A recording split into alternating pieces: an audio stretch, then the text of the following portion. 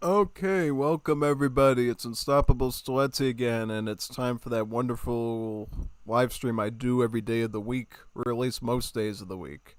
So today we're doing Definitive Edition 3 because I don't think we have any Wars of Liberty people tonight from what I saw.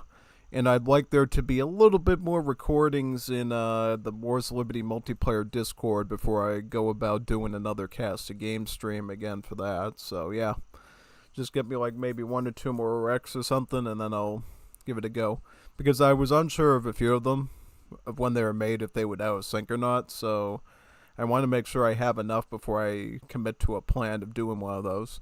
Because if we do end up in a situation where a lot of the Rex are out of syncs, then we got to make sure we have enough people on board to play games later to make up the rest of the time. So yeah, that's definitely something I always concern myself with when doing D's stuff. Well, no, Wars of Liberty stuff. D is fine, you know. D I can definitely find lobbies, but Wars of Liberty you gotta like coordinate and make sure that there's gonna be people there and stuff all the time. Otherwise, it's a no go. Basically, yeah. Souse, what are you doing, man? I just looked at it. He's in an Age of Empires Discord server and he put a link of Charlie Kirk on there. I'm like, not a bad thing, but I don't know if that classifies as Age of Empires 2. Yeah, it's good. It's good. I'm fine with it. I'm fine with that. I think it's cool. Yeah. Everybody has their opinions on that, but, I definitely think what happened was pretty poor and should never happen, Unfortunately, we're in turbulent political times, so people are unfortunately very, very psychotic. It's things that they shouldn't be. And then it ends up leading to disasters like that. So, I mean, but everybody just goes back to like debating stuff and being normal. Probably wouldn't have those types of issues anymore. People would just, debate and discuss their ideas and stuff and wouldn't have to deal with cuckoo cachoos coming after them with, stuff. So, yeah, definitely. Hopefully that improves. I mean, I definitely wouldn't want that to happen to me if I went political at all. If you ever had Unstoppable Stiletzi as president. Would you vote for Unstoppable Stiletzi as president one day of America? I could. If this channel succeeds, I could totally become a president someday. I could probably be the best candidate out there, because at least I'd have success. I'd say, look, I have a successful YouTube channel. What do you got, son? Nothing. Yeah, that's not bad. I mean, really. I mean, I could look back and say, hey, I was a kid, such and such. I had a dream, and then turned it into a reality and made some money. Not everybody can do that. Whether it's YouTubing or making artwork or making designs and stuff, it takes a lot of work to build your craft up. And not everybody has the skills to do that. So definitely when you're looking for a good, like, political candidate, that's always something to look for. And making that the base of who you're trying to, sign on, basically. Yeah. Oh, man, this... Oh man. South put another Charlie Kirk in another RTS Discord server. Oh, they're not gonna like that, man. Yeah, they don't like politics in those places. It's nothing against Charlie, but they don't like the political stuff, so they're gonna get a little bit crabby about it, probably. Yeah, I can totally understand the sentiment though, for sure. Yeah, I'm almost done sharing my Discord server links for my streams, so that should be good. Oh man, he did in another one too. Oh no, this is gonna be so hilarious though. It's funny just for the reaction sometimes. Yeah, dare I say unstoppable. Yeah, I always like putting it in the Big Soprano Discord server because I always get replies like, "Oh, unstoppable! He's so unstoppable!" And yeah, it's awesome. So, yeah, hope you guys enjoy my gameplays tonight. We're gonna look for some Budokai because that's my favorite thing in the world to do. If not, we'll do Black Forest Nothing. We'll do Survival. Any game mode is good mode for me. So just word to the wise. I'll do anything that you can find. Basically, yeah. Pretty much. Pretty much.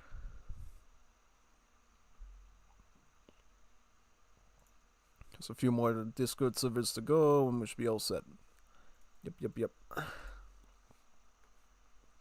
I try and make these definitive edition streams as eventful and lively as possible with as much cool gameplays as I can, fit into the things. And even if I croak, it's still good because at least I can, spectate the game and show it to you. And show the battles and everything. That's always good too. It's something I used to always, back when I was a lot younger. And we were back in the days of Age of Empires 2 HD Edition. They didn't have a lot of technological ways, at least that I knew of, that you could spectate gameplays live, because sometimes I just want to see a match and see how people build their armies and battle each other. I didn't even want to go in any actual games personally. I just wanted to spectate stuff. But back then they didn't have that sort of thing. I used to have the big, server.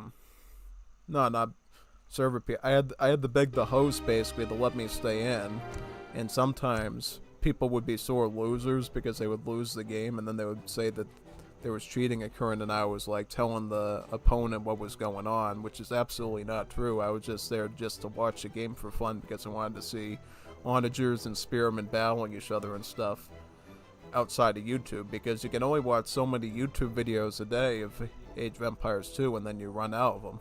So I wanted to see live stuff as it was happening with people that weren't just the pros doing it, Because sometimes you want to have, you want to see gameplays of people that aren't pros doing the matches, so that way it's a little bit more informal.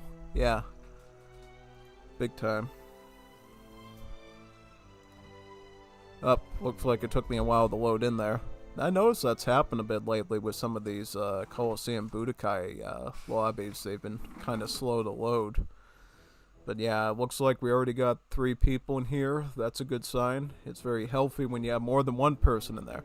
I think when it comes to Colloseum Budokai, once you reach the halfway mark, it lets the people know that the lobby definitely has potential, and you should probably jump on, I'll stay here as long as these guys are willing to keep the lobby open, because this is like the best scenario in the game. You could take that to the moon and argue with me, but I think it's the best one. And, yep, well, look, we got, oh man. Well, I never seen that person before. That's something that I wish people would do. People that have never played Budokai before, just come on, give it a try at least once, and not just leave the second they enter in the lobby. Unless, of course, they miss clicking, They could be misclicking as well, because their mouse is weird or something, or they have like old mouse pad issues like I had back in the day. So yeah, we just need 3 more people, and then we should be able to start right away. Some good old Budokai. Hopefully RNGesus is on my side as far as what units I get. That's always the thing you pray for in this. That's what makes this map so good. You could be the best player of it, but if you get bad units, it does give somebody else a chance to overcome you. There's always a shining light from above to intervene to get people to win. That's why this scenario is so good. I'm not claiming to be the best Budokai player, just so you know, but when I get the good stuff, I can usually make good use of it. What do I mean by the good stuff? I mean, like, there's some good units. Sacred Band Infantry and Black Brunswickers at level 2 is pretty good. I like Kree Trackers. Longbowmen are definitely solid. What else is good? I also like Cannoneers and Abyss. Those are great. Arsonists and Hoop Throwers are great. Sentinels are alright. Regulars are good. Probably a lot of the ones that you like too. Definitely anti-skirms. Usually most people in Budokai go infantry. So if you get an anti-skirm like the Schiavone, the Hajuk, the Pounder, or any of those, you're in the Counter-Jaegers, you're in for a real treat. You're going to do very well in this scenario. Interestingly enough, though, I don't know if it's a bug or not, some of the anti-skirms like the Hajuk, I don't think they actually benefit from counter-infantry upgrade, because I tried to look for the anti-light infantry multiplier to go up, and it never does. or the heavy infantry one for that matter. So I'm scratching my head like, oh man, I just wasted 100 and even a 300 food thinking that I was going to get X, Y, and Z, and I don't get it. So I've kind of had to mentally prepare myself for the idea that if I got a Haju, do not get counter infantry unless you're getting it for something else. You know, it works great with the muskets, works great with the regular skirms, works great with the grenadier type troops. They all get benefit from it, but for some reason that one counter skirm unit just doesn't benefit from it. I think the Schiavone works, but that one does not. It's kind of messy, man. But yeah, for sure. I wish it's something we didn't have to deal with necessarily, but yeah, it's just what it is, man. You know, yeah. Hopefully they fix that in the future version, because I think it's kind of stingy if you got a Hajuk and you can't get the counters up with the multipliers, because then it kind of makes the unit a little obsolete. I mean, it's still going to be great because what it does is phenomenal, which is countering skirmishers and muskets. That's a huge thing in Budokai, because most of what we do... Oh, Beach Bat is here. Good. Beach Bat actually designs maps, and he plays Budokai. Yeah. Yeah, I'll say.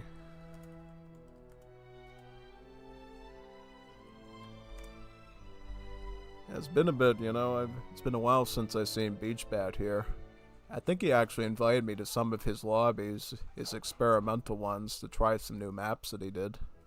He was inventing this new map where you have a linear system of a fort, a barracks, a stable, and all these buildings in a line. And then you would take that whole line and you would run at another enemy in another line. And then you would have teams of players on the same time, one each with like a line. And you'd work together to fight your way to the other side and to crush all their stuff. Yeah, what's up, gang? Holding for Thursday. That game release is coming Thursday. I think I might have leaked it to the Urocrony calendar chat today, which is totally fine. If you were there, you probably already know what it is. But if you weren't there, then you won't know what it is. Yeah, no. You'll see it on the day. You know, and I'll probably have a funny, quirky title about my past in that too. Because the game does mean a lot for my history, so yeah. That's why I'm doing it, because I've sort of come to the realization that we gotta start doing some other games other than AoE 3 if we're gonna grow this whole operation beyond what it is. And I'm definitely gonna do stuff that syncs with my gaming history, so that's why I'm gonna be doing that one, for sure. Anyone playing Collo Herd? What's Collo Herd? There's Collo Herd? What's that? Is that the one where you block stuff with cows? I'm trying to remember. I think he brought this up before. It's like something where you can put cows on stuff, or... I've never done it before.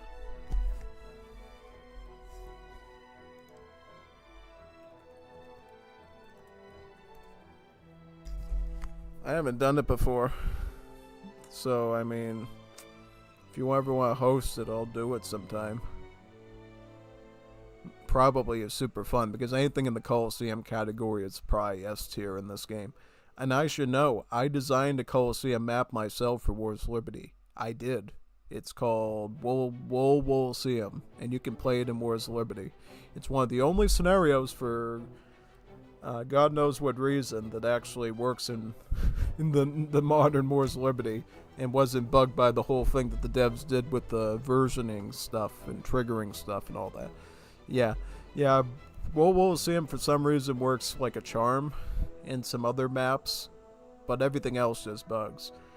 It's like a godsend that Colloseum was not lost in the void of that, because I think Tiny Free-For-All that Kolmakov made was lost. Some of the old risk maps that we were doing was lost, and then Eternity had to make a new risk map, which does work now, and that's pretty good. You know, and I'm also going to have to send a little reminder probably around the time the Middle East releases and say, hey, can you go back and redesign the Middle East section of the risk map, and maybe put in some of those cool Afghan and Uzbek and Saudi and Persian units?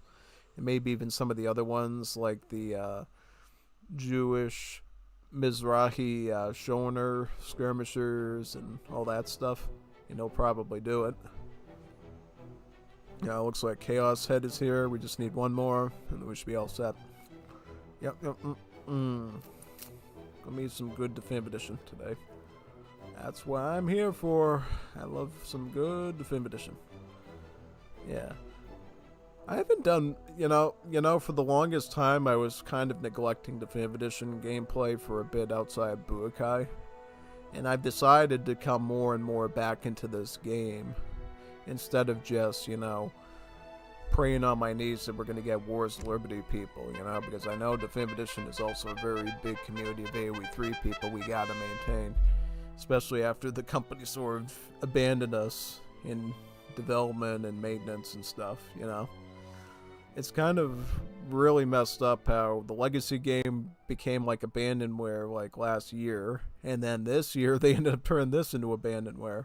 Well, all the other titles, minus like AoE 1, right, which is kind of a debauchery of the way that they handled that, basically is still getting stuff, We're going to get the Japanese and Age of Mythology. They're adding more DLCs into AoE 4.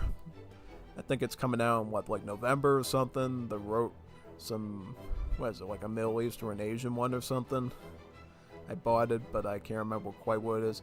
And then we're getting the Macedonian DLC for AoE 2 in, like 2.5 to 3 weeks. That one I definitely like. We're going to be doing Japanese Age of Mythology next week. Just saying. If Rex can find a way to put together some maps in the scenario editor to get the Japanese stuff in a week early or something, we'll stream that before anyone else does. And that would be pretty awesome, because then we could get a lot of Age of Mythology people to come and watch my stuff. And I might even be more inclined to play more Age of Mythology as long as we can get the people to do it.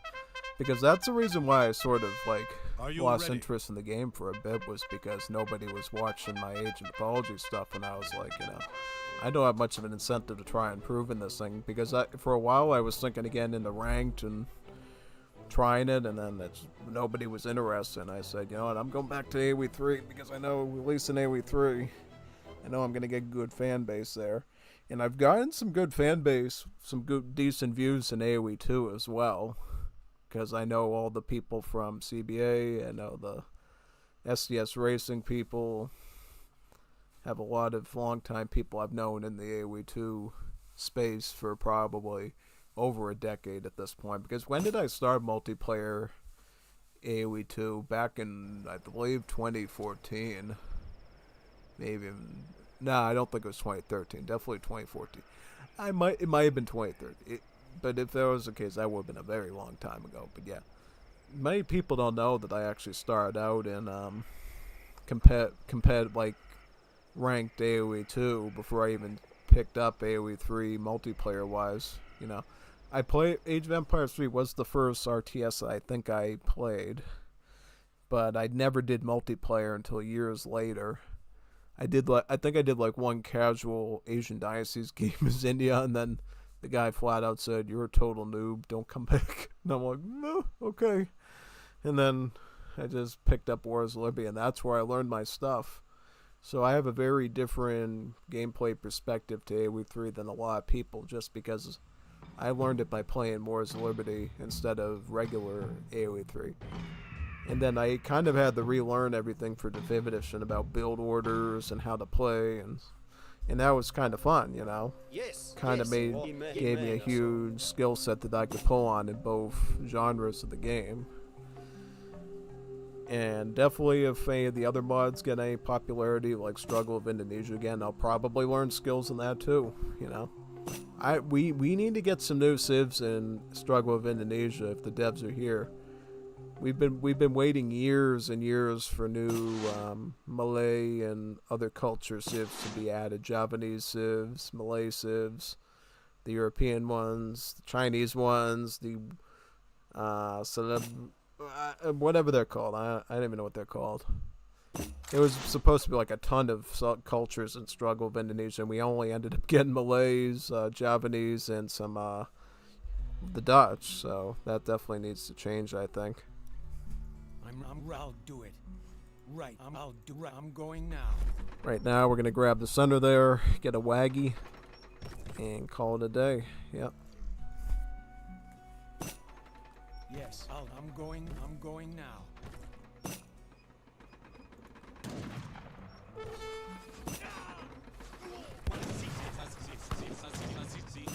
How to do it. Oh no, can you gotta get out with those today? What is you out? I'm ready. Attack!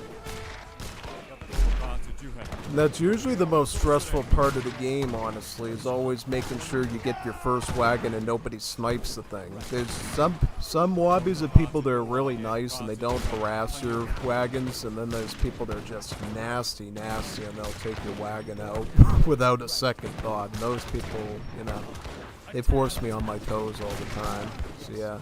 Thankfully I got a food waggy, because that means I can quickly get my first infantry yield upgrade. It's called the Unstoppable one, and it has a Strela, so I think you can guess where that actually came from. Yeah, can you actually believe that I inspired one of the upgrades in this scenario? It's pretty good, you know, maybe even played Colloseum back in the day, you never know. I know I think they use some scenario editing techniques of mine for Colloseum when they were making the original Colloseum in this game before Budokai, because of the big circle in the Civ Picker thing.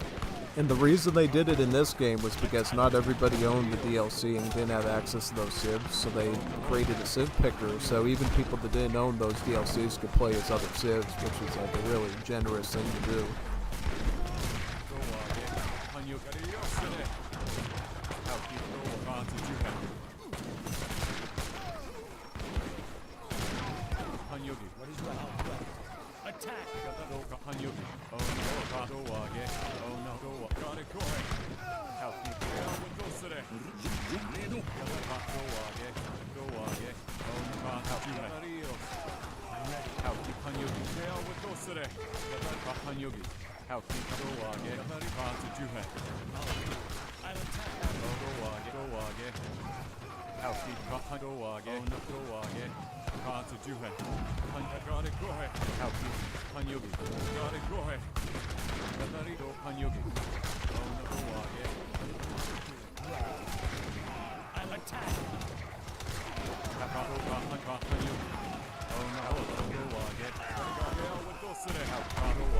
I'm going to give you a quick tip for Colloseum Budokai. Try to fight as many players at the same time as possible. It's like my biggest and best strategy for you to learn this thing. If you can attack multiple people at the same time, you will accumulate a ton of points. And the best part is it's more secure. It's safer to do, right? Because basically if you attack the same person alone, you're feeding them as much as you're feeding yourself, and you make a big monster out of them stats-wise. But if you fight multiple players and diversify the portfolio, you're actually going to get the same amount of potential points while giving less points to the same person, effectively weakening the other players while strengthening yourself in a much larger degree. So if you ever want to learn how to do Budokai better, just learn to attack multiple people to some capacity at the same time, so that the same person isn't getting as much points as you. They're getting little mini points while you're getting all the points from doing all the fighting.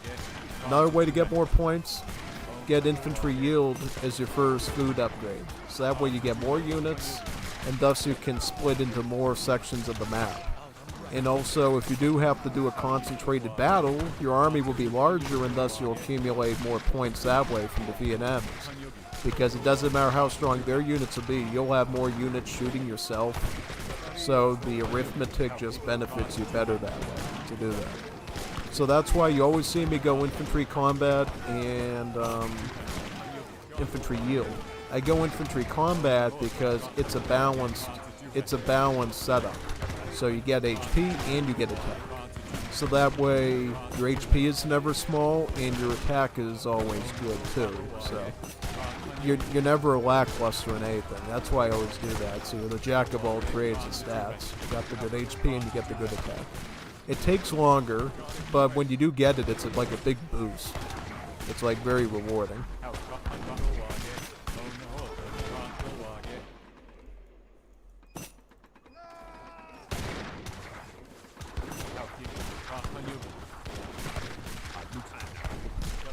If we are going to start seeing cavalry, then I will switch to Desert Warriors, which is an outlaw. The only risk you get with these guys is if you run into a ton of archers and skirmishers. Because they're an outlaw unit, their kill bounty is very large, which means your opponents will actually get a ton of food from them. So you got to be careful with these guys. Only get them if you know you're definitely running into cavalry. It's much better to stick to your general archer at the start if you're going to be, dealing with any of that, pretty much, yeah.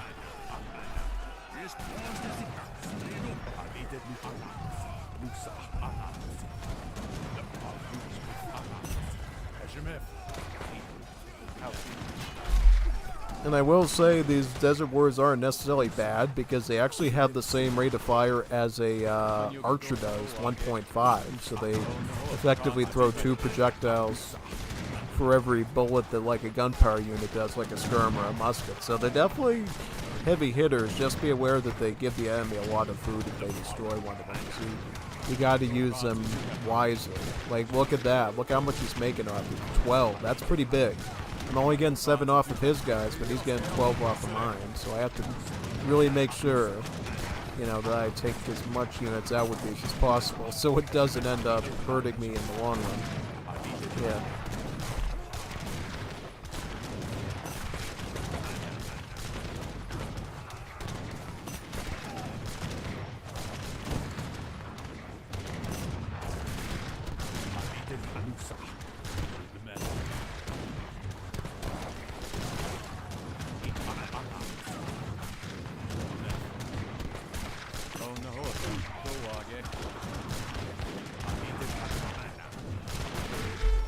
Things are ramping pretty quickly, so that could either be good or bad. I notice how Green's getting a ton of rate of fires, and I'm definitely paying attention to that. He's also getting a lot of attack, so he's going for sort of a glass cannon approach.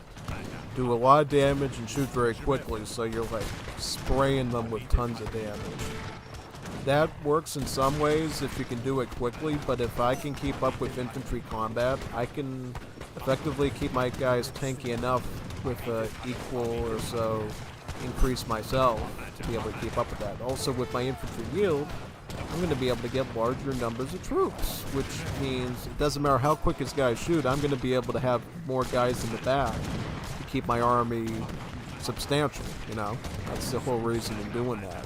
That's the whole reason I do the infantry yield, is because even if my guys are a little bit behind, I got more numbers, so I'm just going to overwhelm them with stats.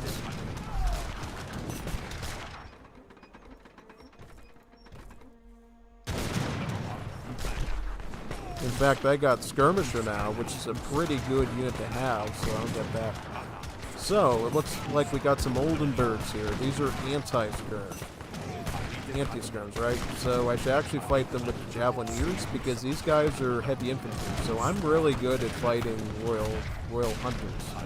So I'll shred a ton of those off with these, and then I'll take the Skirmishers to fight Red, because he doesn't have any counter-skirms right now, so that's probably what I'm going to do there. Encounter skirms were actually something that was invented, I think, in both Napoleonic era as well as Wars of Liberty. I think Wars of Liberty made I'm trying to remember now.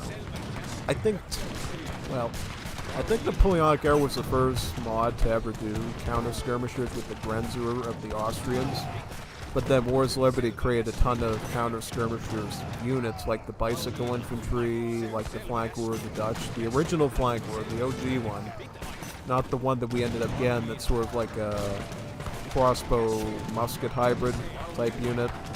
That thing's still really cool too, but originally I think NE came up with the idea of a counter skirm.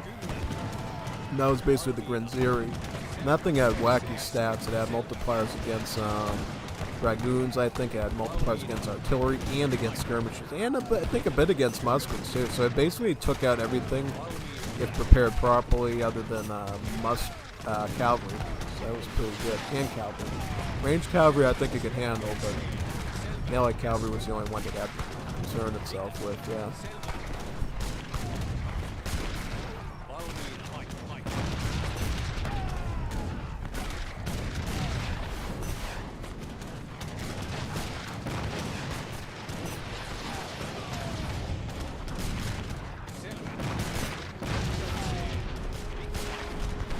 Something I'll always do once I know I'm not at risk of running low on troops, I'll switch from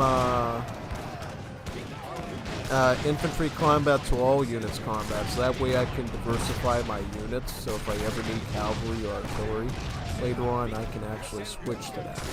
And also I could boost up any artillery units I get in my base as well as part of the natural process of gaining culverins. Yep. This guy's going to be a problem, I can tell, because he's going to constantly be batting my wagons, so I'm going to have to swat him away like a fly. That's just an unfortunate fact. Maybe I'll come over to here and get some stuff too.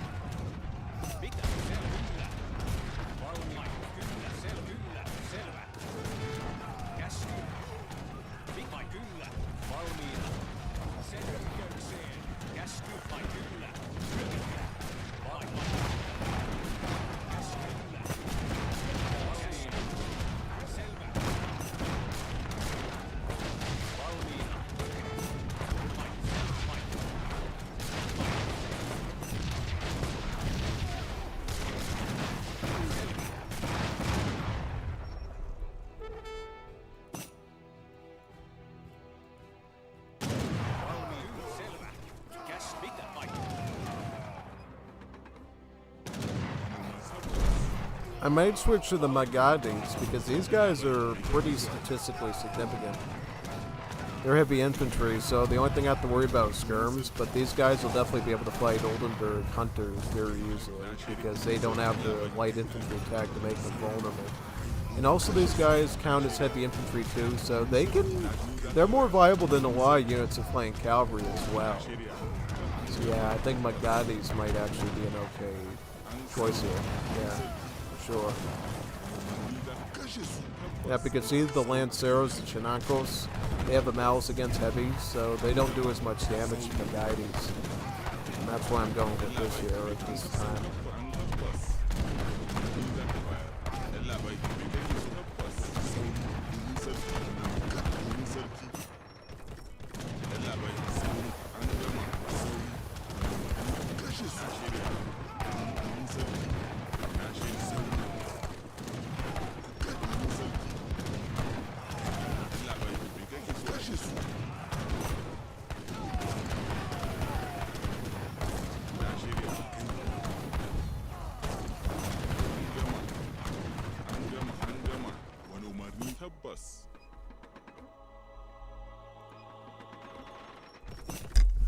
We'll be going Abyss. Abyss is like the cream of the crop of skirms. We'll go Abyss. Abyss will give us some great reliability here for units.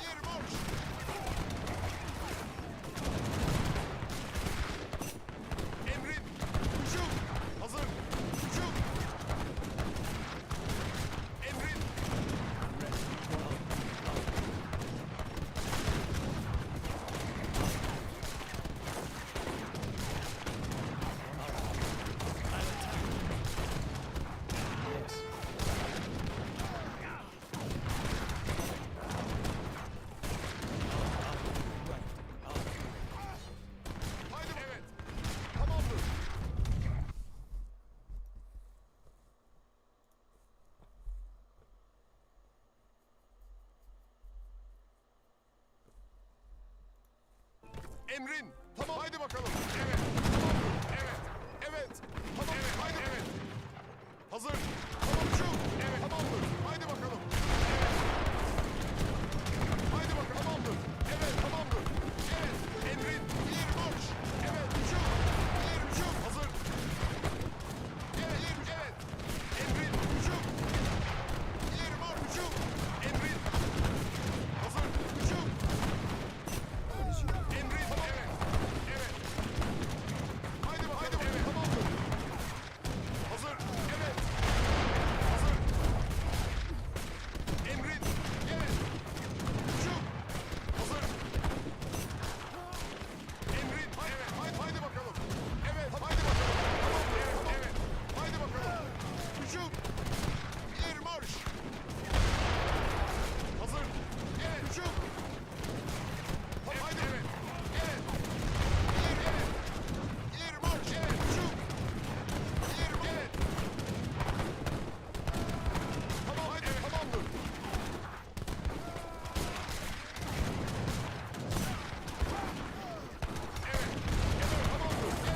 Evet. Hücum. Hazır. Evet. Evet. Hücum. Bir marş. Emrin. Hücum. Bir. Evet. Evet. Tamamdır. Bir marş. Evet. Hücum. Hazır. Evet. Emrin. Evet. Tamamdır. Haydi bakalım. Evet. Tamamdır. Emrin. Evet. Hazır. Evet.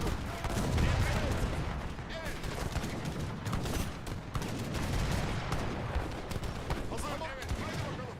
Emrin. Haydi. Evet. Tamam. Haydi bakalım. Evet. Haydi. Evet. Tamamdır. Haydi bakalım. Tamamdır. Haydi bakalım. Evet. Haydi bakalım. Evet. Haydi bakalım. Tamamdır. Evet. Hücum. Evet. Evet. Hücum.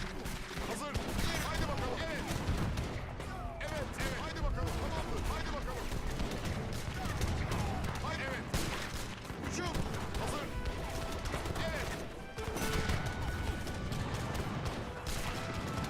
Emrin. Tamamdır. Tamam. Haydi bakalım. Hazır. Emrin. Evet. Hazır. Tamam.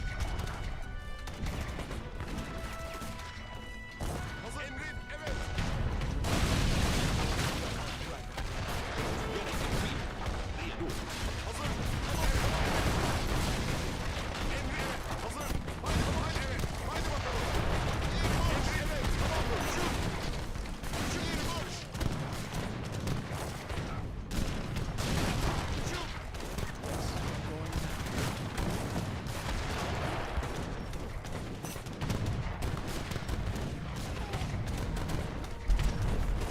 Big thing is try to use culverins to like snipe other culverins and other artillery pieces just for some extra food. And I want to get my yield up to 12 if possible. If I have to shorten it and start going to rate of fire, that's okay, but it's just going to be less optimal that way.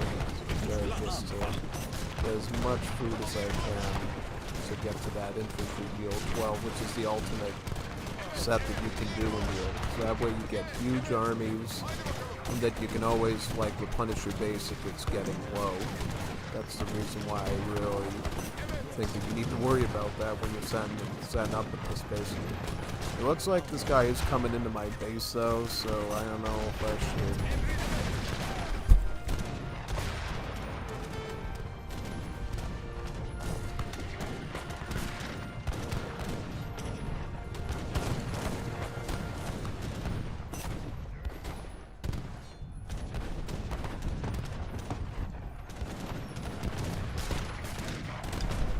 I just decided to call on to the gas because it looks like this guy's going full throttle into my base, and I need to get him out before he starts becoming a real ruckus here. So yeah, that's why I decided to do that pretty much. Yeah, he's getting a little annoying for my taste, and he needs to maybe back off a little bit, you know? Give me some time to grow troops and stuff. That'd be good. That's why I'm doing that. He's got Ormos too, so he's doing cavalry as well, which is annoying. Is there anything else I can get in bigger numbers to force him out? Maybe I could do scarabs or something. Yeah, maybe I could do some scarabs. I don't know. I need numbers right now just to like force him out. I think I could shoot his dog there. That's Yeah, I think if I go skirms then this a little bit. Okay. Yeah, skirm seems to be doing alright right now, so maybe I'll stick with these for a bit. Yeah.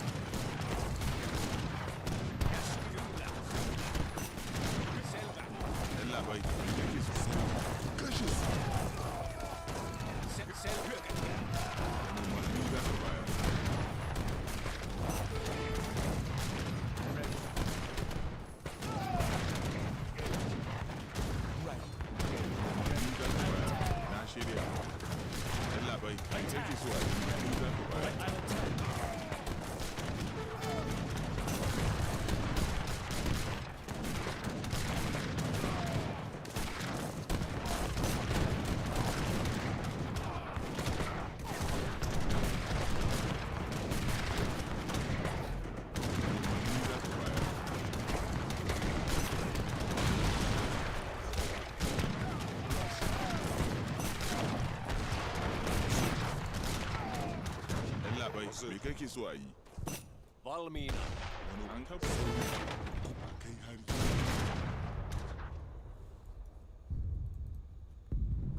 Labai, me kake so a shirya? An kafa sau tabbas. An gama tabbas. An kafa sauri. Evet, tamamdır. Labai, an tabbas. Valmiina. Hazır. Hayır, evet, tamam. Evet. Sen gama. Stop sauri. Emrin. Tamamdır. Haydi evet, tamamdır. Hazır. Evet, tamamdır. Haydi bakalım. Evet. Evet, tamam. Evet. Haydi bakalım. Hazır. Tamamdır. İleri marş.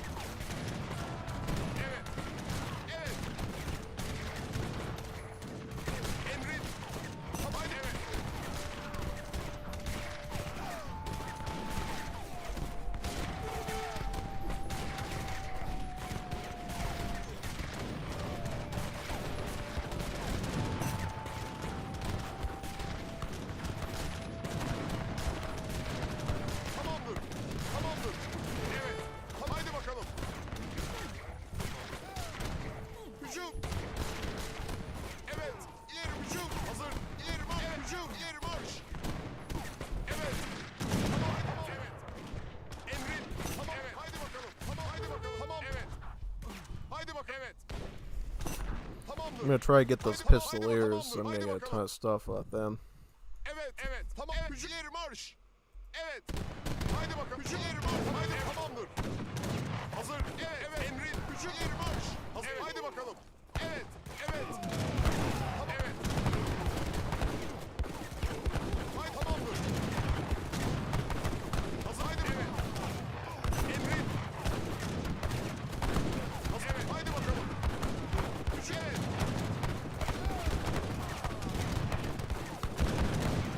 Emrin. Haydi bakalım. Hazır.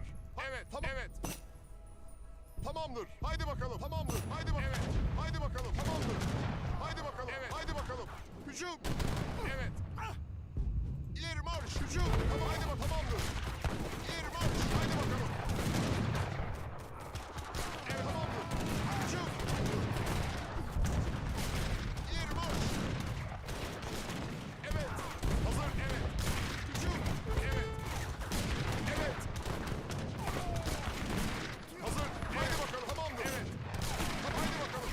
Tamamdır.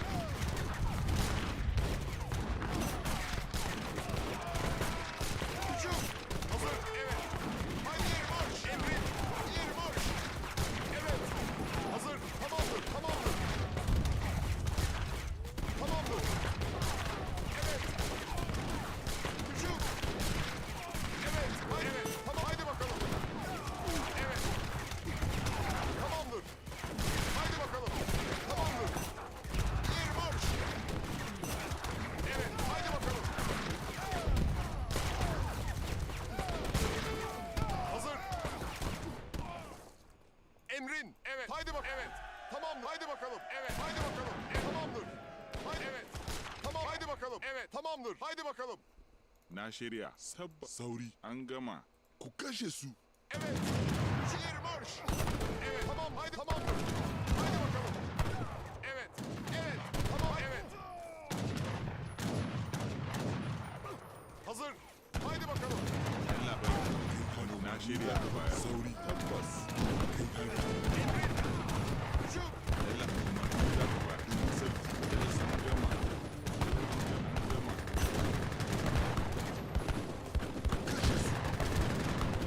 Evet.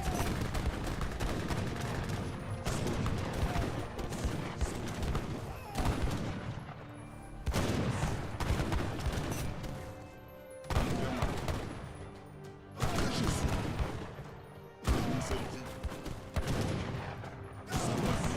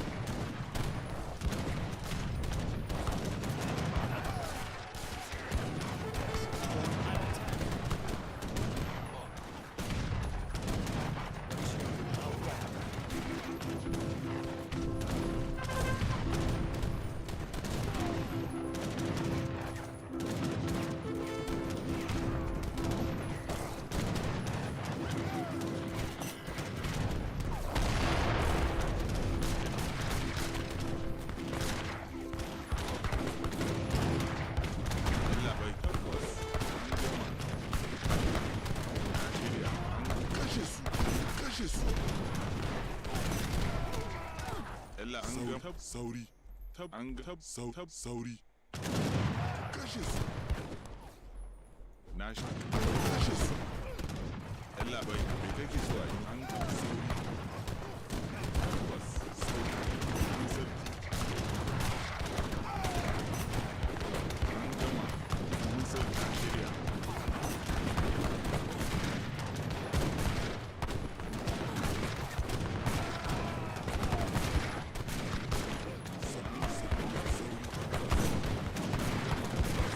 Kashe su. wani umarni za ka bayar na shi sauri tabbas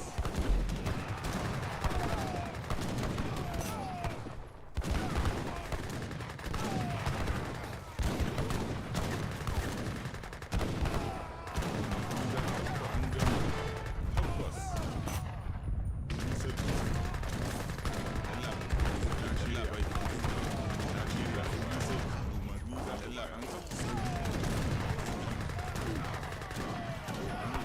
na shirya na sauri an gama Kashe su. na shirya an sarki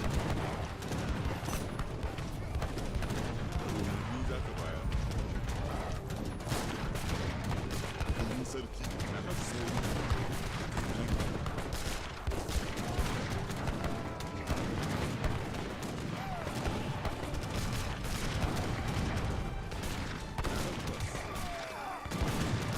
Kashe su.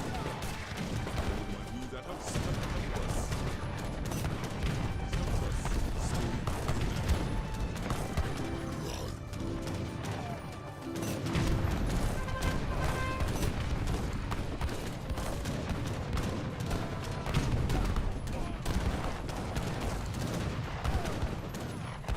Allah na shirya an sarki Allah bai an sarki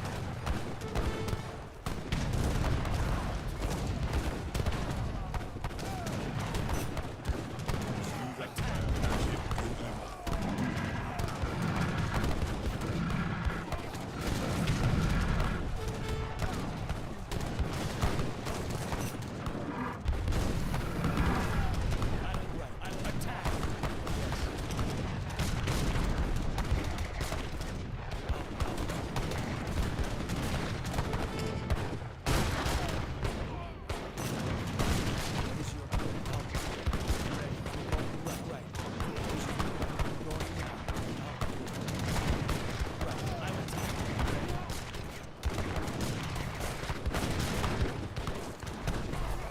Ugh, nasty.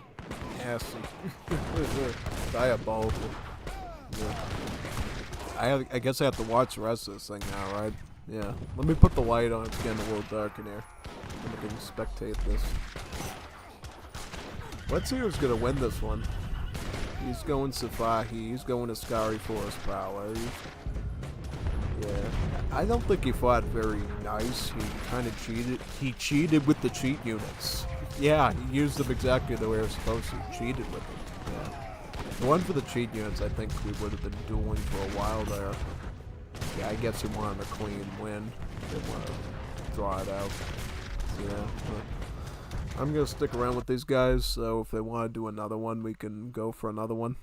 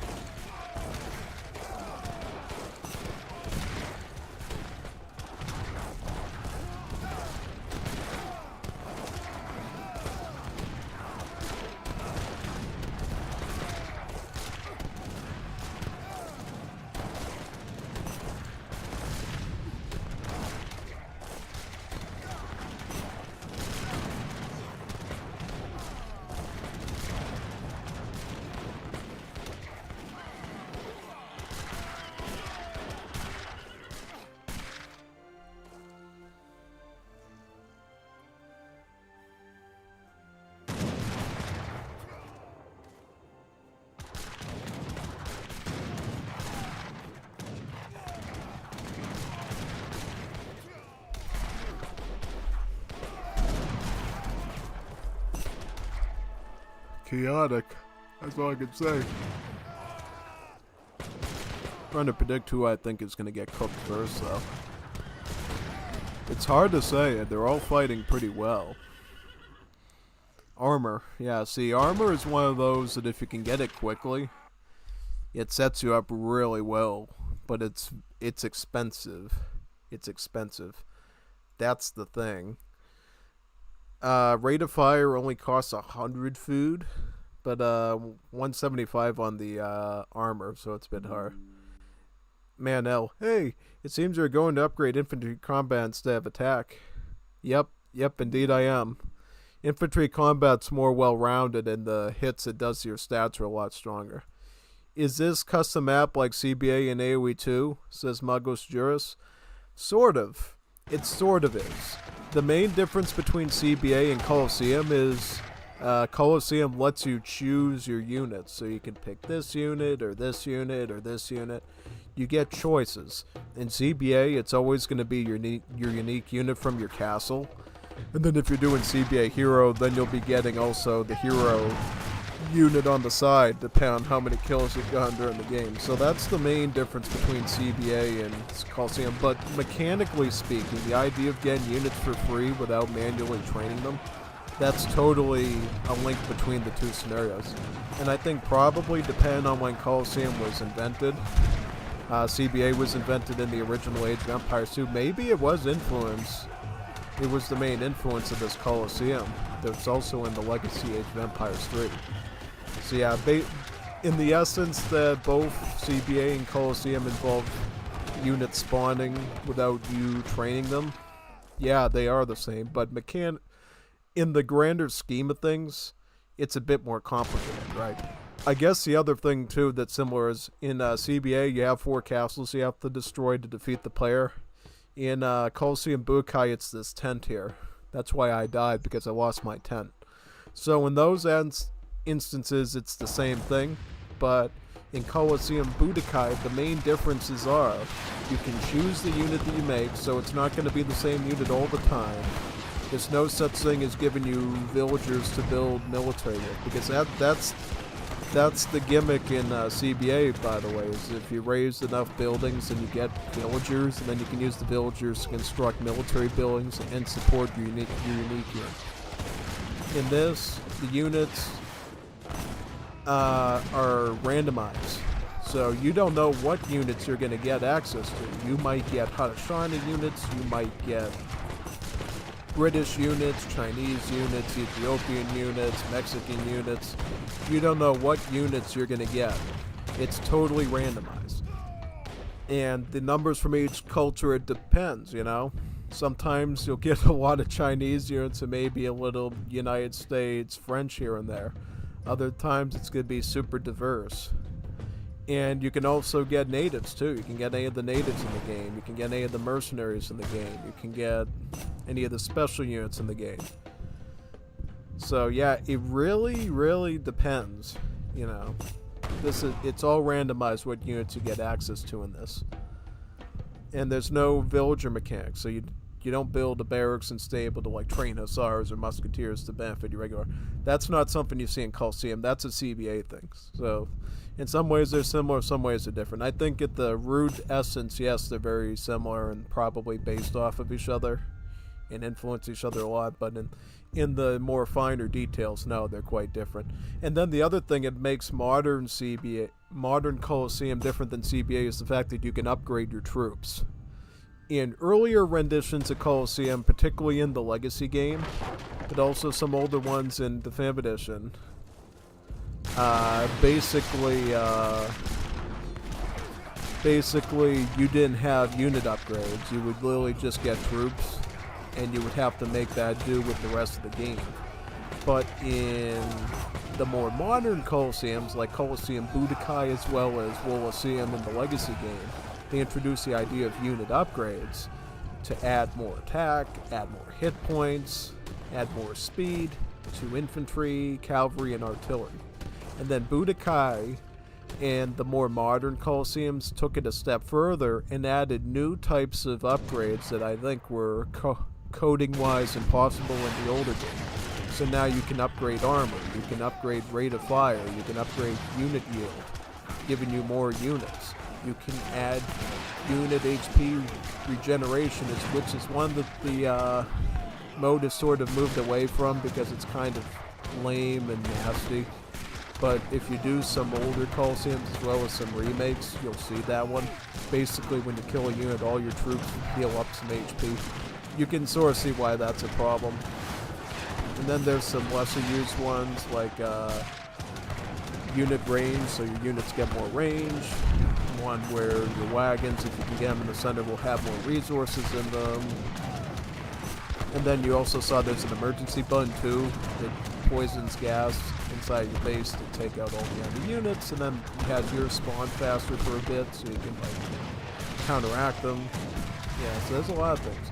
Also, there's an artillery upgrade that both axes like the rate of fire one, as well as adding more splash onto artillery. And then there's another one called counter cavalry, counter infantry. So if you get the counter infantry one, then your infantry gains more multipliers than what they get multipliers in, or the perceived ones. And then the cavalry is the same concept. It's kind of funky because if you get with the musketeer, even though the musketeer doesn't have any range multipliers, they'll get range multipliers against heavy cav. So now they become sort of like a dragoon, which is pretty good. I mean, obviously the scariest one is either going to be skirms to get the heavy infantry multiplier, because infantry is the most common thing, or even grenadiers to get a full infantry multiplier. That is pretty good. Pretty insane.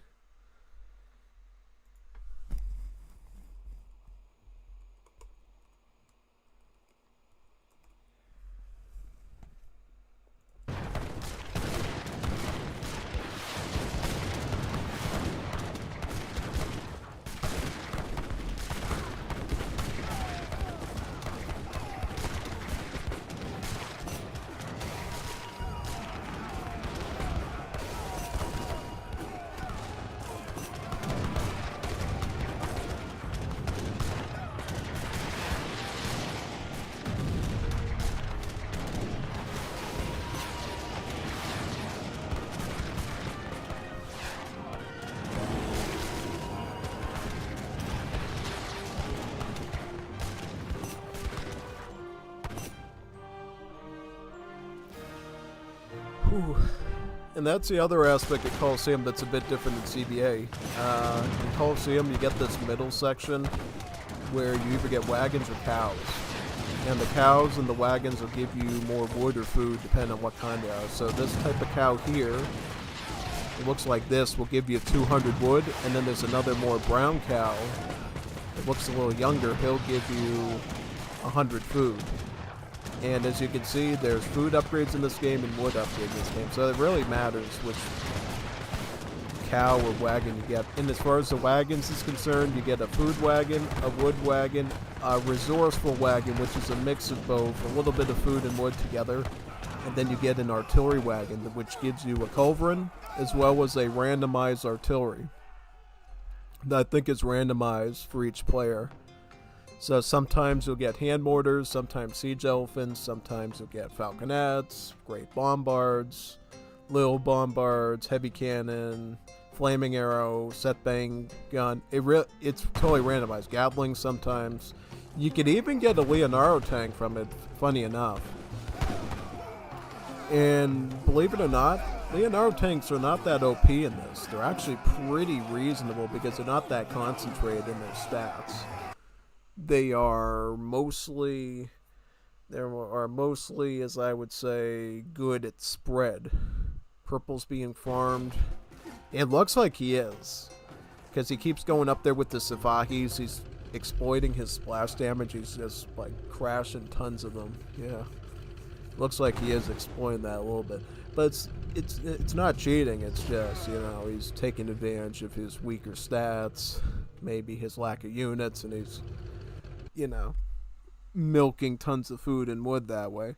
I'm not going to say it's a bad thing, but, you know, it can definitely frustrate people if they don't like it. It definitely can annoy folk, you know, when that happens, indeed. So, Yeah, take it with a grain of salt, I guess. There's some people that are fine with people when they sort of farm like that stuff, and some people just get, really angry. Like, oh, you're cheating, you're taking advantage of the game, and it's like, no, I mean, you have a right to farm players in Colloseum Budokai in theory, unless they're doing it on purpose. If they're purposefully making bad units and not upgrading stuff just so you can farm them, that's a problem. But if they're just bad, they don't know what you're doing, and you want to milk them like crazy, go ahead and milk them, The world is your oyster, and you can have your raw oysters, I guess, without paying for it, basically. Yeah. I've never had raw oysters before. I can't say that they're good, but it's kind of that concept. Like, you're meant to conquer in these types of scenarios, and if people are just going to be inexperienced and let you farm them because they don't know what they're doing, just do it. It's better you to do it than somebody else, because somebody else is surely to do it if you don't do it, I mean, you could ethically, take out the player so nobody can farm them, but some people get mad and they don't come back if you do that. They're like, oh, that's not fair. They're not letting me play the game with them. And if you're a streamer like me, then you like to have content and have people watch things. You want to stay in the game longer. So it's complicated, It's complicated. As long as nothing fishy going under the table, then anything goes, I think, is what I say. It's pretty fair take for it. Now, blue is an interesting case because we rarely ever see cavalry being utilized in Budokai, so cavalry is one of the hardest ones to be good with. But if you can be good with it, sometimes cavalry is scary. If you can get a really powerful Safahi or Cuirassier or Saxon Cuirassier or that Daimyo cavalry, you can really wreck players. And you can also get some powerful range cavalry too. Like, obviously, riders are powerful, mounted riflemen are powerful, Granaderos are powerful. There's all sorts of powerful cavalry in this game. It's just that it costs more in food and wood to upgrade them usually, so it's the less popular. And obviously the other issue is you don't get any cavalry until age level 2. Because there's different levels of units that you get. You get like level 1, level 2, level 3, level 4, level 5, level 6. And then at that point, then you start to get cheat units in your base. Not to train, but just like 1 or 2 to give you a bit of a boost. And then it stops at George Crushington. And then after that, I don't think anybody gets anything else, because I've done Budokais that lasted like 3 hours, and we've never gone like a full Tominator Andy truck that can zip across the map and wipe people out, because that used to be something you could get in the older Colosseum maps. Is basically you would get like a full monster. Get the speedy monster truck. You get a slow one here. Like, he's got the Tominator. It's super duper slow. But, in the past, you would actually eventually get a big Andy, and that thing you go wow, and it would like take out all the players instantly. It'd be like building a wonder in a normal game. It was meant to be a win condition. Here it's not so much of a win condition, and depending on your rate of fire, if you have infantry counters or cavalry counters and your yield, you can wipe out the truck very easily, and that will farm you a ton of food. You'll get a ton of food, enough to even go up like 1 or 2 upgrades. So, monster trucks in this are a little complicated. Sometimes they'll fatal to you, sometimes they're like a big pinata just waiting for you to break. You get a bit of a boost on. Same thing with the Crushington. The Crushington's a bit scarier because of its durability and the fact they can park right outside your tent and exploit that.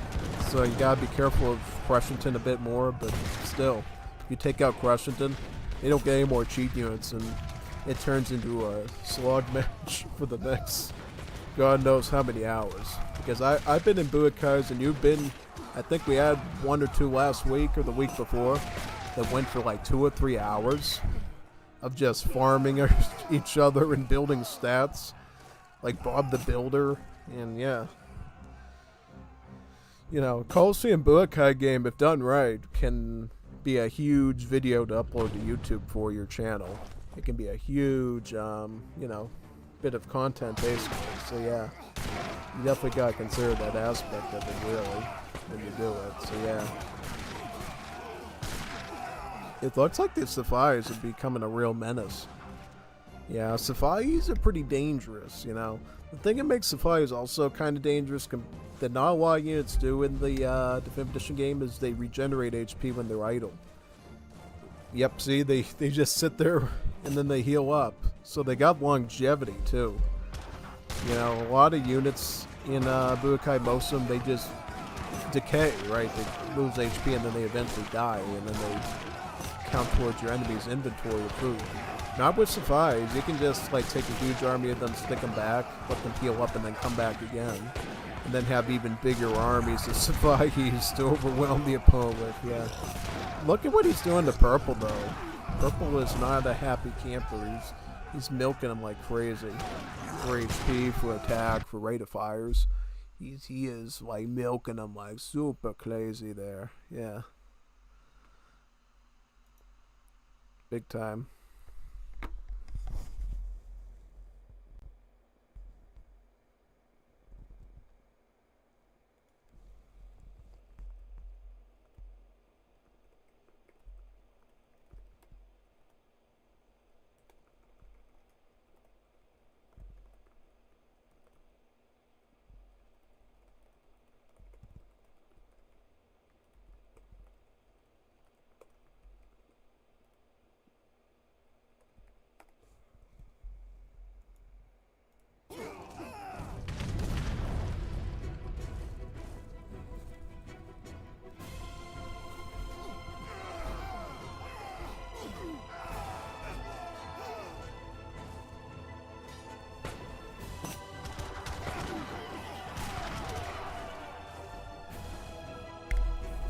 I don't think he realized that he probably didn't want to get blue as much, so he decided I'm going to get blue a little bit, while also giving everybody else a little bit. So yeah, I never really paid attention to that. Like, if you destroy your own units, does it still reward them all that food?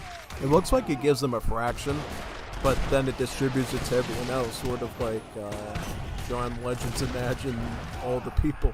Imagine all the people. Yeah. Communism. Yeah, communism. The communism of food rewards, basically. Instead of giving your opponent all the food and all the greed, give them do the communist option and give everybody a little bit of food, so you don't beef them up as much. Yeah.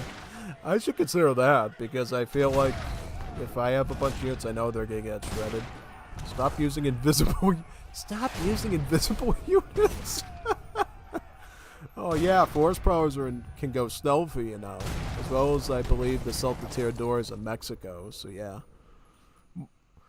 but I think the problem is because he's got unit that splash attack because he's not using the stealth properly.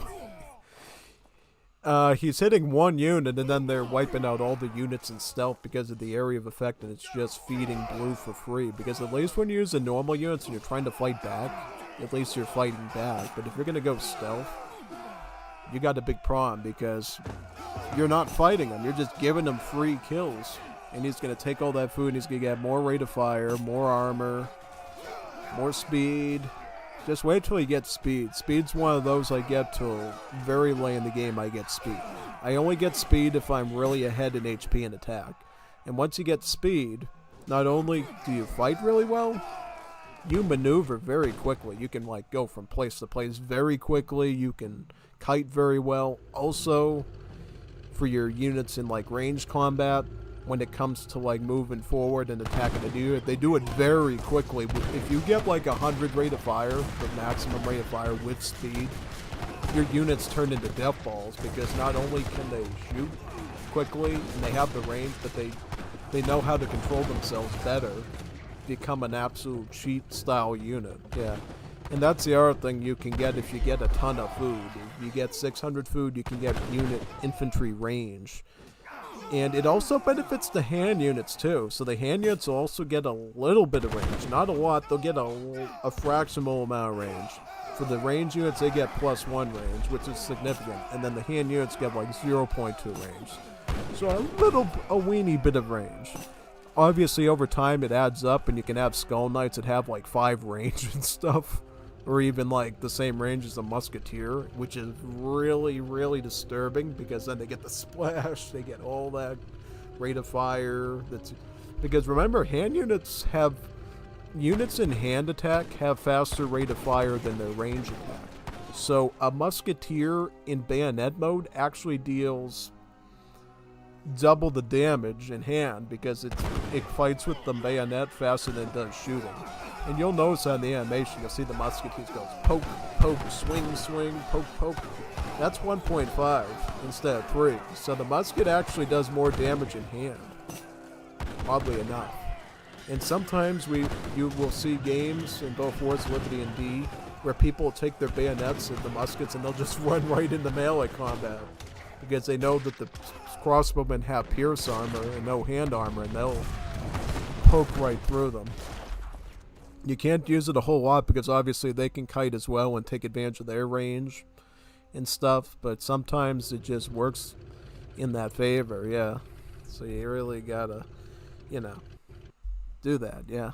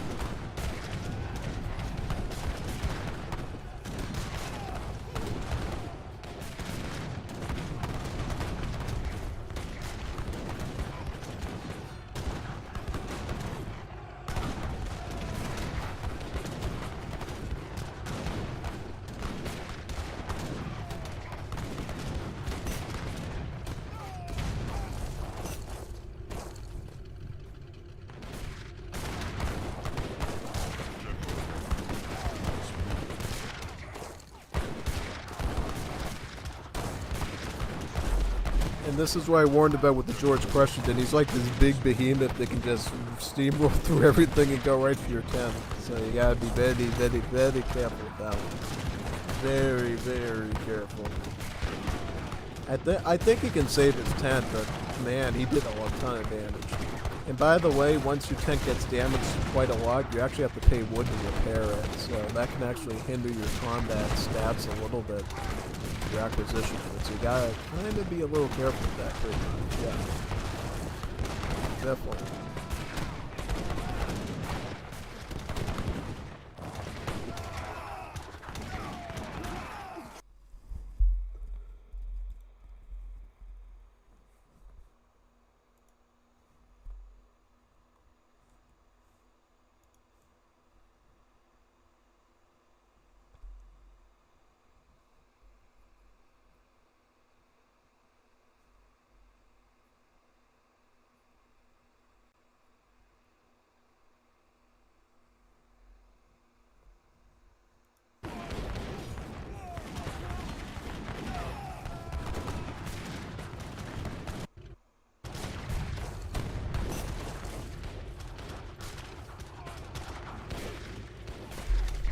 Looks like green is dead.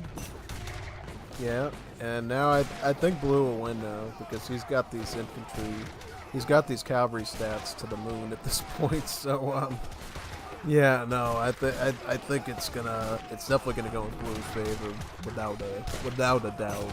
Yeah, without a doubt, it's gonna go in blue's favor. I mean, we can confirm that, but yeah, no, it's gonna go into this building. Guaranteed. Oh, your money back. Most definitely will. We'll see. You'll see. You'll see.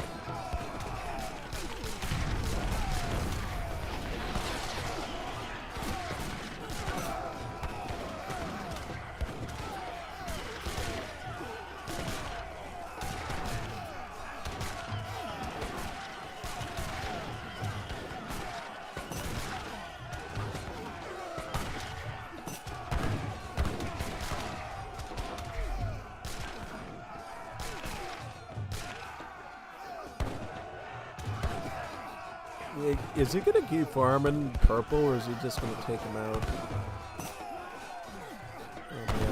Oh man! Oh wow! Look, he's spamming him with the oh god, yeah, he's getting him with the Swiss guards there, the papal guards. These guys are insane if you can mass them. Basically, they have a really good hand attack with splash on their hook attack that stuns you, and then they have a charged pistol attack too, where they can shoot you with the pistol. Yeah, they get like 2 charge attacks. They get the pistol one at range, and then they get a hook attack where it's like a longer reach with the halberd, where it stuns the unit sort of and hits farther away and with a bit of splash. And then it has like the normal up front melee attack. So the Papal Guard is a pretty cool, sophisticated unit for the Italians. Kind of like the hoop thrower for the Maltese. For the Maltese, the hoop thrower does 3 things. At long range, it has a rocket launcher that it can like hit at long range against buildings and stuff. At medium range, it throws hoops, obviously, hence the hoop thrower. And then at short range, it has a charge attack where it does a flamethrower, which you actually see in the corner there. That little thing was the card that gives you it. And then it can like shred through a ton of units with that flamethrower for a number of seconds. And then it resorts to either, you know, playing in hand with his hoops, hitting you, I guess. Or he'll throw hoops at you, or he'll shoot the rocket at you until the charge comes back, and then he can run the flamethrower again. It's kind of like a medieval Boba Fett, you know, from Star Wars. A medieval Boba Fett, because you got the flamethrower, you got the wrist rockets, and then you have like the explosive thermal detonators, sort of. The only thing you're missing is the firearm, obviously. For that, you would go with the Sentinels, which has the musket, and then the charged grenade launcher that it uses. So yeah. Or rocket launcher. I think technically the Sentinel's charge attack is a rocket launcher, so it also launches a missile. So yeah. Yeah, and then the Maltese swordsman even gets a charged pistol attack too. So charge attacks is one of the coolest things that was added to both Definitive Edition and then Wars of Liberty, so that you can in fact have a unit that does a primary fighting concept and can also do like a charge concept as well, which is pretty neat.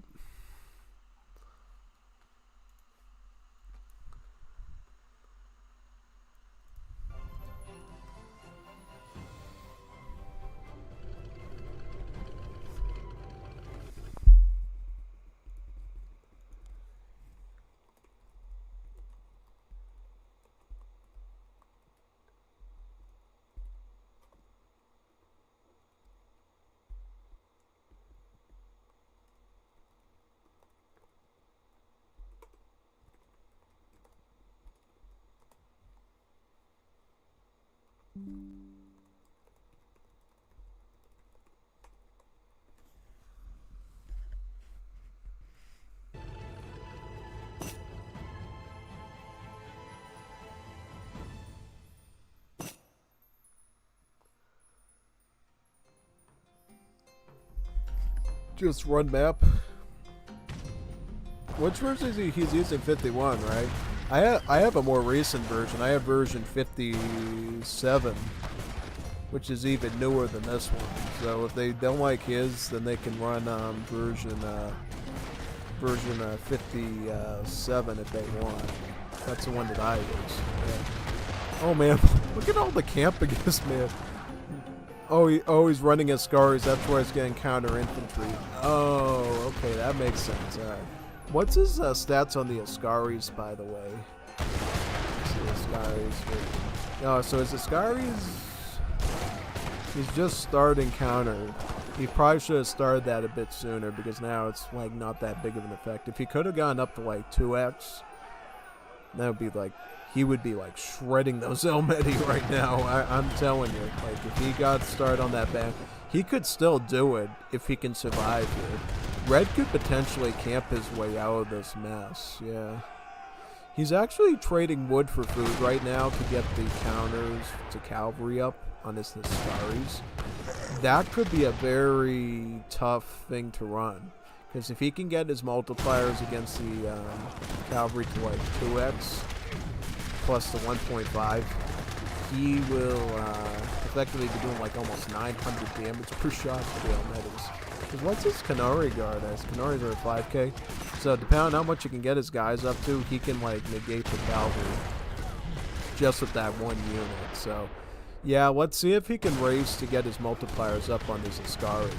Because if he can do that, and that's why you see Blue trying to break through those Sevastopol's up there on the corner. Because if he knows he can break through and hit the 10th, that'll be his best way of winning. Because if Red gets too much stuff on his Ascaris, he's going to become a monstrous unit with those things. Because right now, where is he at? He's like at 1.44. Combine this, and it's like 1. No, he's up at 1.5, so he's at like 2x. So mathematically, when he's playing heavy cavalry like Elmedi's, he's actually doing 642 damage. Not 321, he's doing 642. 321 times 2. So that's a big beefy thing of damage he's doing. He even got some pierce armor on these too, which I think could be useful depending on if Blue decides to switch to Dragoons or something. So he's not totally vulnerable to that. Let's see how he does in like a straight up out of his base fight with these things. Well, he's doing some of God's work here. I mean, he is 2.250. Yeah, that's reasonable. I mean, if he can keep it up like this, he's gonna see a huge spike in what he's capable of doing against that cavalry. And you know what else he's going to be good against? He's going to be good against the monster truck too, because the monster truck also has the heavy cavalry tag. So him upgrading these Ascaris is actually going to allow him to defend against the monster truck as well. Believe it or not. What does the bear have? The bear has range infantry, cavalry, and alright, so it's a little bit different. So yeah, he'll definitely survive. Well, the bear isn't a threat to your tent though. It takes him a pretty amount of time to shoot through that, so I'm not worried about him. The only thing that could potentially ruin the base would be the monster truck. But it looks like right now the Ascari train rate is way too much for the monster truck to be able to hold. And then he gets retaliation too, so he's going to train the Ascaris even faster now. Ah, wow, look at that. He survived it. Oh, man. Look at those multipliers grow, baby. Look at those things. Where are we at now? We are at almost 2. So at that rate, once he gets to 3, he's going to be at like 963 range attack. Oh, man, he won.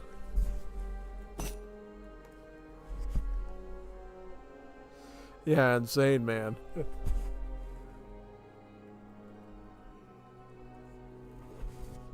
Yeah, I want to do another one. Yeah. Yeah, no, I was like, wow. Oh, oh boy. Yep.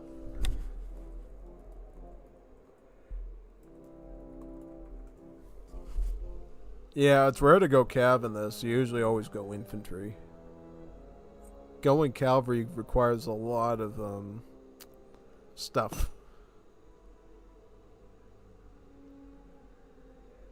Green has the best anti-cav pistol unit. Yeah.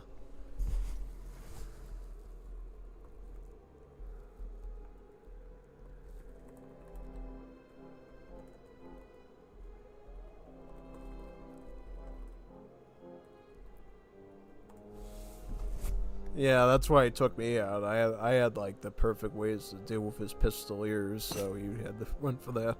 I wonder if my 1.5 Fav versus heavy. It did.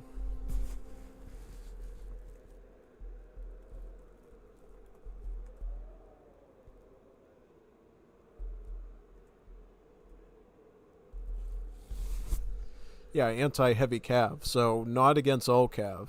All cav would be like a pikeman or a bayonet of a musketeer. You got an anti-heavy cavalry multiplier. So basically the same type of multiplier we would see for dragoons in the game. Dragoons and some other range units of that nature. Yeah, basically.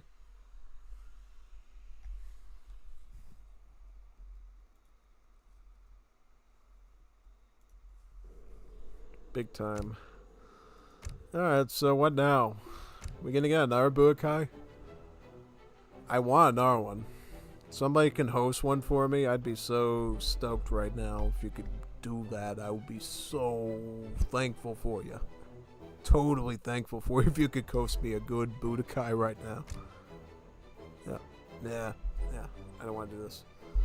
Yeah, I don't want to do tree right now. Let me get out. I might do if there's nothing. Ooh, Budokai. Look. Oh, yes. Yes. And he's hosted the new one, too. This is the one I have, 57. Yes. Are you ready? Oh, Lord have mercy. This is good. Yes. May the Lord delivers. The Lord's delivering tonight. Notice how I put Colloseum Budokai requests in my stream title? And I'm getting it. The Lord is delivering tonight. And I love it. We're getting what the people want, what I want. And this is great. Yeah. I am totally satisfied. I am satisfied with what we're getting tonight. It's great.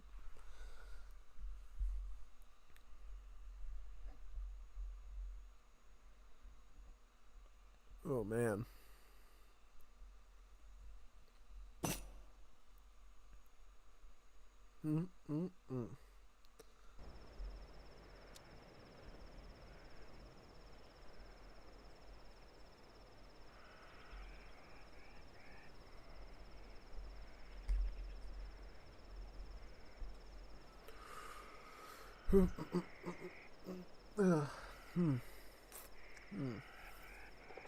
Okay.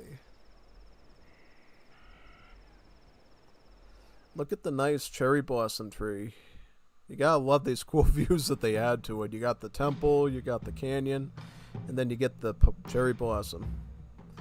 I can't remember. Can you get the cherry blossom at night as well? I don't think I've ever gotten the cherry blossom at night before, only during the day. Yeah. That part's pretty cool how it randomizes that. Let's go for this. I'm gonna stick to the recipe I know best. Yeah.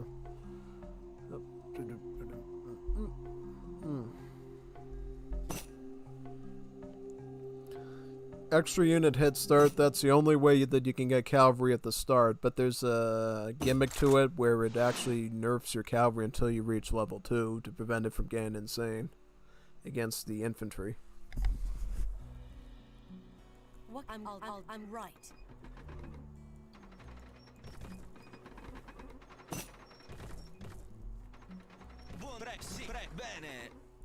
I'm ready. I'm raw. Do. I'm go. I'll do. Right. I'll do. I'm go. I'll do. I'm raw. I'm going now.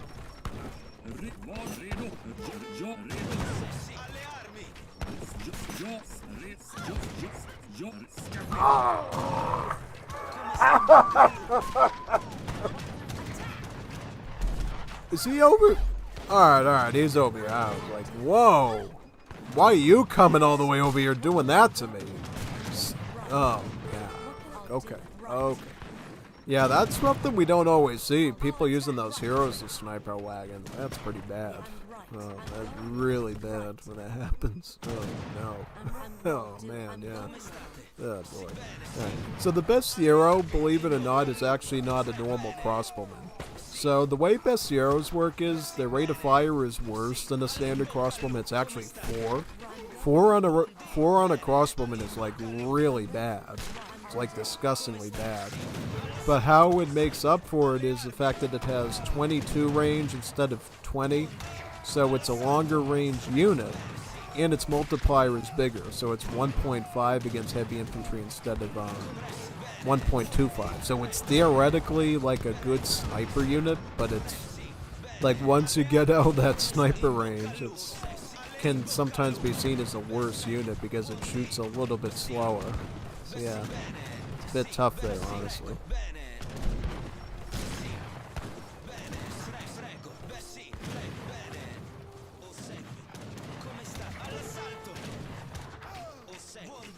I'm ready. I'm going now. Come stai? Bene, prego, sì. Come state? Prego, sì. Bene, prego. Sì, sì, sì. Prego, bene, prego. Alle armi. Buon sì. All'assalto. Come segui? Bene. Buon sì, bene. Sì, prego. Alle armi. Buon prego, bene. All'assalto, come in bocca al lupo, buon re, bene, sì, in bocca al lupo, come stai? In bocca al lupo, prego, in bocca al lupo, buon di, in bocca al lupo, come sta? Sì, bene, all'assalto, Attack! prego, Right. come prego, all'assalto,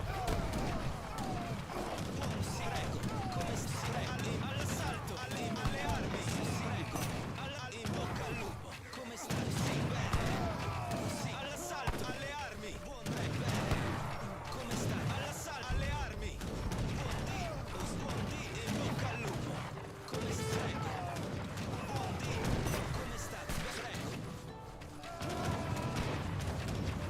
buon di, sì, bene, come stai? Sì.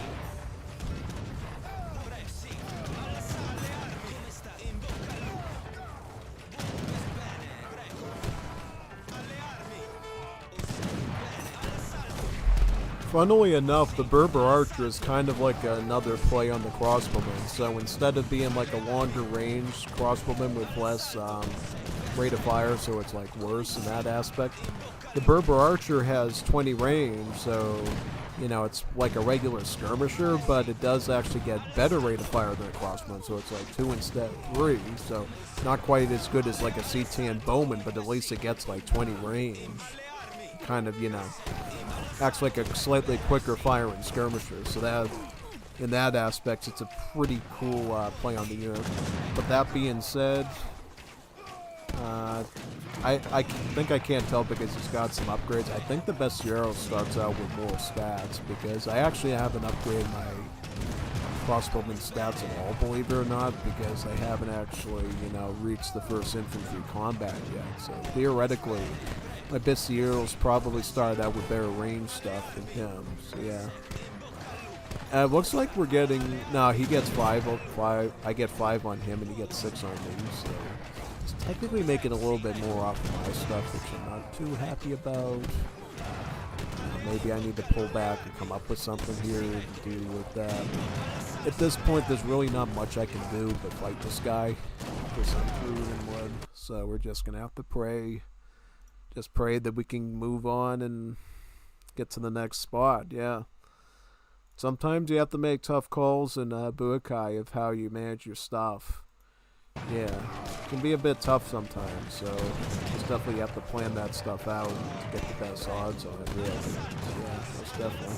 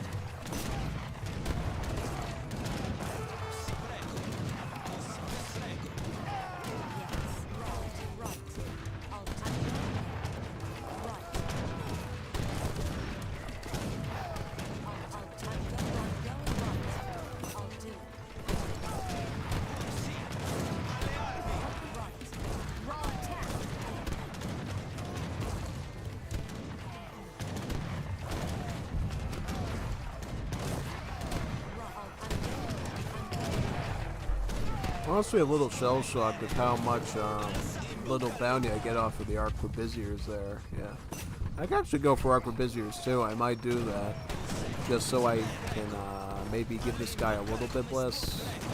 Well, no, the Arquebusier would be better because the Arquebusier at least shoots a little faster and has some more HP and stuff. So I'll go with the Arquebusier as just the better unit now, probably.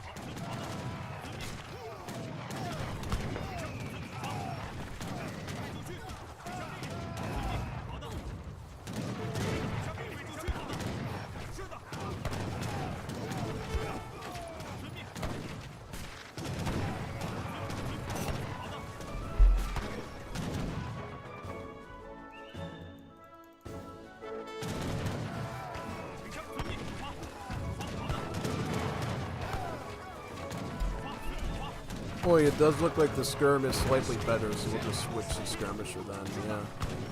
We're actually almost close to level 4, so we might be able to get that here too. Let's see.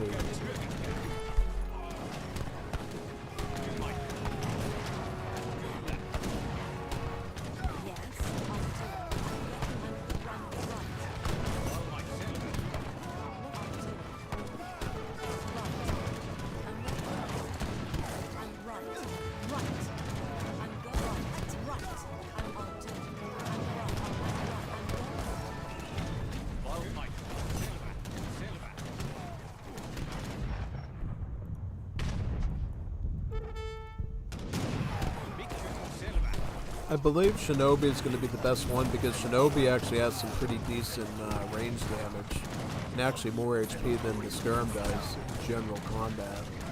The thing that you should know about Shinobis in combat if you ever play Arena or something, the thing that makes the Shinobi better against skirmishers in some battles is the fact that the Shinobi has no malices against any unit. So it's actually the best skirmisher against cavalry, because it deals relatively the same amount of damage to cavalry as a musketeer does at range. So in that sense, it's a little bit better.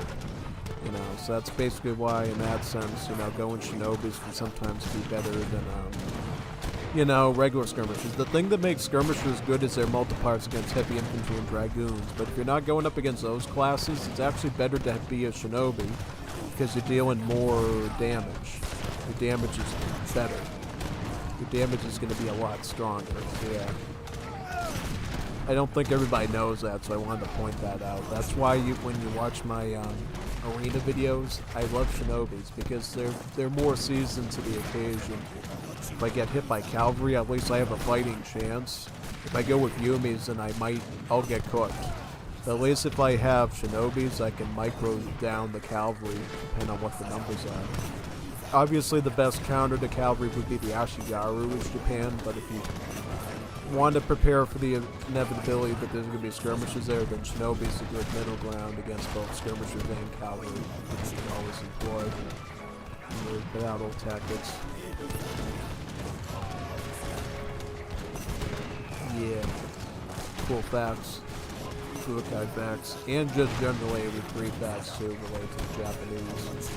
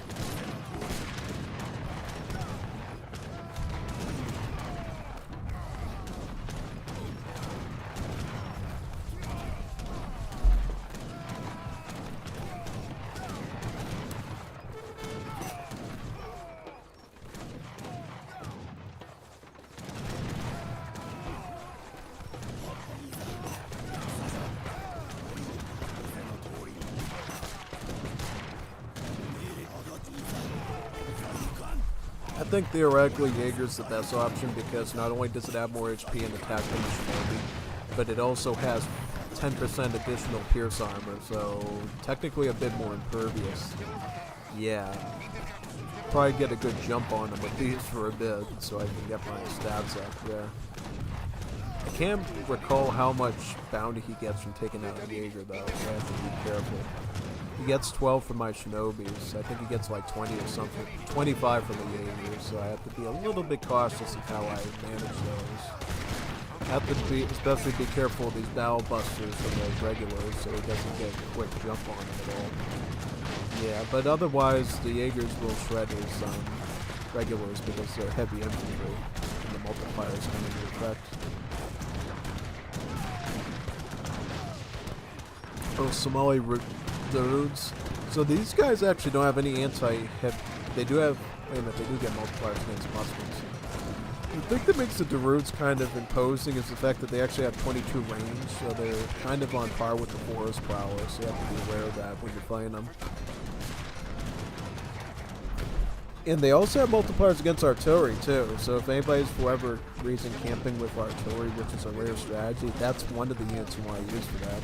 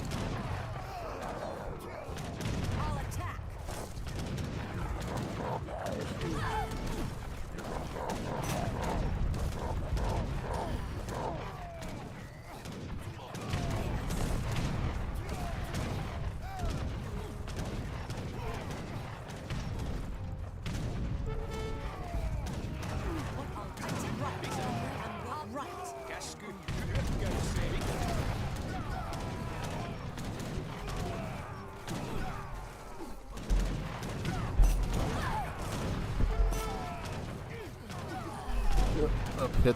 Looks like it bumped the table a bit there.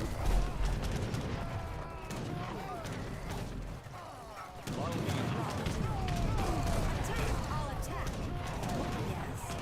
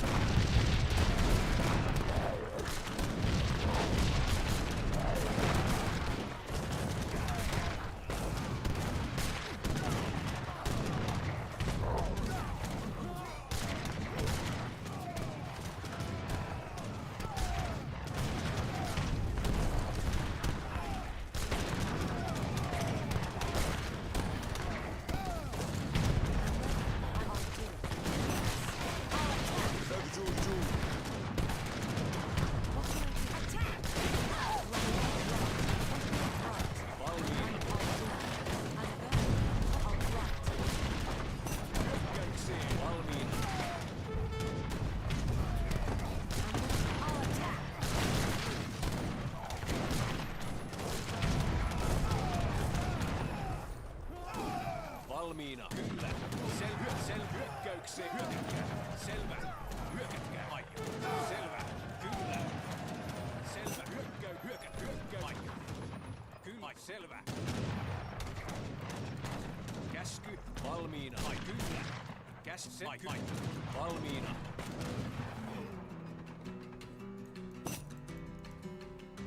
Käsky. Syllä. Käsky. Aio. Kyllä. Valmiina.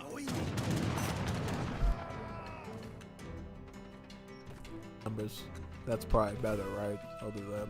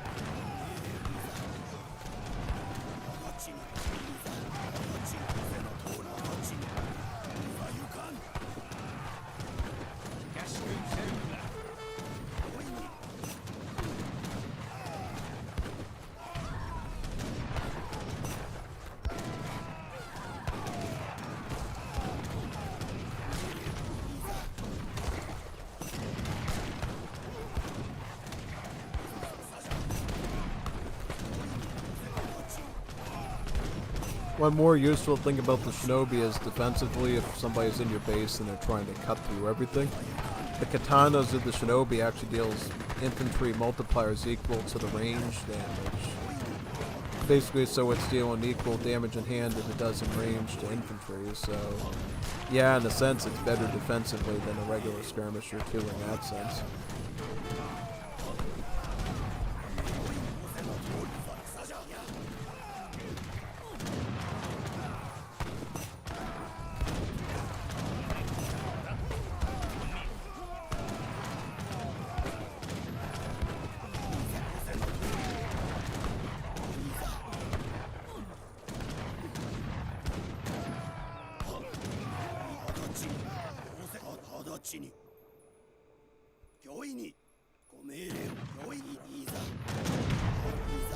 Redo för eldgiv. Redo. What can I do?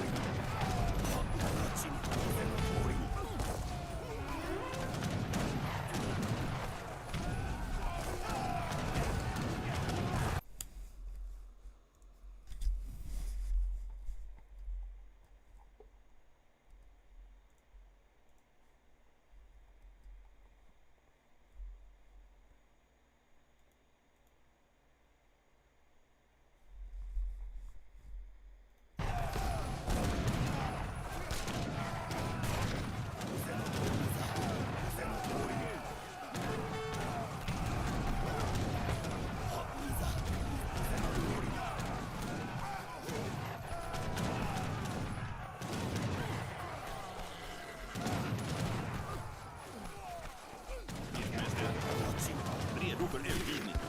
Ers Majestät.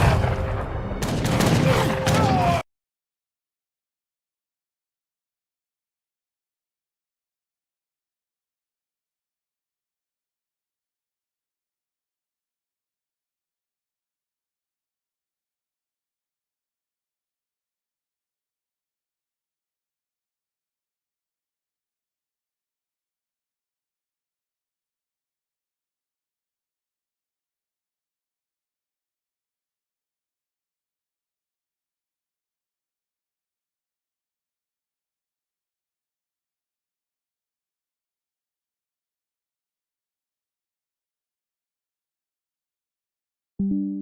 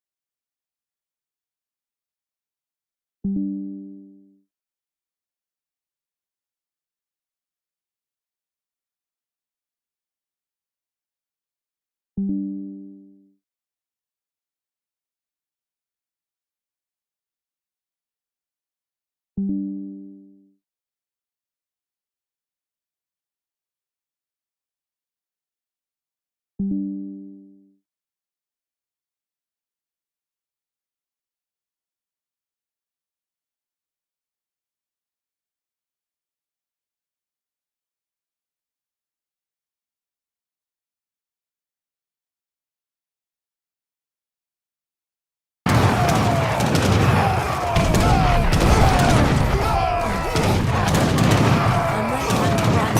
I'll do it.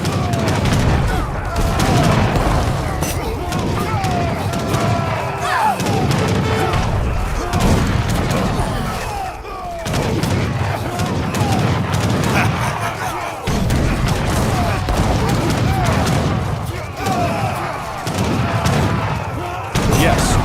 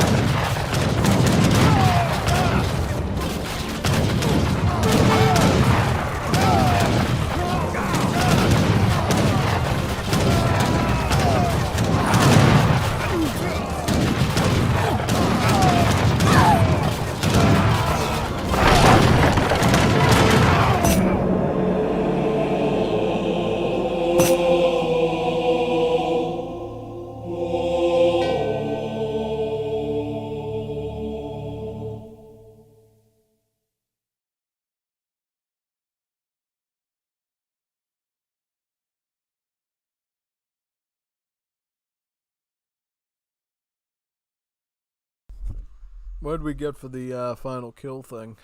Let me find out.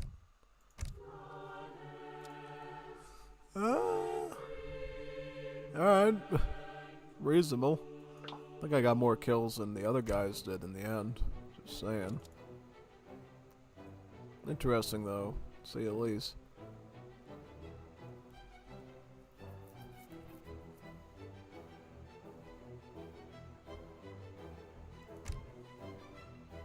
Looking if we have anything else good here today.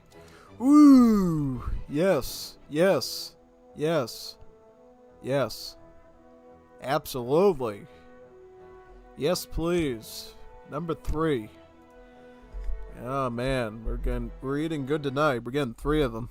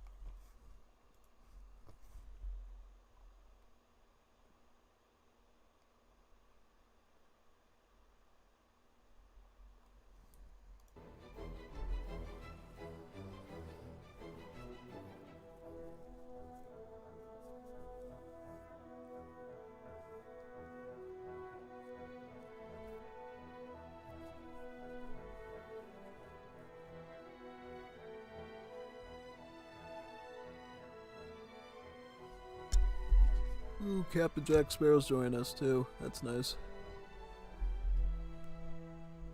I'm gonna close this window in the dining room. It's getting a little chilly in here. Not for me, but yeah, you know the drill.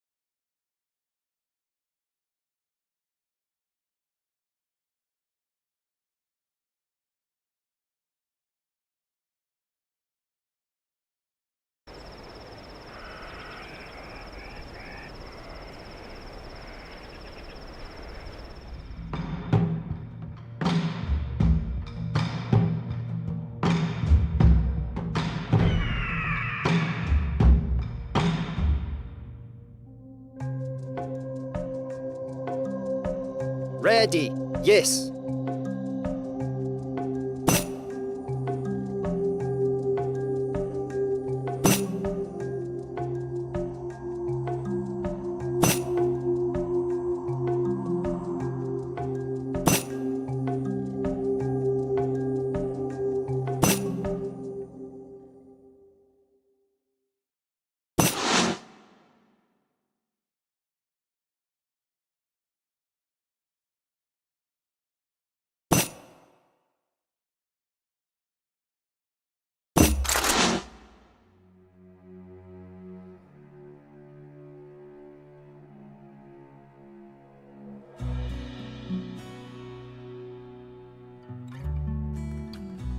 Да, будет сделано. Что? Да, будет правильно. Sì, Приказ будет правильно. ossequi. Готов. Да. Да, будет сделано. Да, правильно. Ja! Buondì. Ers Majestät! Ja! Sì, prego.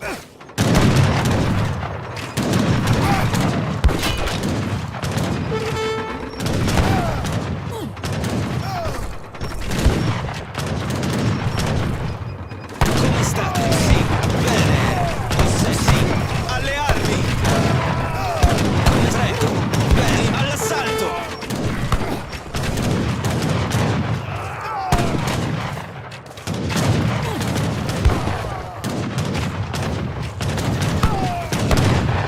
Sì, bene. Come sta? Sì, alle armi.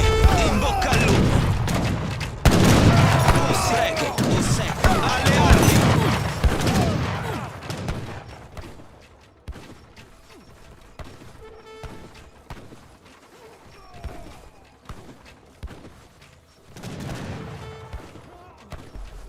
I didn't know there's a new upgrade to Colloseum Budokai. Wow. Train speed. So not only can we increase the yield of our training to have more units, we can improve the train rate so it takes less time for units to spawn.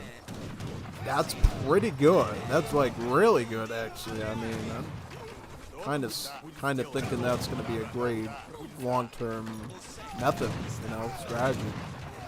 No, I like that. I'm gonna try to get some of that this game and try to balance it out with the yield. Yeah, we might get some good stuff out of that. Looks like it affects all the units too, which is nice. Yeah.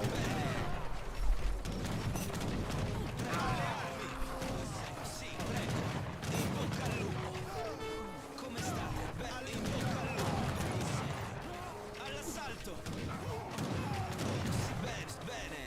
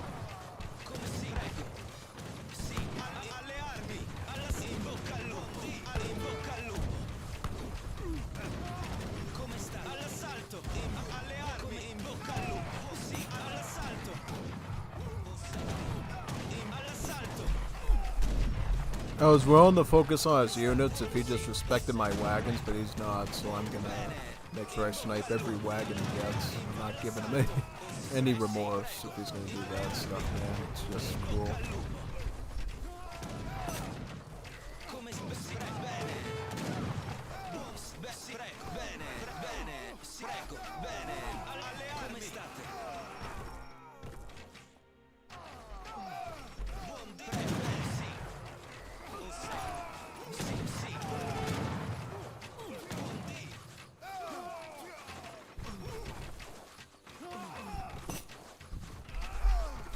So it looks like if you go with yield, it cancels it out.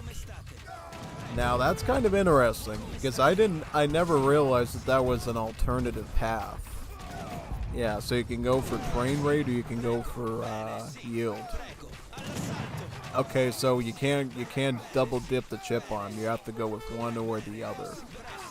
Is that right? Yeah. Okay. I don't know. I feel like they should let you combine them to some degree. Otherwise, it feels like they're just the same thing. Where I feel like going with train rate might be bad because you can't increase the numbers at all. And I don't know. Is train rate that good? I should try train rate maybe the next game and see if it stands up against yield. Yeah. Yeah, I think the only problem is that you need to be more reactive with train rate because you have to move stuff down to point faster maybe. But I guess in some ways it might be better because, I don't know 100%, you know. The train rate's going to have to be quite good, I think, for... You know, in some ways it might be better to train rate because then stuff is constantly pumping out and, I don't know. Maybe there's some aspect I'm not considering there. Yeah, I guess.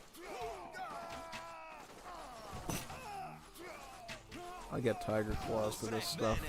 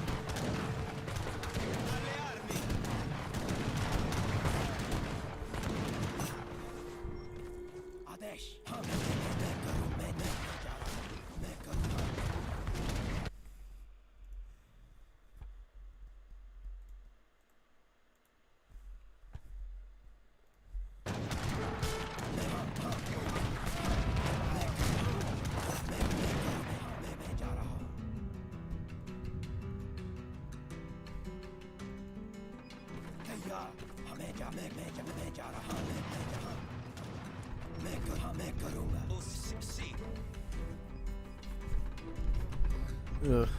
I'll just make some stuff here and go back into combat once it... no, let me go for this.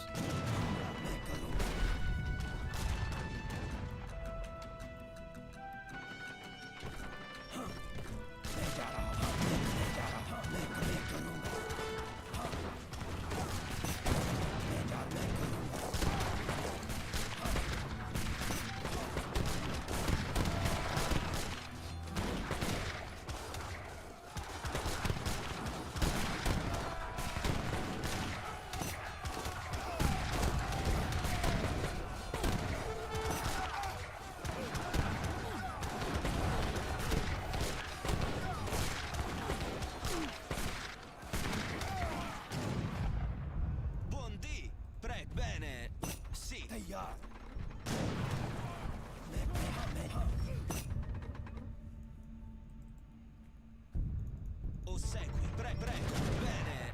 Adesso. Meccarunga. Meccarunga.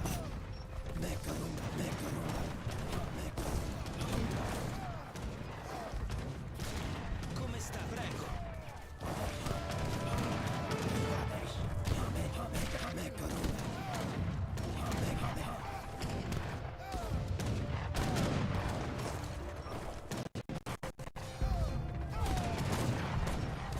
Bene, in bocca all'assalto.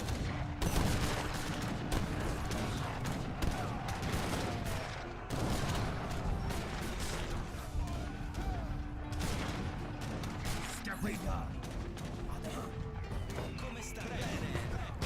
Sì, bene, ecco, bene.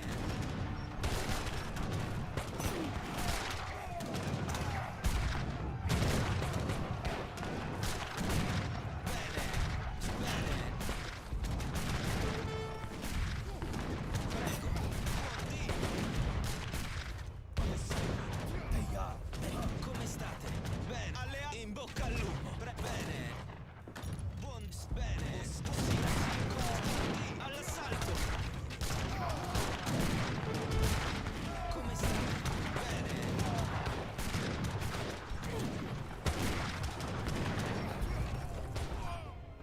Buon dì, prego. Sì. In bocca al lupo. Bene. All'assalto. Redo. Come sì. Bene. In bocca al lupo. Yes, my redo. Bene. Sì.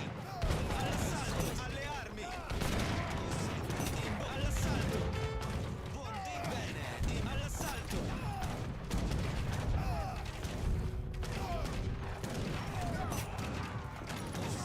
Alle armi.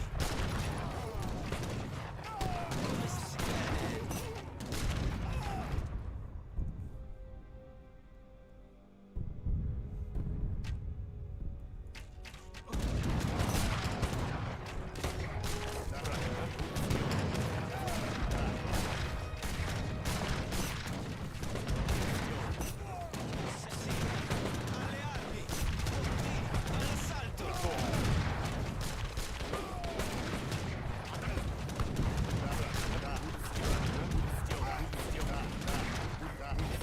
All'assalto.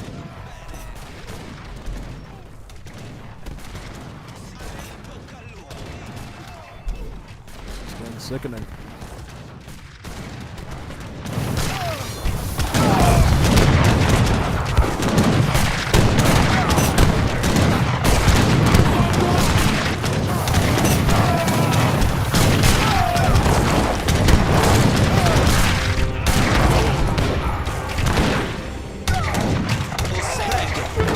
Come state? Prego. Sì, bene, sì. Ossequi, prego. In bocca al lupo, sì. In bocca al lupo, sì. In bocca al lupo. Come sì. Prego, bene. In bocca al lupo. Come sì. Prego, bene. Sì. Alle armi. Prego. Sì, bene. Come sta? In bocca al lupo. Buon sì, sì. Sì. Alle armi. All'assalto. In bocca al lupo. Come sta? In bocca al lupo. Alle armi. Come sta? Sì, bene. Prego. In bocca al lupo. In bocca al lupo.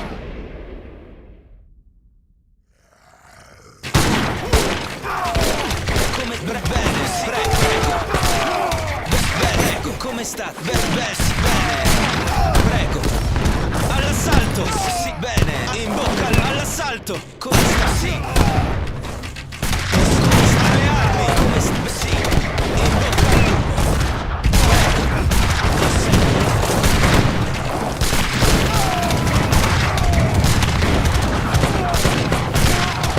Bene. Come sta?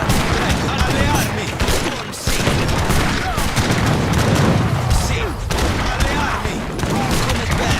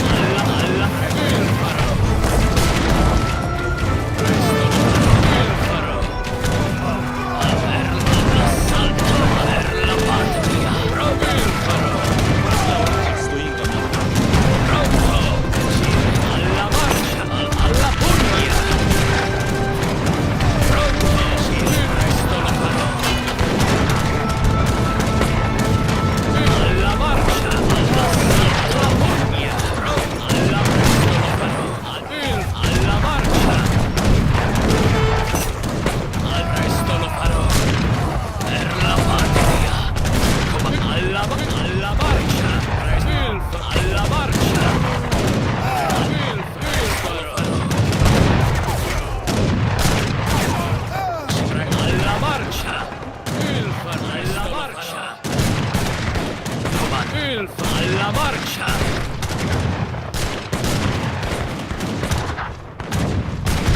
Buondì, bene. Il farò, presto lo farò, il farò, alla presto lo farò, alla marcia, alla marcia, presto lo farò, com'è, il farò, all'assalto, sì, alla marcia.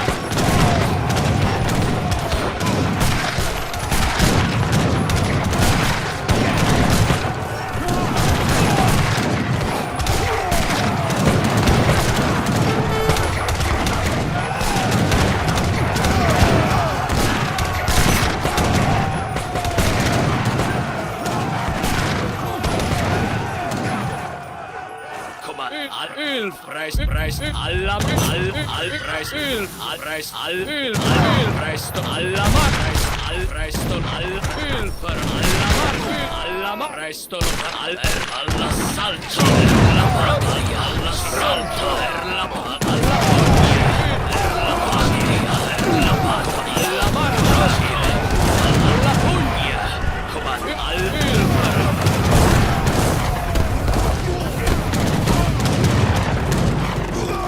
Alla marcia, all'assalto, presto, all'assalto, alla mar, presto, alla pugna, presto lo faremo, all'assalto, pronto, sì, il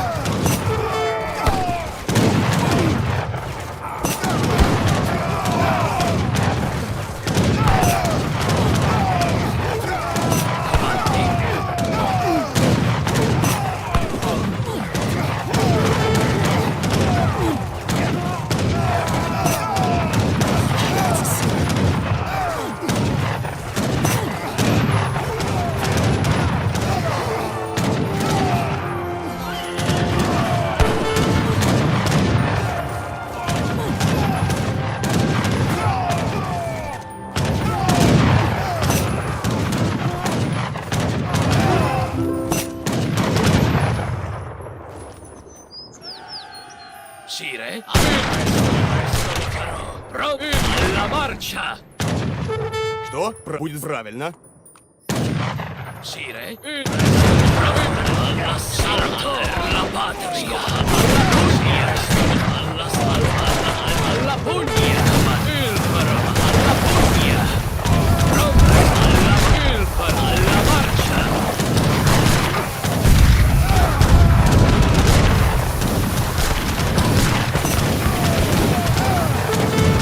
Sire, presto lo farò!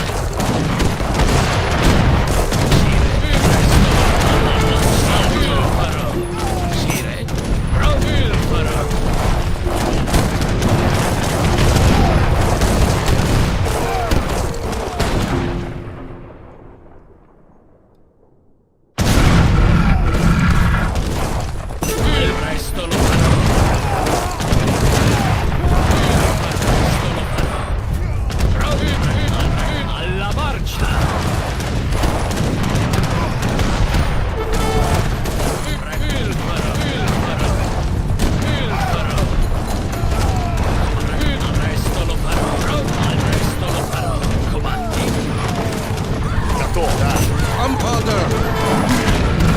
Il farò! Presto lo farò! Atakują!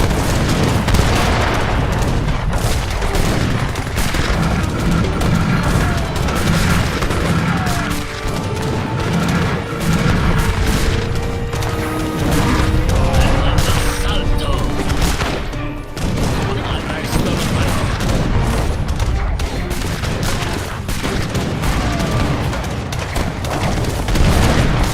Pronto! Alla marcia! Per la patria! Per la patria! Il presto! Il farò!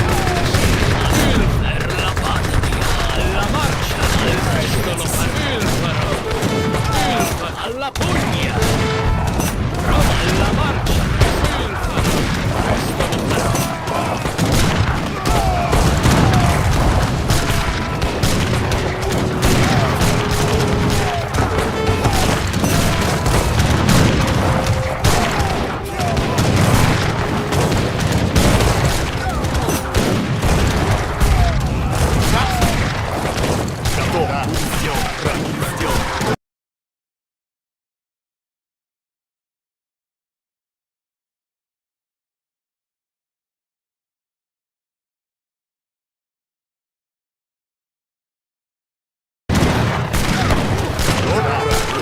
Sì, il farò! Alla presto lo farò! Alla pugna! All'assalto! Il farò! Pronto!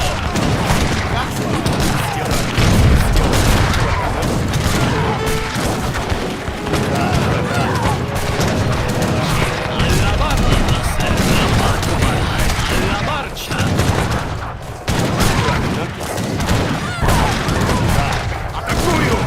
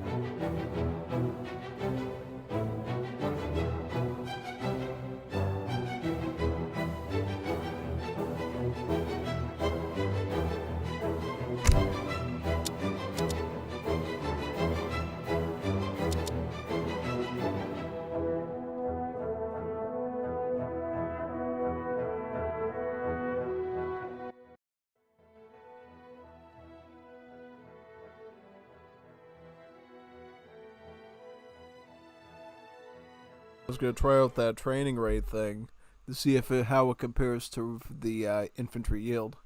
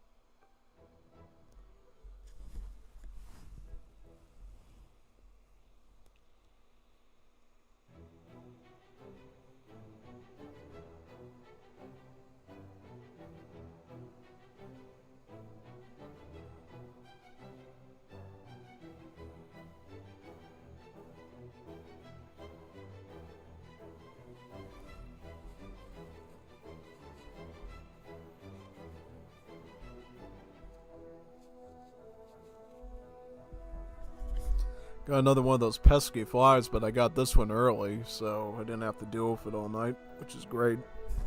Watch, I have to throw it outside now before all the maggots start flying around.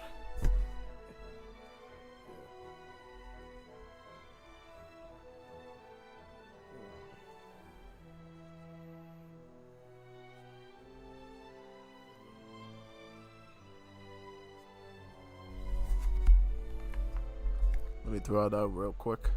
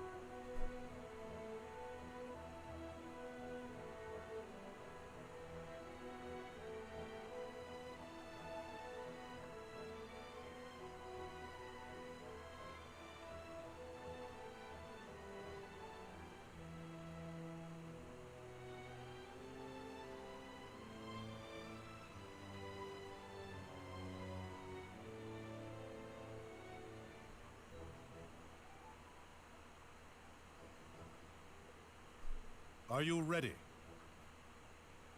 Yes.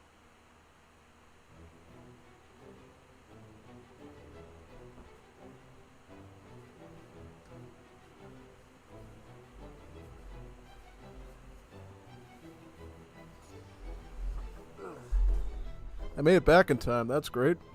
Ooh, somebody else has a Stiletsy. Slavomir. He might be an actual Russian. Wouldn't that be cool? A fake one like me.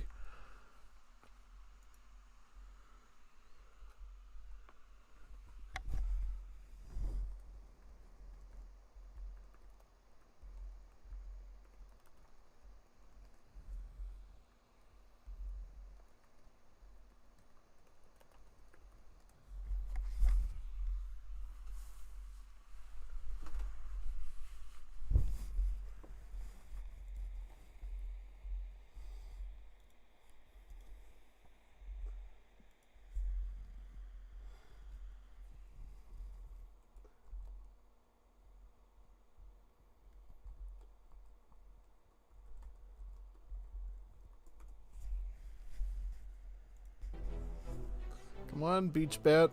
Beach Bat. Come on. The bat is he ready, man.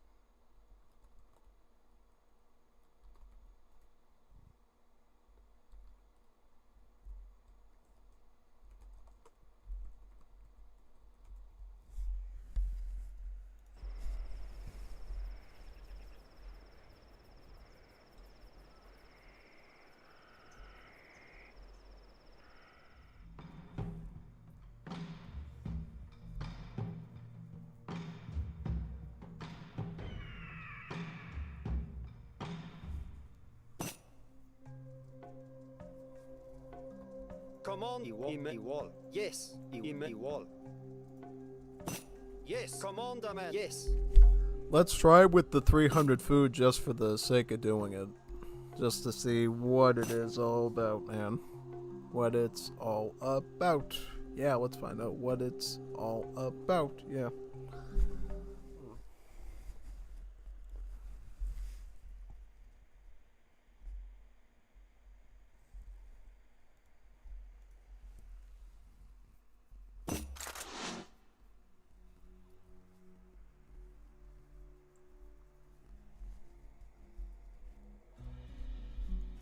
Yeah, I'll do it. I'll do it.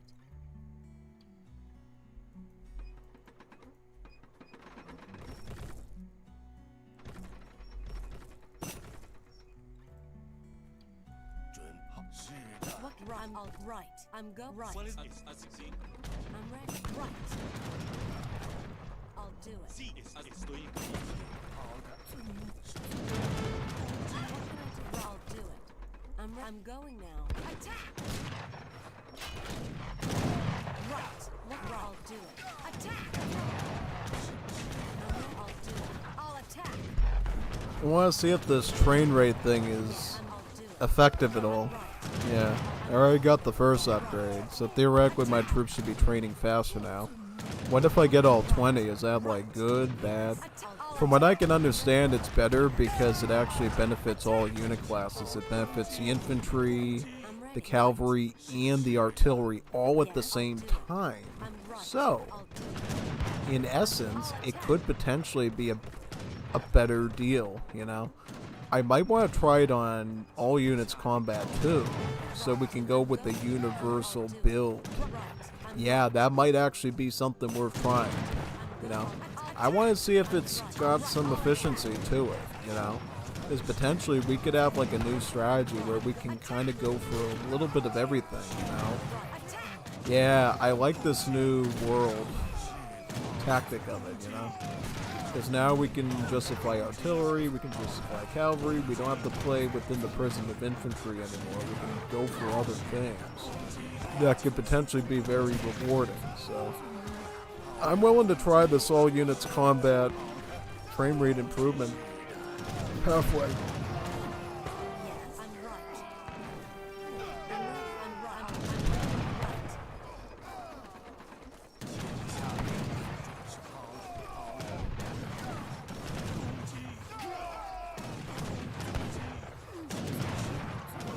Yeah, I'm going now.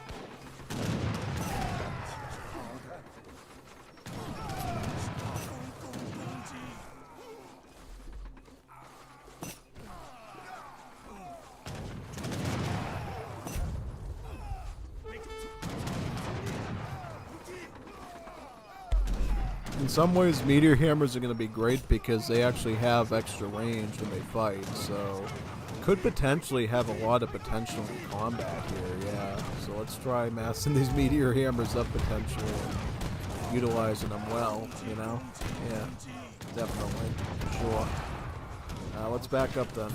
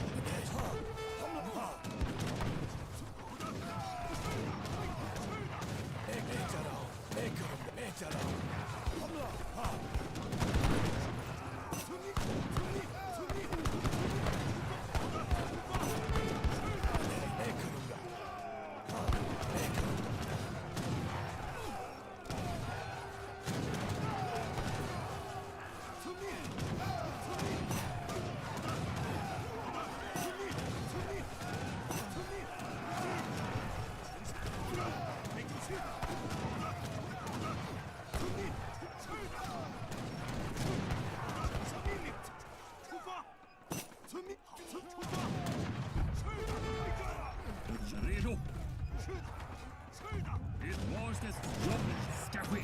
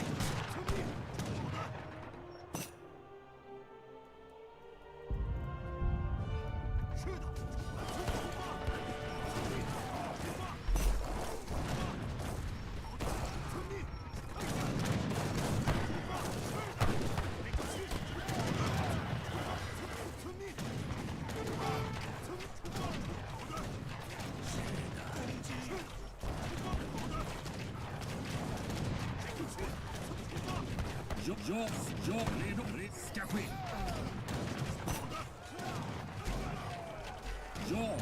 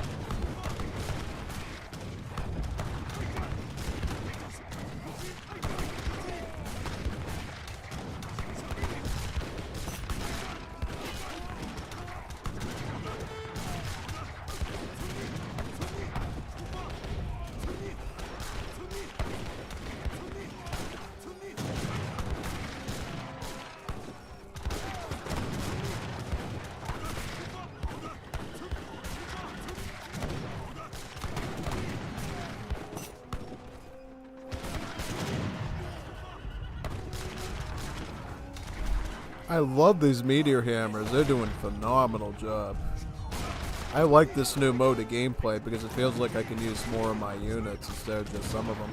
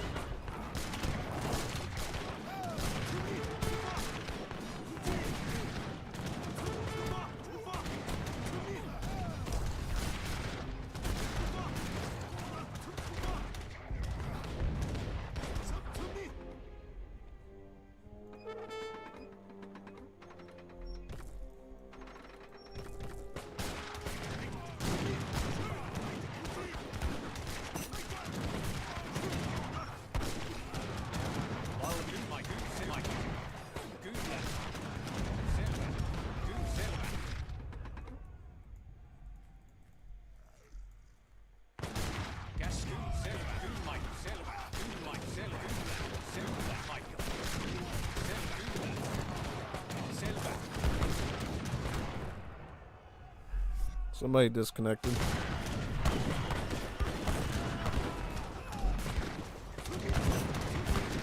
Valmiina vai kyllä? Selvä, selvä.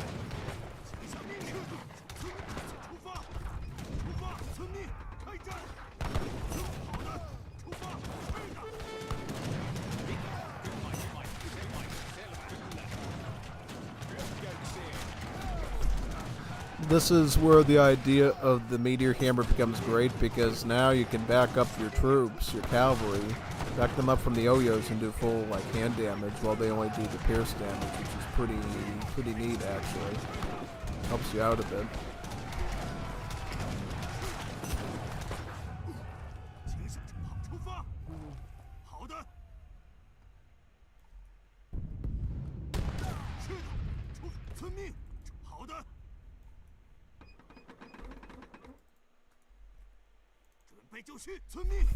And then because we're playing Flexitarian, we can come right back on to Mound Troopers to deal with these Oyos. So we're not married to cavalry. We can go back to the infantry anytime we need, and then we'll be able to, you know, respond to them, which is great. Jawohl. Verstand. In den Kampf. Ja, verstanden. Ja. Angriff. Netterlieb. Ja. Jawohl.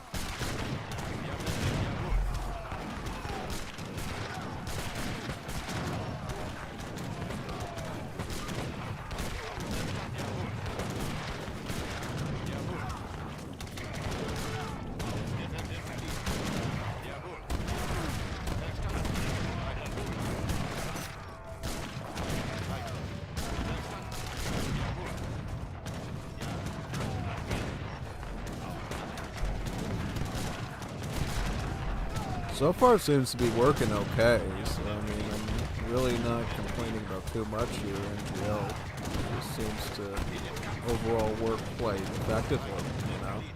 Because now not only does it benefit the infantry and cav lines at the same time, it also benefits artillery. So I can stack artillery now too as another option I can utilize, which is great. I don't know how much the artillery rate improvement is, if it's significant or not. It's pretty big. And this is definitely the way to go, I think, going forward.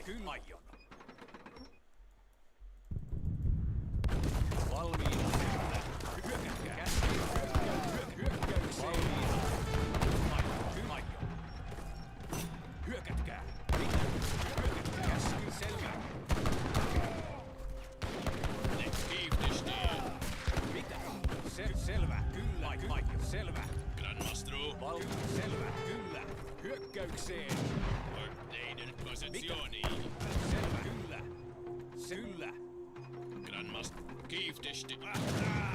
Ordiniert. Yes, sir. Dei posizioni. Resta. Dei posizioni. Hyökätkää. Mitä? Selvä on. Ai, selvä. Hyökätkää. Mikä? Valmiin hyökkäykseen. Yes, sir. Dei posizioni. Yes, sir.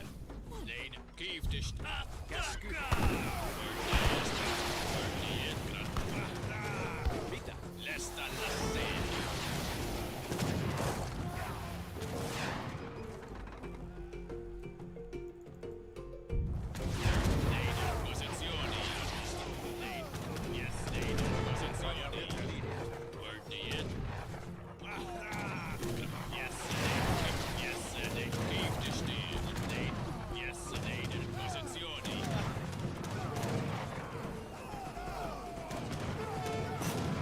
Auftrag.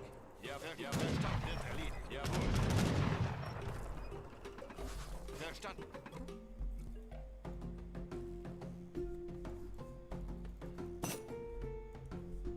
Ja, wird erledigt. In den Kampf. Jawohl. Ja, wird erledigt. In den Kampf.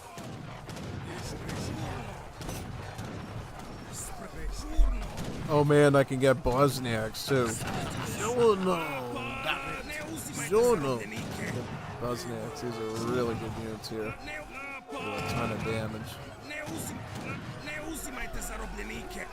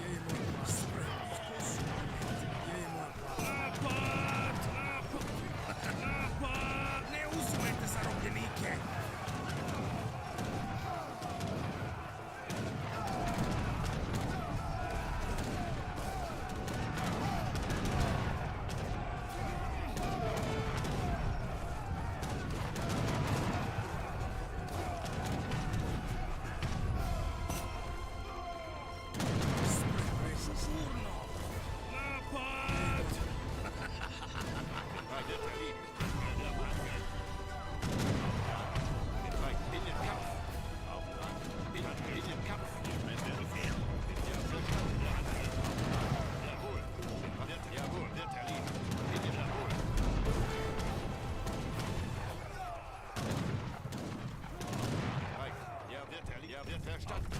Ja, verstanden. Jawohl, jawohl. Jawohl, jawohl, verstanden. Wird erledigt. Auftrag, jawohl. Ja, jawohl. Auftrag, wird erledigt. Jawohl, wird verstanden. Kurier. Ja, verstanden, ja, verstanden. Auftrag, wird, jawohl, verstanden, wird erledigt. Angriff, ja, verstanden, in den Kampf. Ja, jawohl, in den Kampf. Ja, wird erledigt. Wird erledigt. Ja, Angriff. Jawohl, Angriff, jawohl. In den Kampf.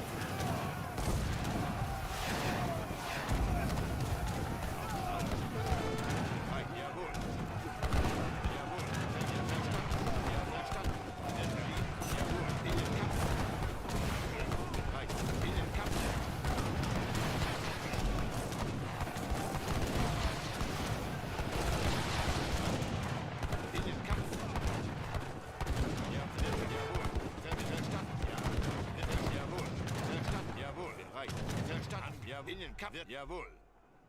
Ja, wird, jawohl.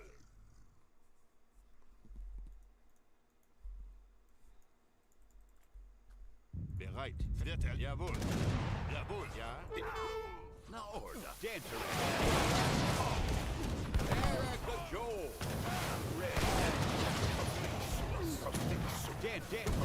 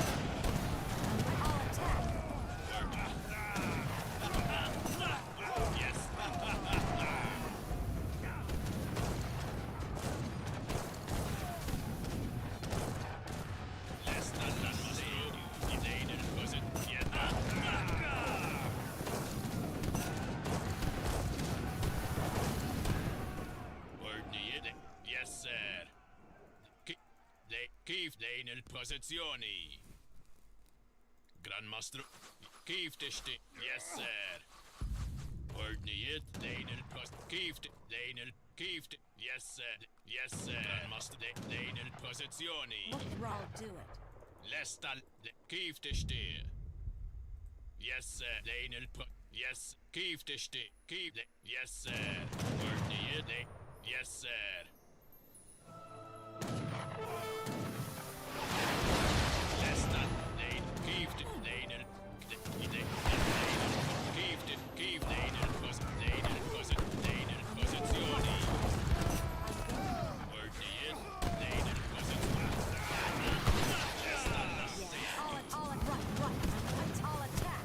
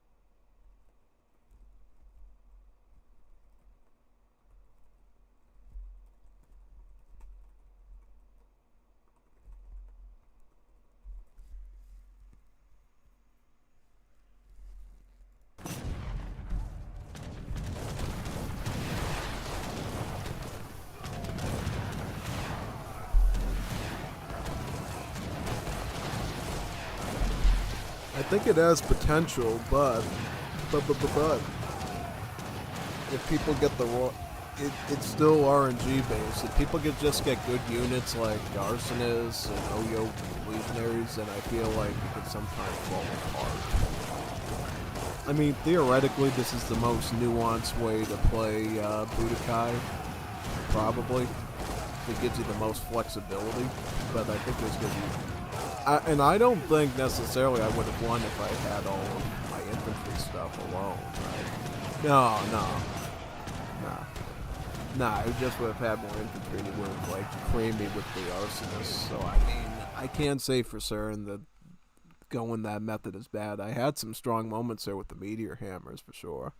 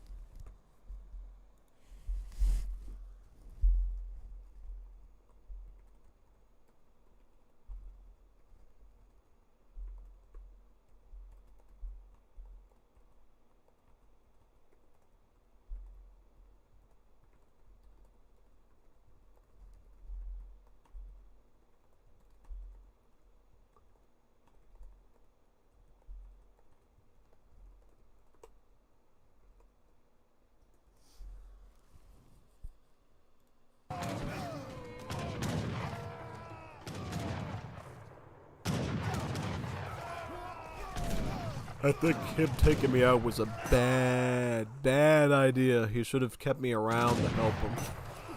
Give me some time, one more shot. Yeah, no. You use cheat units to cheat against me, man. It's time for your execution. Time to go to the gallows. The gallows are nice this time of year, after all.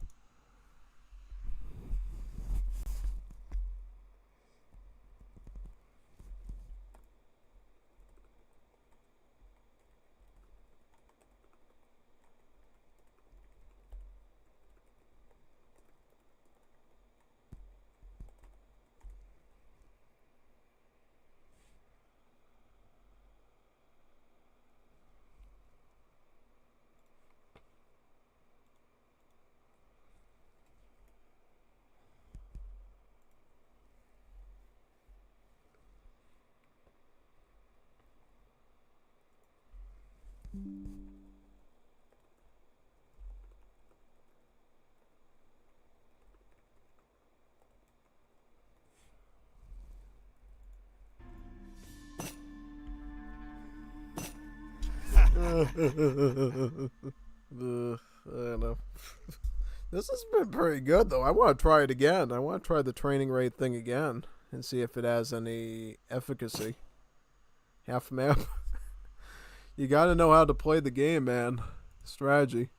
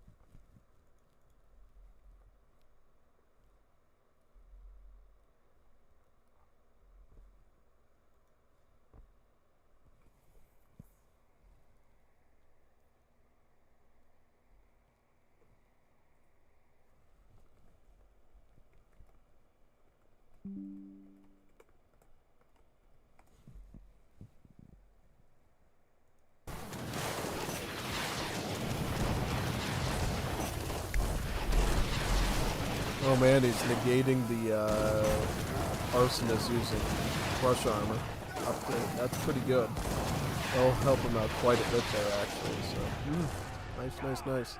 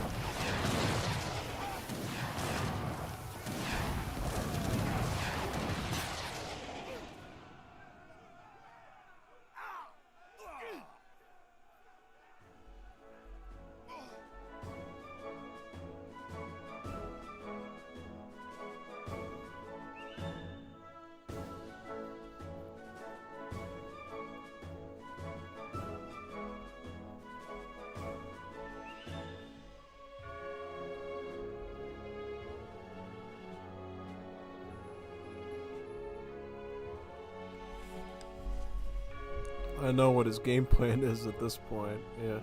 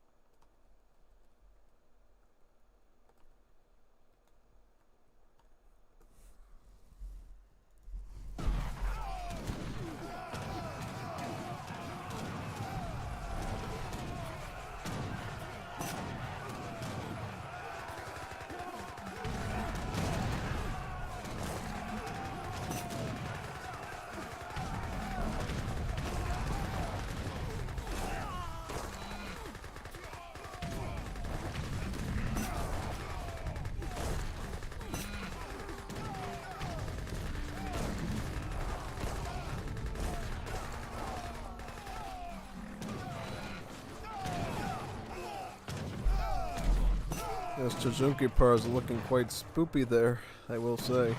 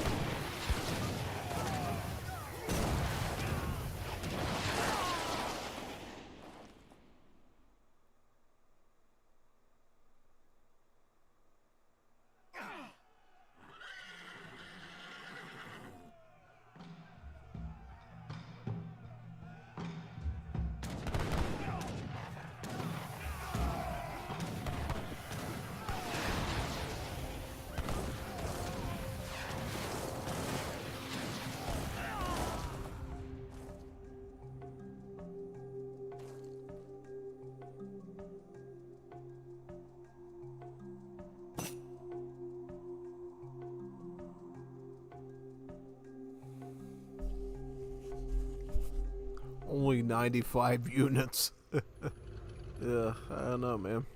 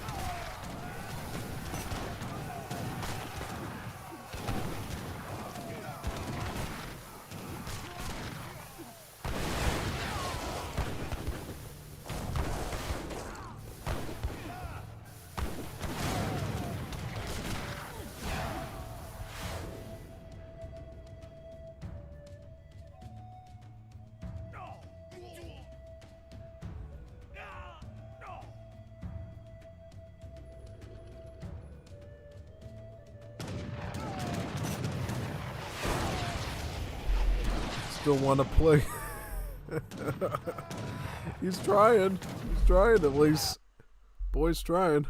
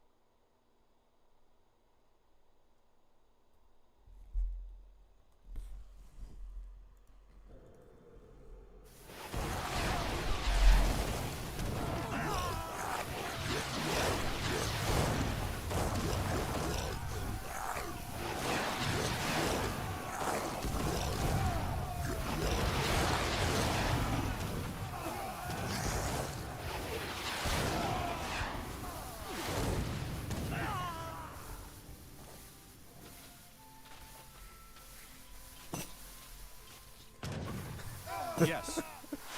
Oh man. Oh man.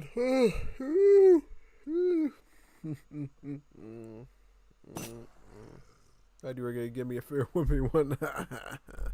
Nah, that's not fun.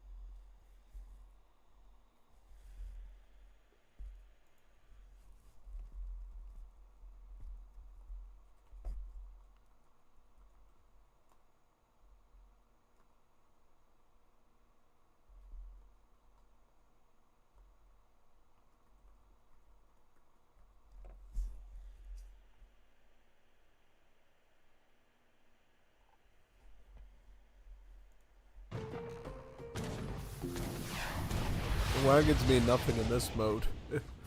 Yeah, no. Wagons aren't that substantial. They can definitely help you.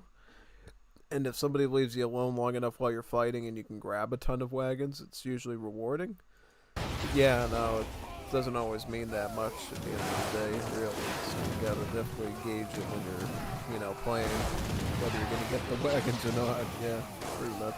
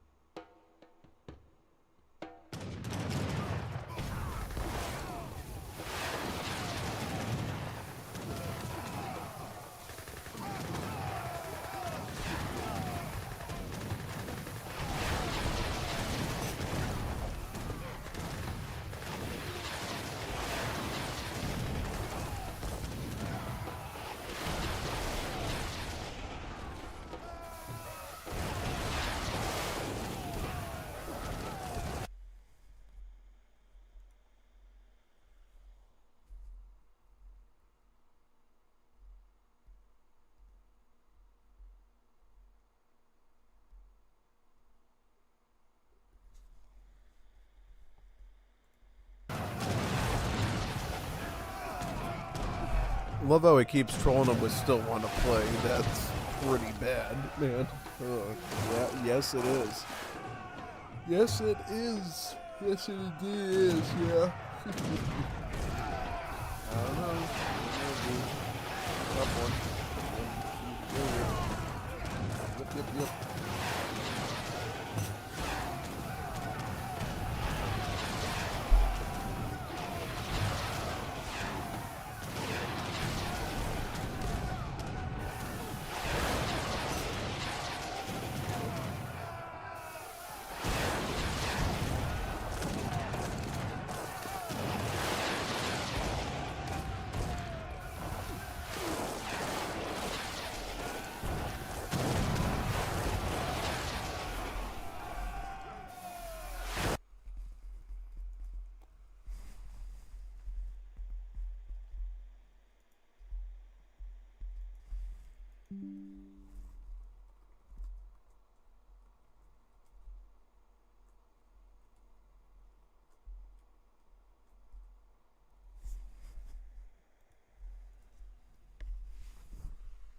Boring.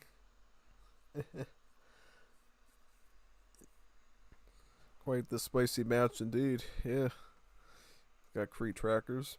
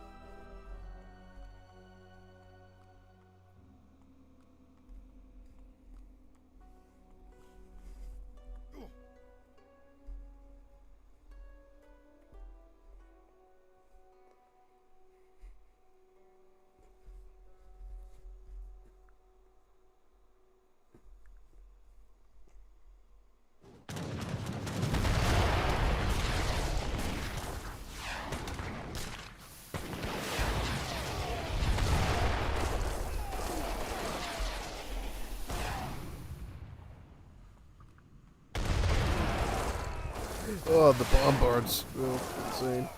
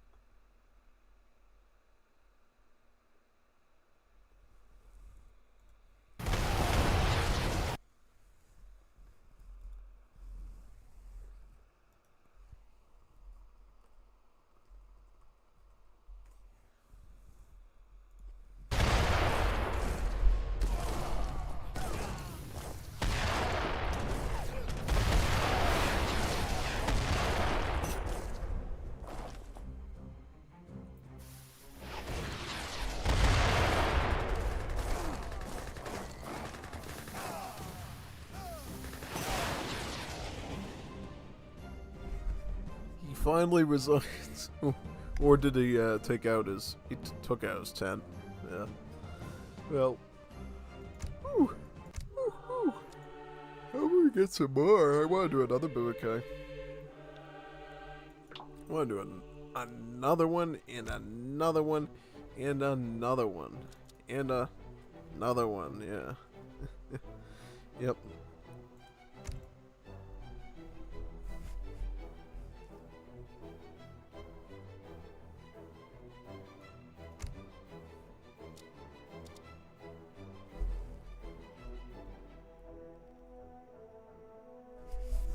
I'm gonna wait to see if somebody hosts. If not, I'm hosting one.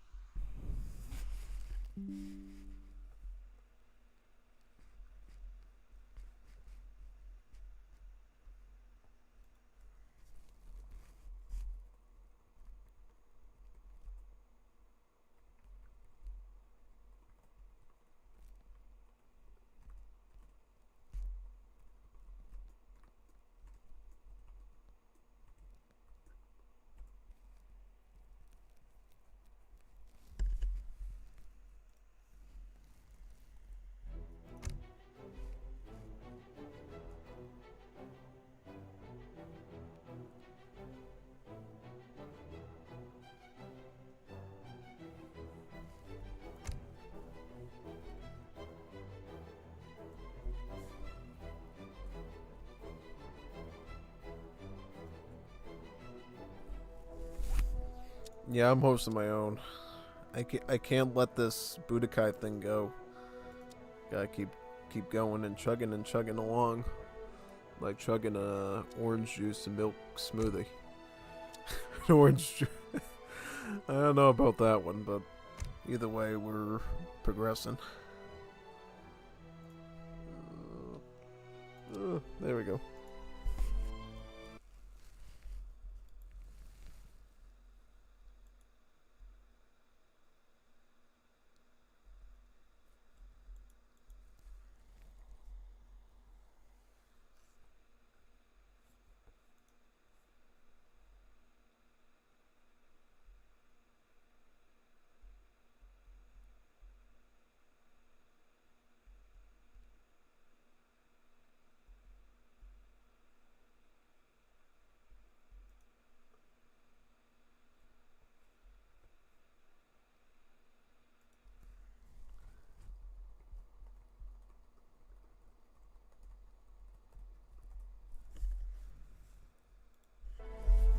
Is anyone gonna join?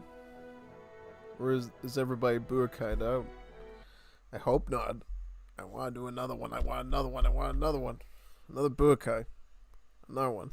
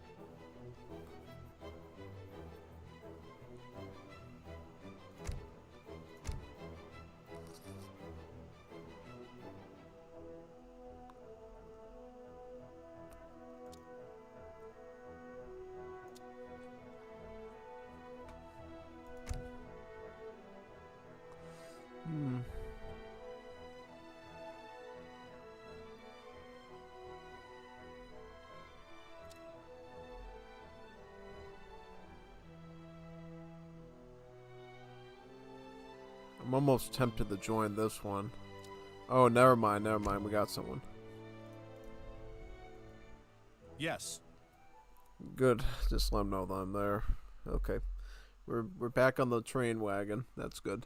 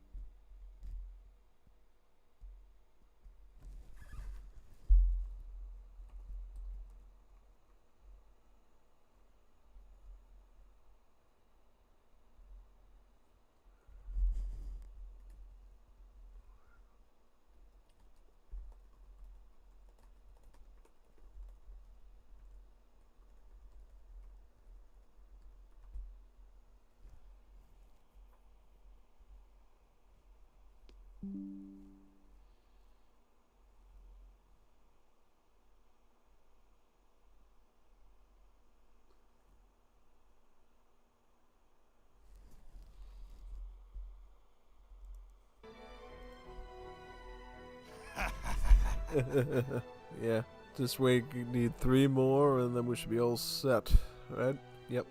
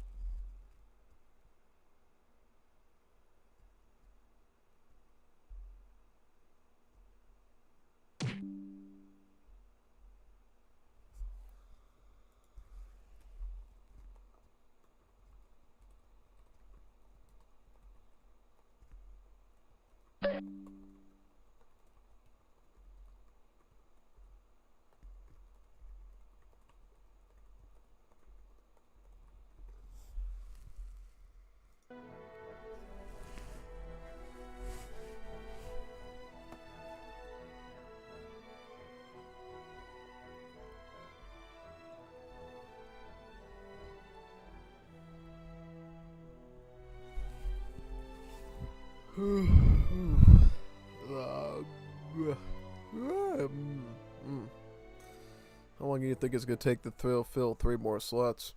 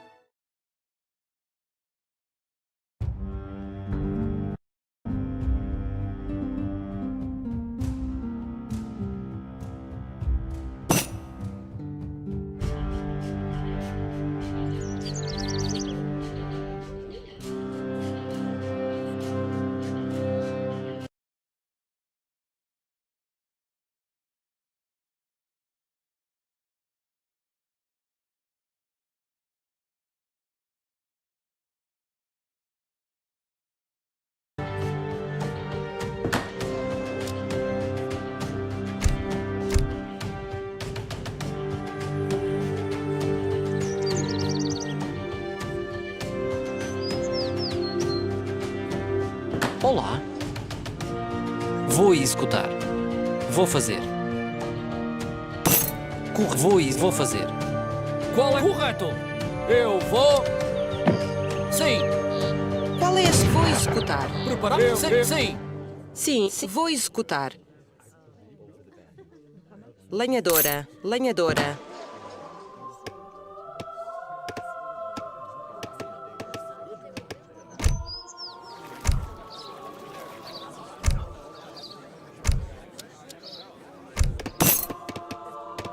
Qual é a sua? Correto.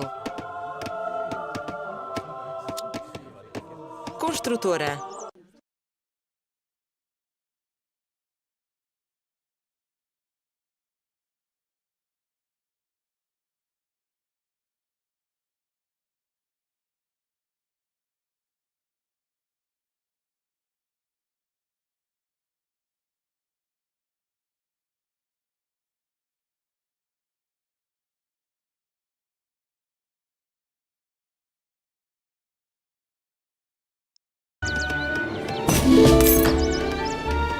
Qual é? Sim. Correto. Preparado? Eu vou. Preparado. Vou executar. Sim. Sim. Correto.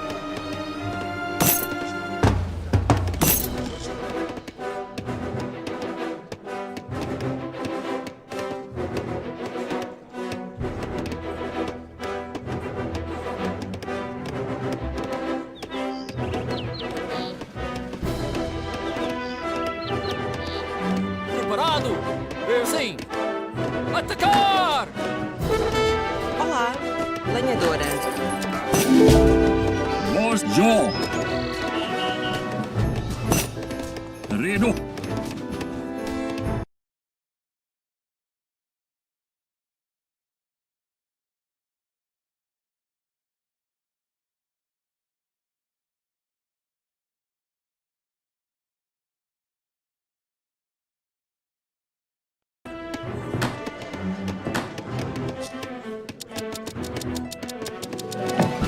Sim. Correto. Qual é a sua ordem? Eu vou. Preparado? Sim. Eu vou. Sim. Sim. Eu vou. Correto. Eu vou. Sim. Eu vou.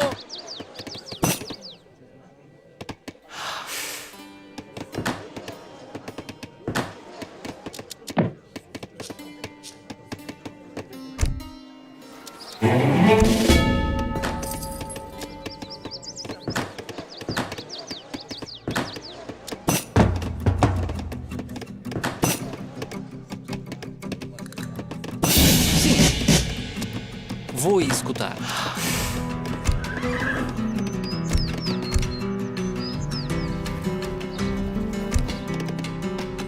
Preparada? Vou executar. Construtora.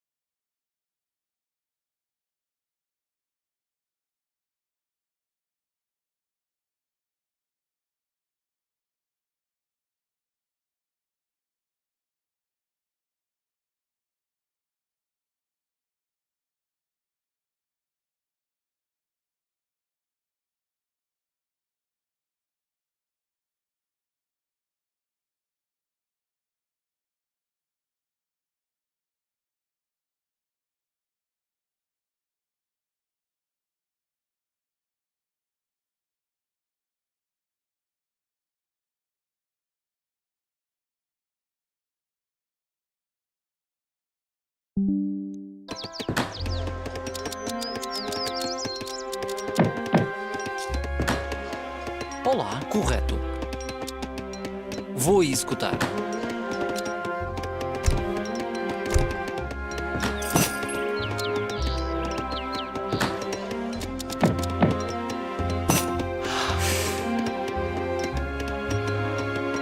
Preparado? Sim. Eu atacar o correto. Qual é a sua atacar?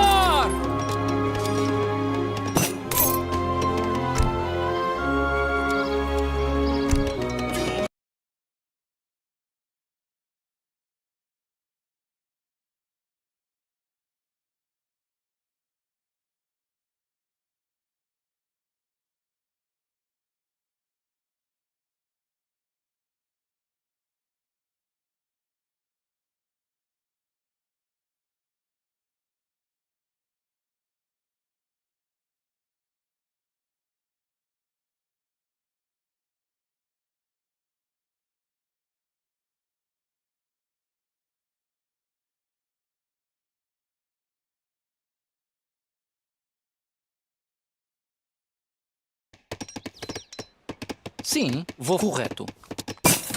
Vou fazer. Sim, sim. Eu vou.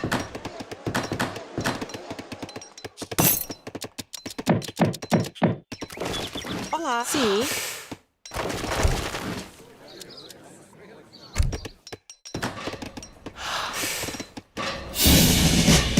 Olá. Construtora.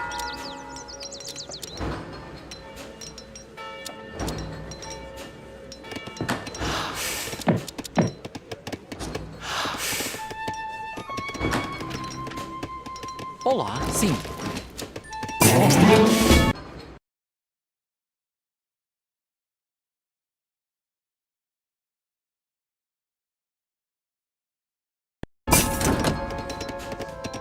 Sim. Vou executar. Construtor. Preparado. Vou fazer. Sim.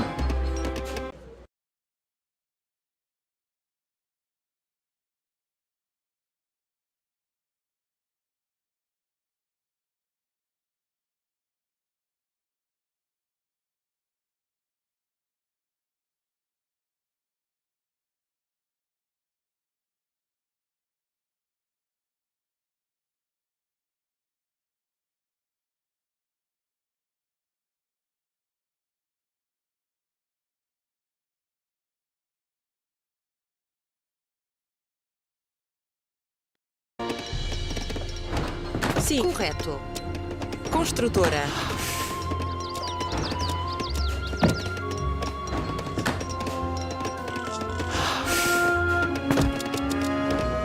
¿Cuál es la hora? Así será. Estoy en camino.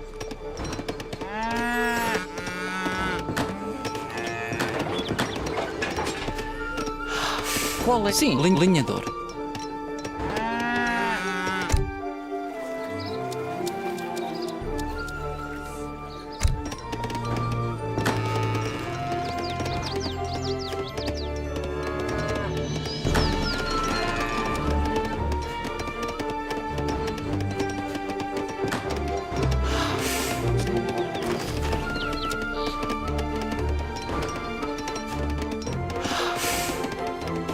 Qual é a sua ordem? Construtor.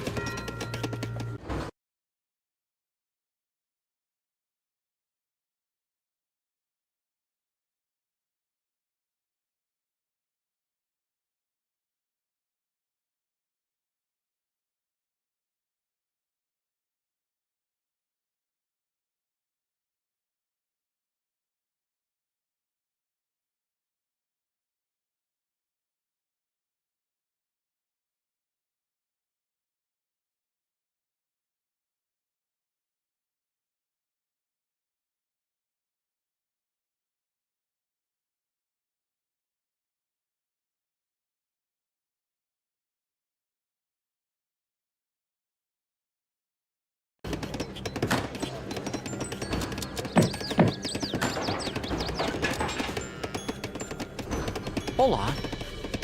Preparado? Construtor. Qual é a sua linhador?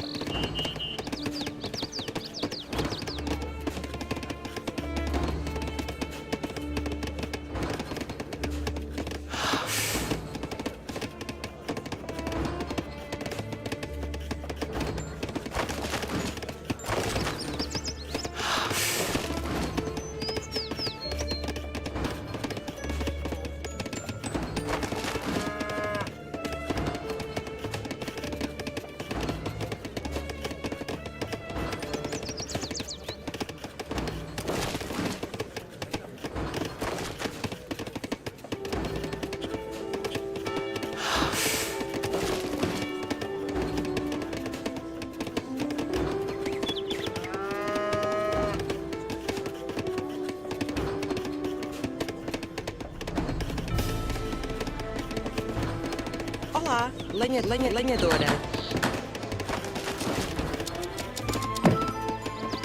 Prepara. Linhador. Sim. Qual linhador?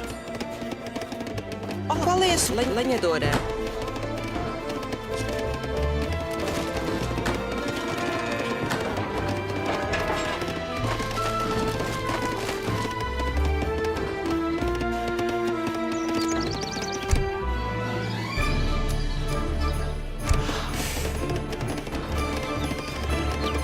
Sim. Lenhadora. Olá, linhador. Olá, qual é a sua ordem?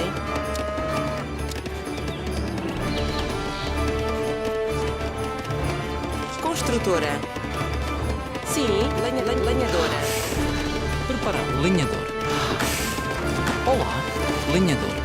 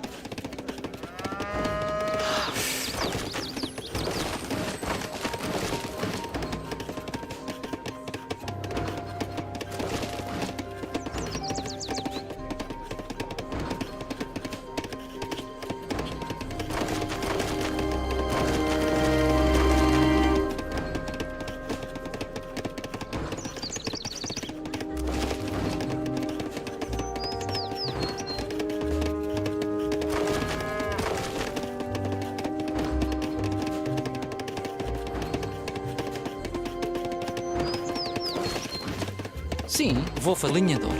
Olá, lenhadora.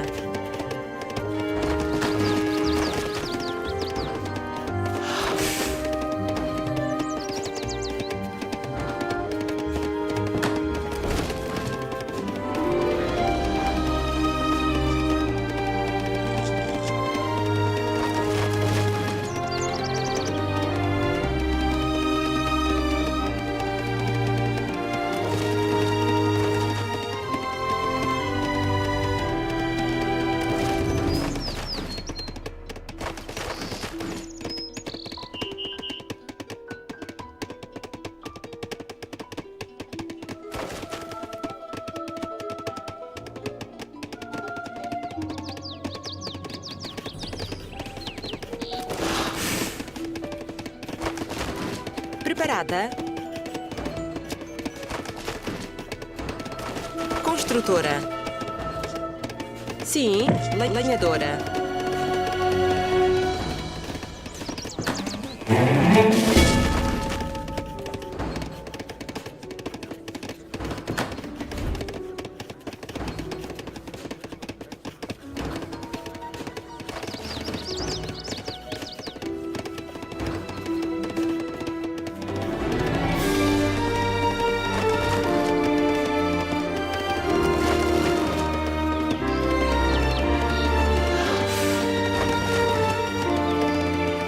Olá, lenhador. Vou preparar lenhador. Qual é a sua lenhadora? Qual é a sua lenhador?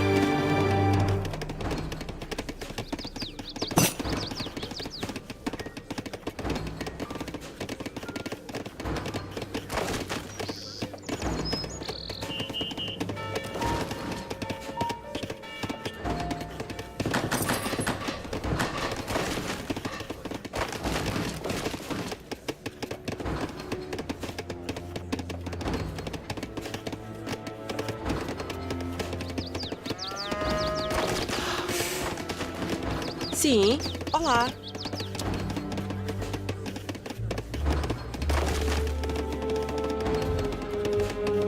Preparada?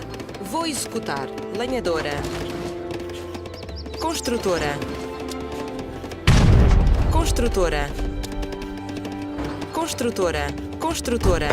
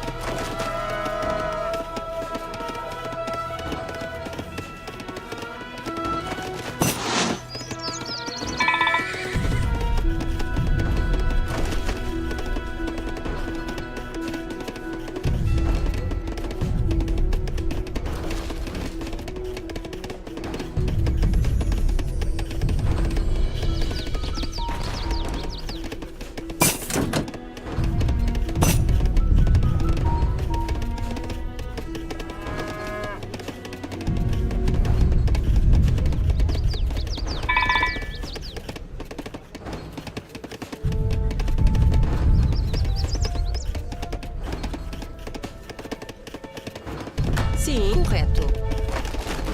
Sim, vou. Lenhadora. Olá. Construtor. Preparar. Construtora. Sim, construtora. Qual é a sua ordem? Sim, lenhadora. Olá. Lenhador.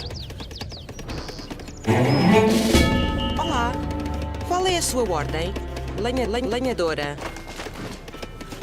Preparado. Lenhador.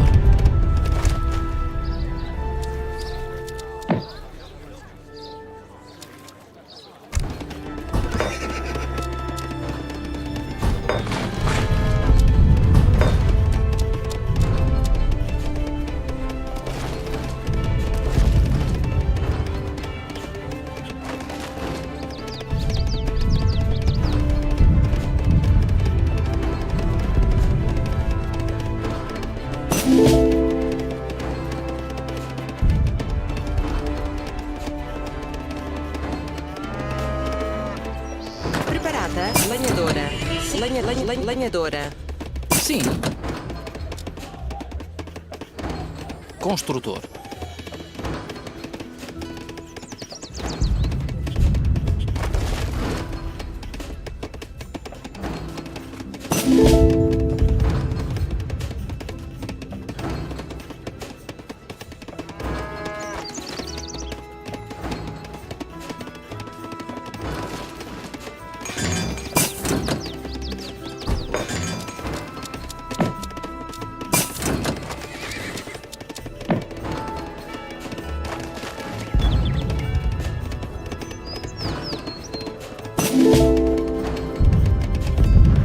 Olá.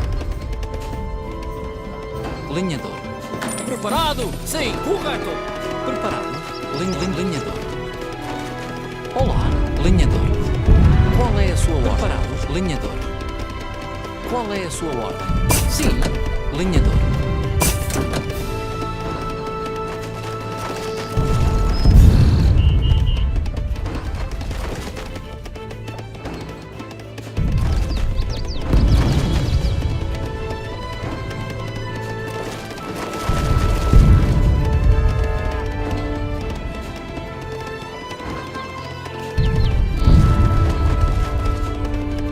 Olá. Correto, lenhadora. Olá. Lenhador. Construtor.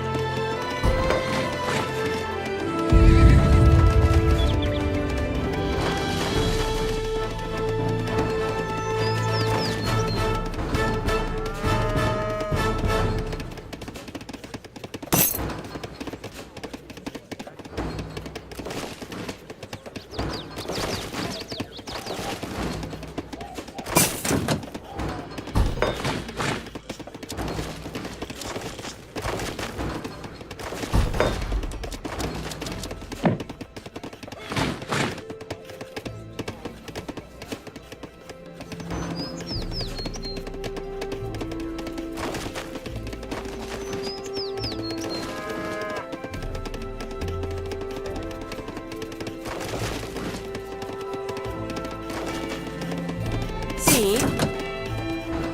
Camponesa. Lenhadora.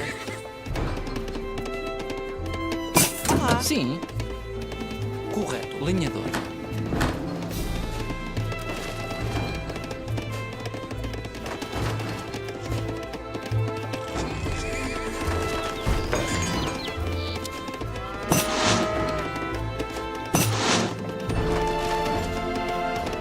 Olá. Vou sim. Lenhador. Vou correto. Lenhador. Lenhador. Lenhador. Sim, lenhadora. Preparado? Lenhador.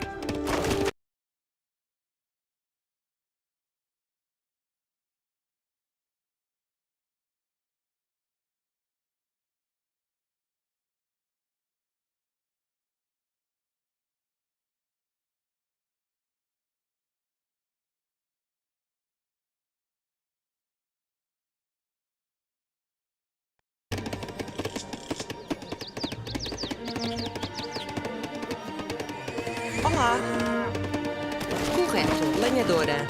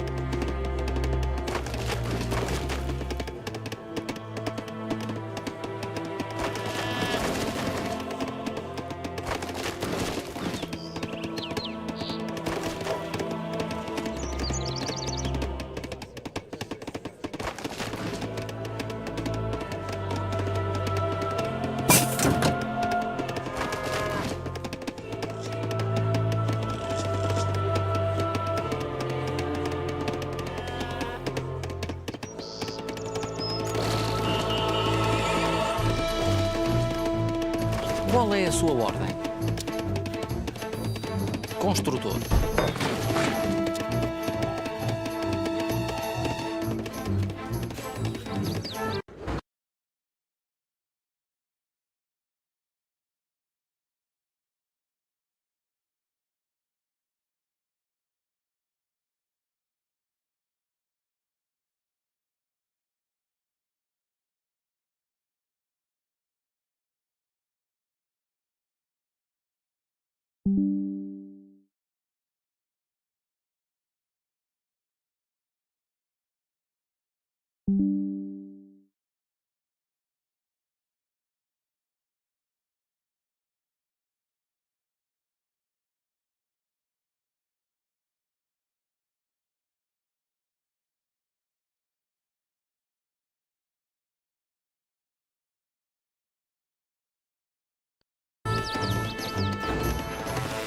Sim, lenhador.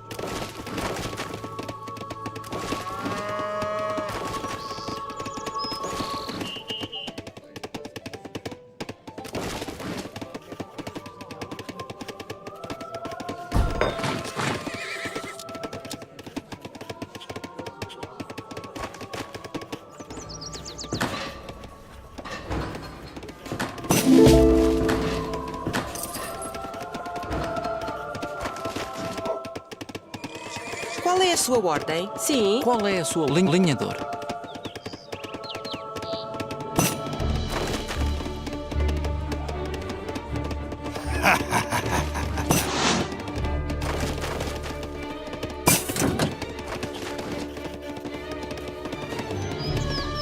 Olá. Lenhador.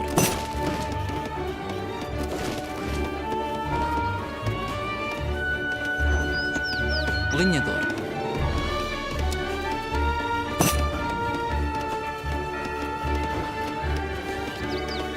Construtor. Sim, construtor.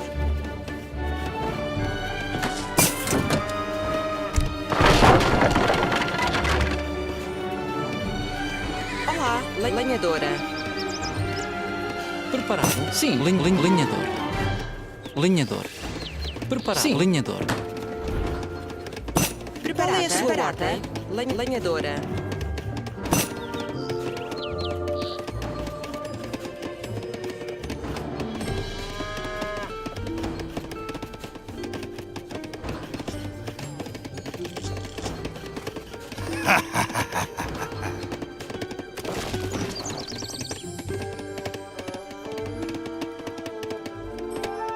I need wood.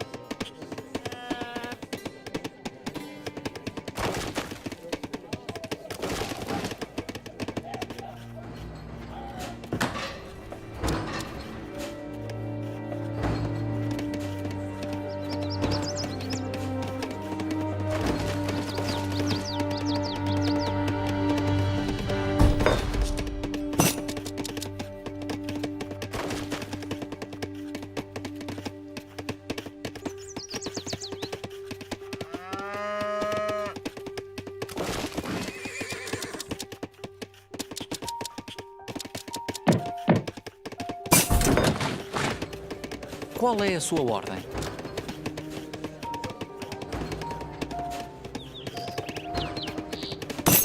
Preparado?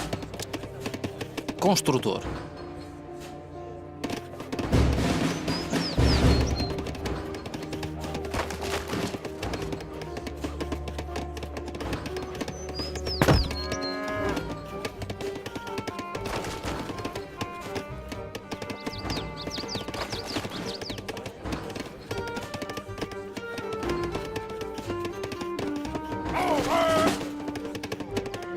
Hey, shut your pie hole.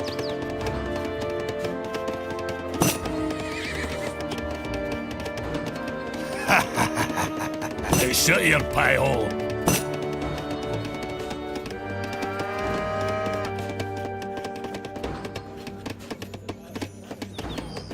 Yes.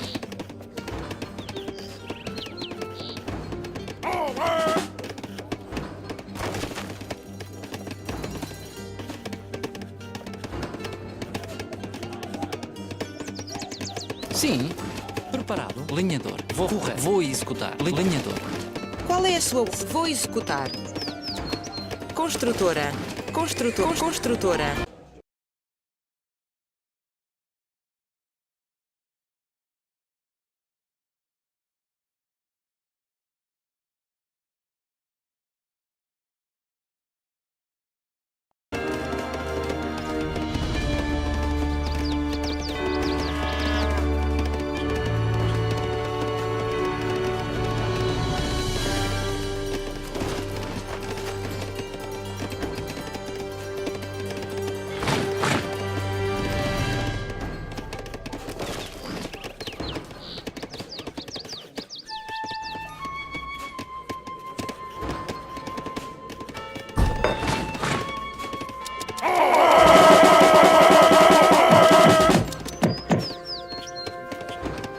Sim, vou fazer. Construtor.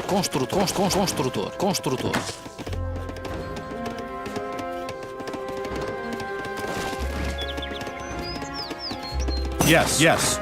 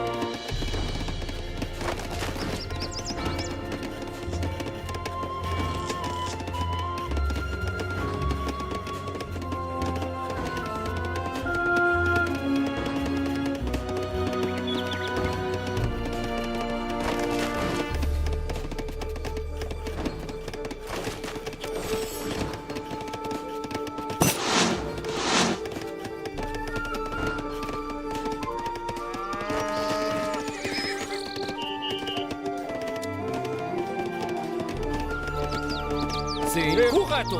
Sim, correto.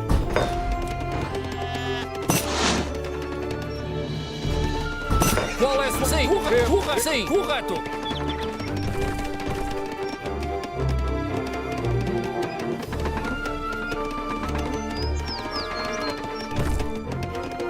Eu vou... Correto. Eu vou... Sim. Sim. Sim. Eu vou...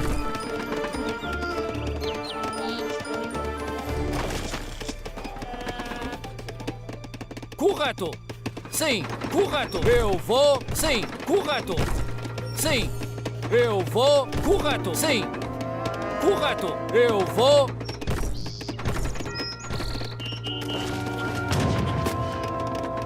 Correto! Eu vou! Sim, lenhadora. Olá. Vou sim. Preparado! Qual é a sua ordem? Preparado.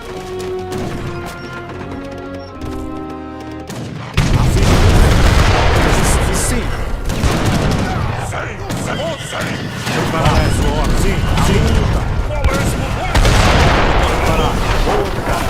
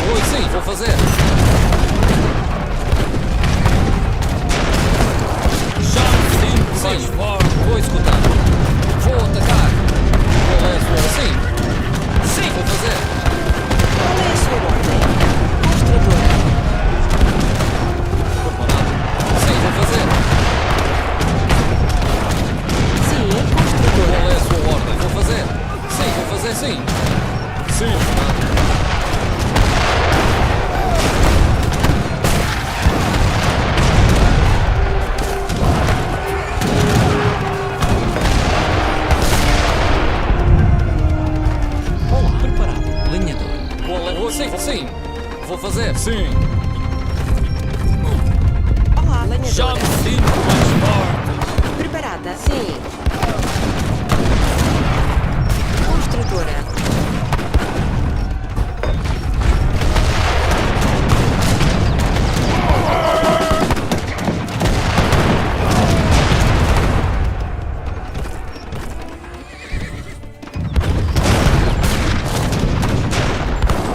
Qual é construtora?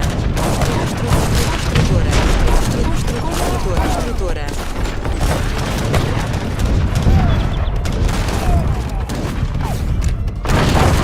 Sim, perfeito.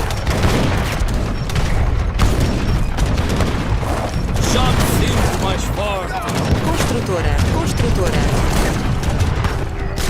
Eu vou fazer. À luta, sim. Sim, à luta.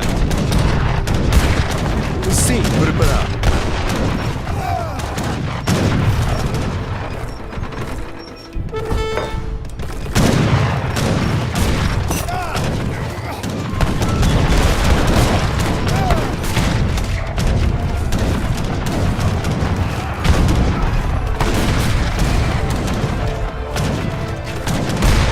Qual é a sua? Vou executar. Sim.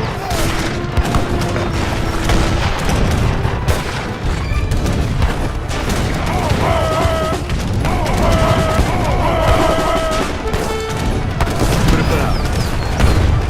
Sim. À luta. Vou executar. Vou fazer.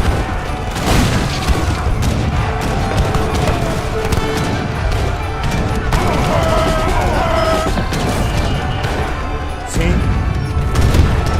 Preparado. Qual é a sua ordem? Sim. Vou fazer. Chame cinco mais fortes. Sim. Qual é a sua ordem? Sim.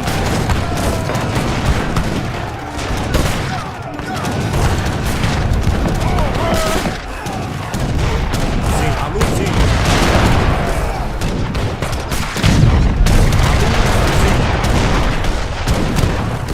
Eu vou escutar. Sim. Preparado. Vou à luta. Sim.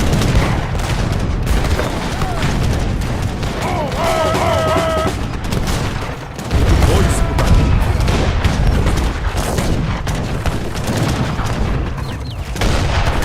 Preparado. Vou escutar. Sim. Sim, voz construtora.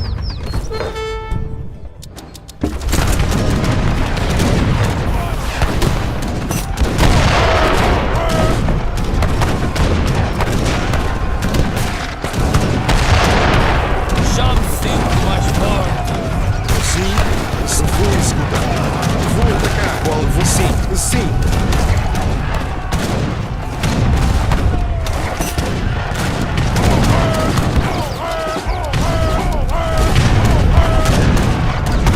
Qual é a sua lenhadora? Sim. À luta.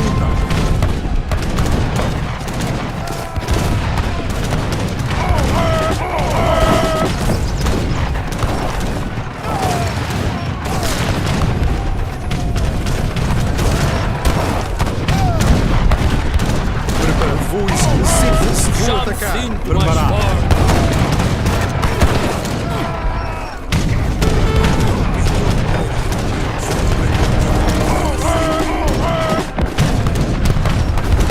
Vou atacar.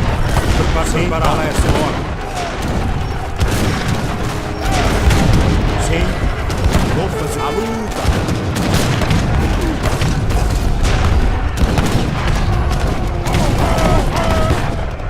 Sim.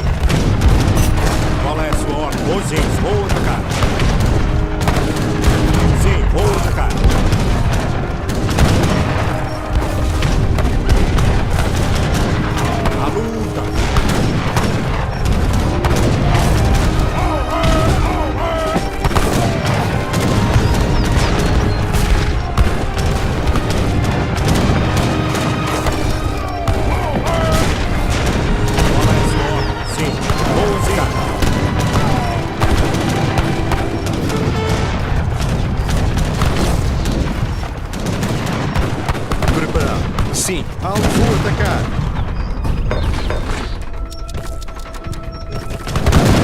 Qual é a sua ordem?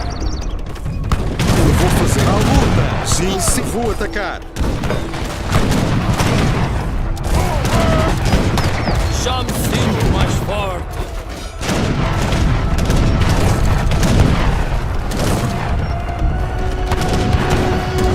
Preparado. Sim, vou executar. Qual é a sua ordem? Vou sim. À luta. Qual é preparado? Sim. Vou atacar.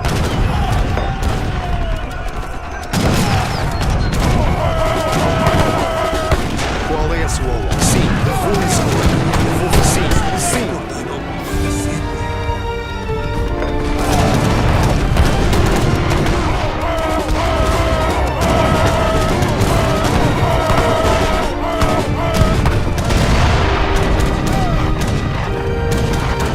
Preparada?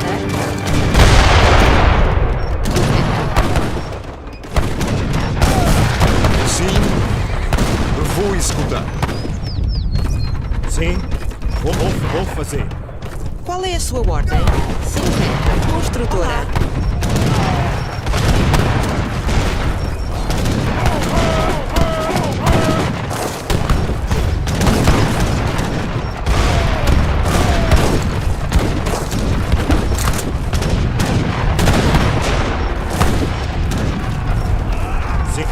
Sim, vou fazer. Vou executar. Qual é a sua ordem? Sim, vou fazer. Vou executar. Sim, vou à luz. Já me sinto mais forte.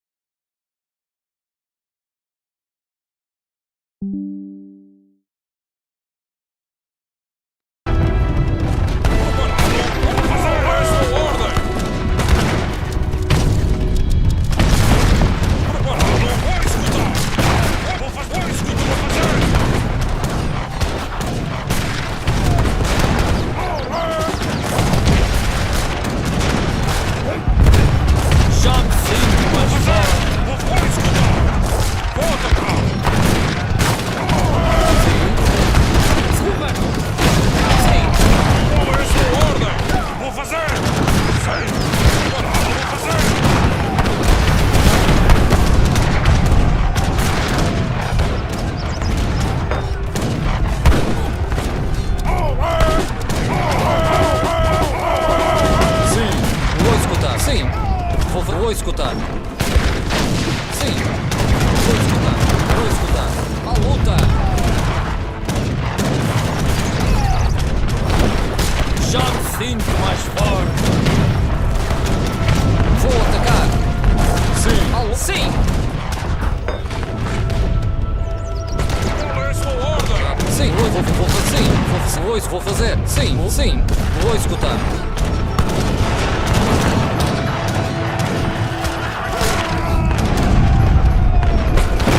Sim, correto. Construtor.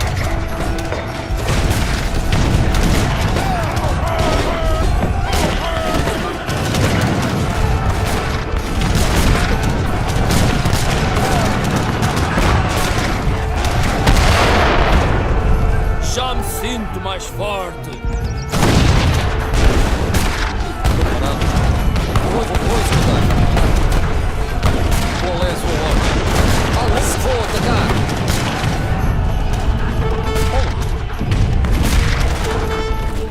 Construtor.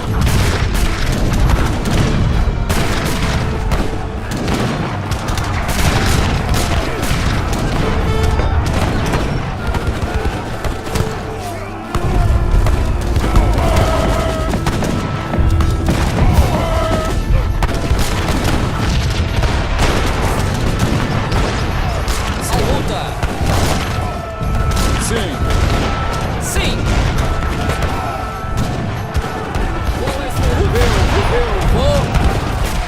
Vou fazer. Sim, vou escutar. Sim. À luta. Qual é a sua preparado? Atacar!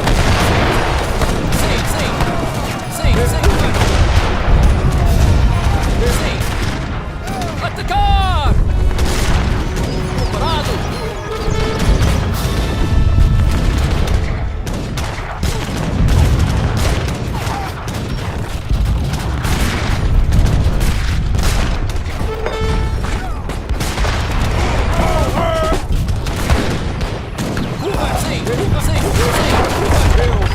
Vou.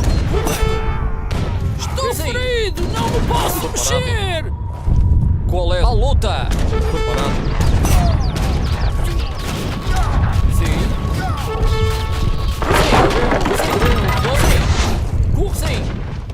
Correto. Qual é? Vou atacar.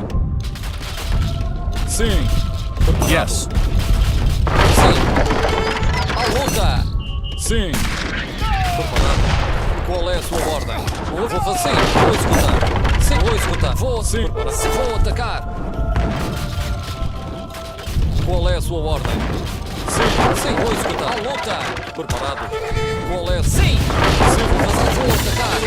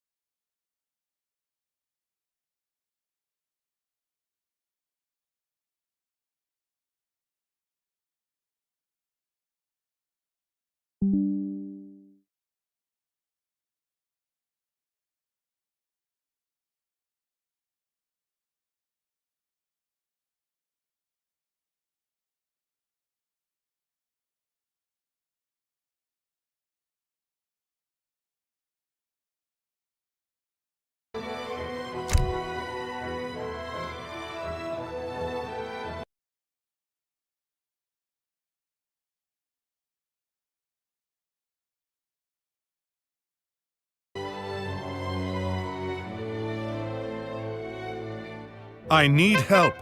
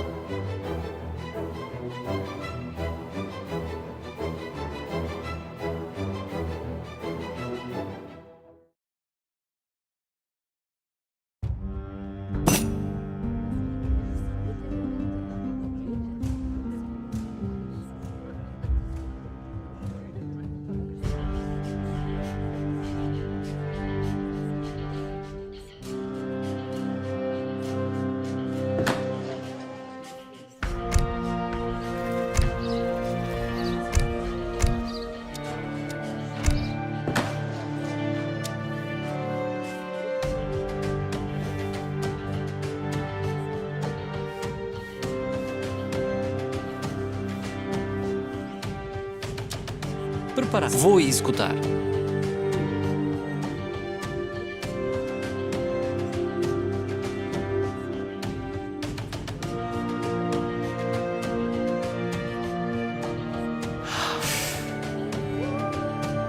Qual é a sua ordem? Correto. Vou fazer. Sim, sim.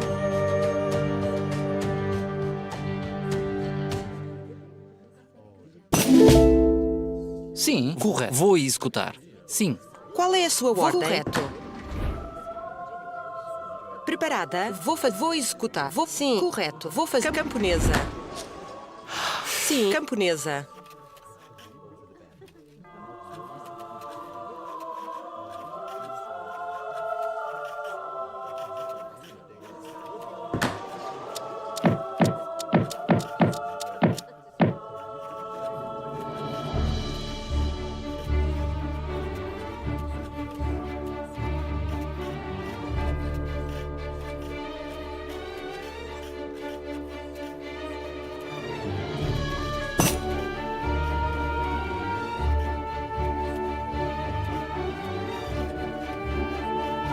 Yes.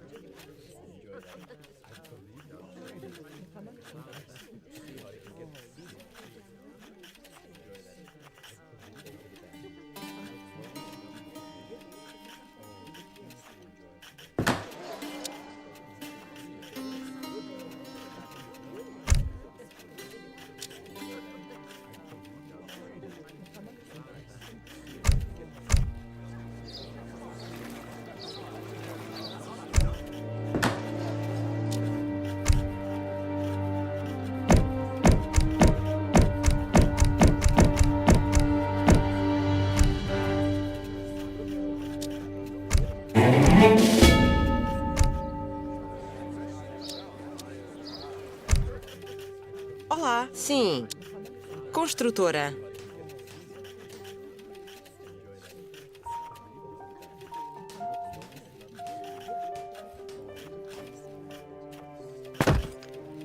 Qual é a camponesa?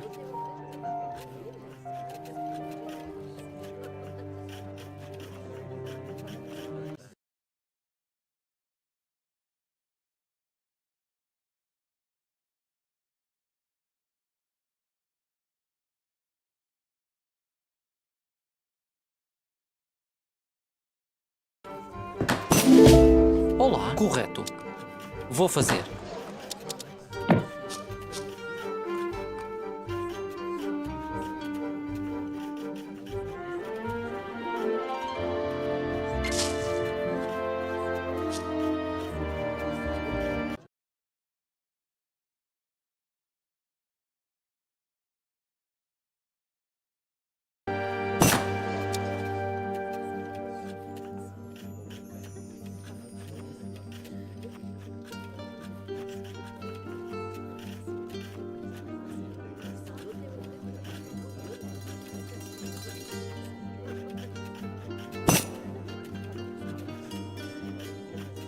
Sim, sim.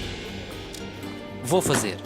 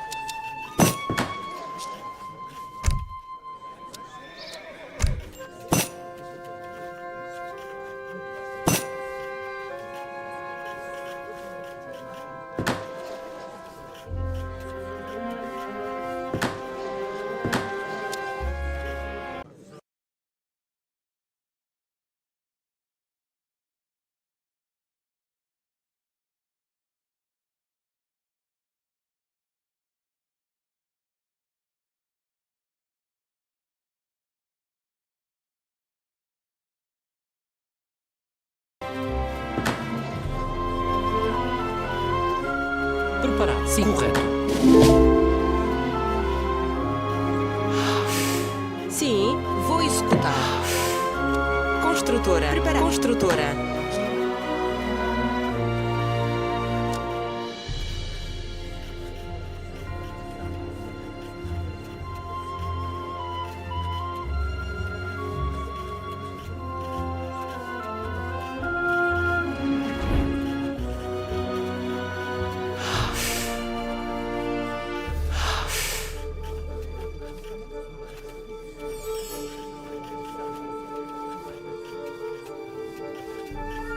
Qual é a sua ordem?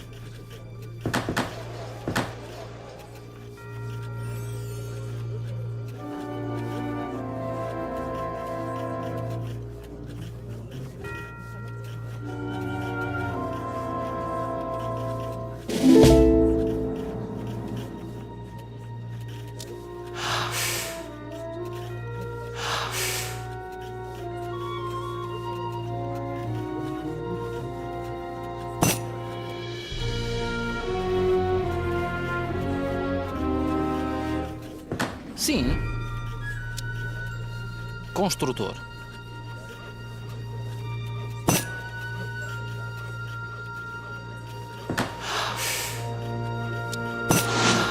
Qual é a sua ordem? Construtora.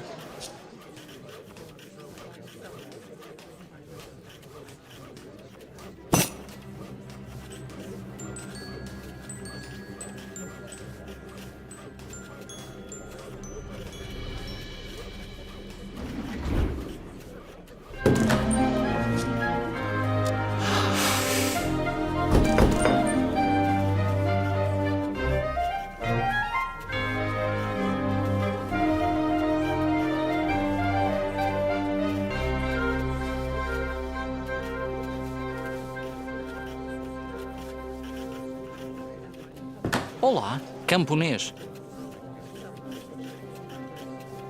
Sim. Construtora.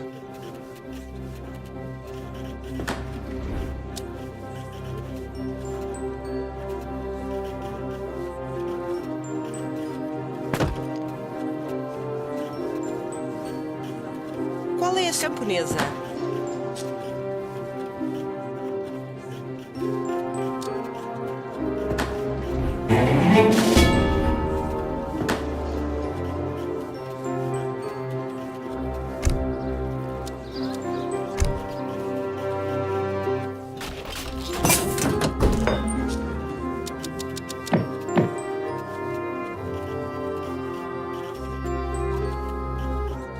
Sim, construtora.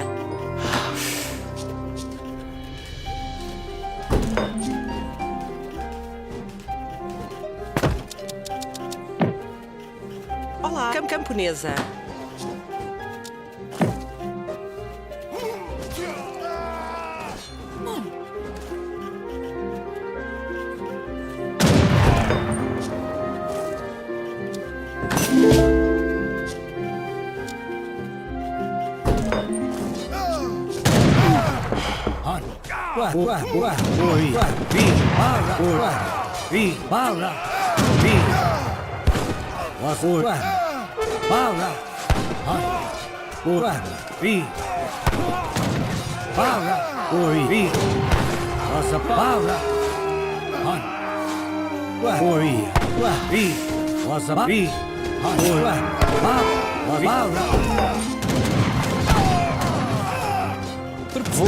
Vou fazer.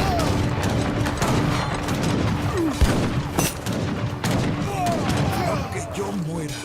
Para siempre.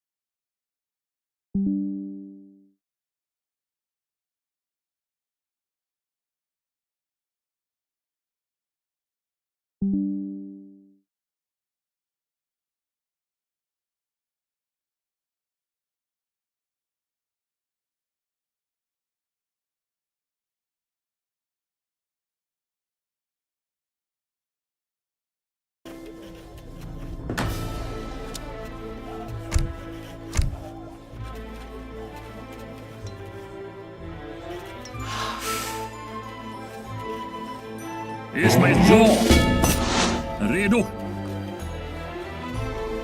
Sim, vou executar. Assalariado. Assalariado.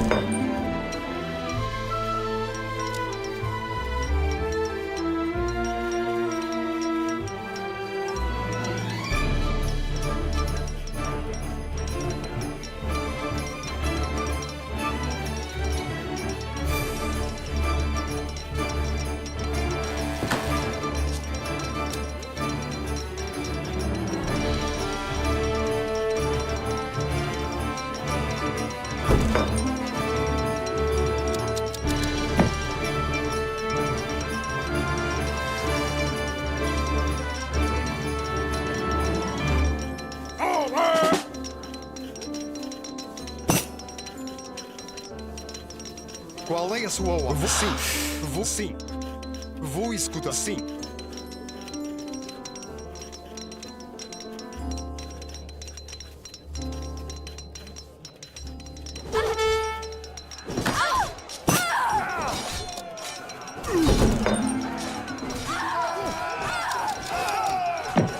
Sim, vou fazer. Sim.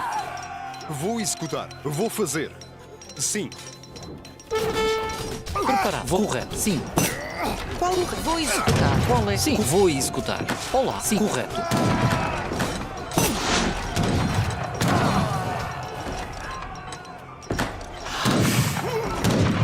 Qual é? Camponês. Qual é? Vou executar. Sim.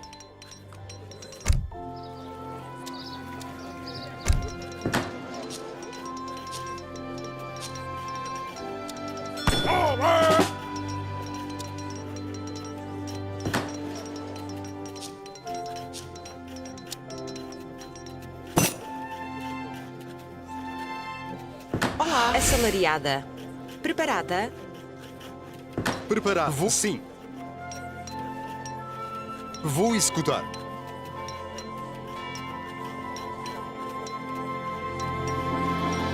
Qual é a sua ordem?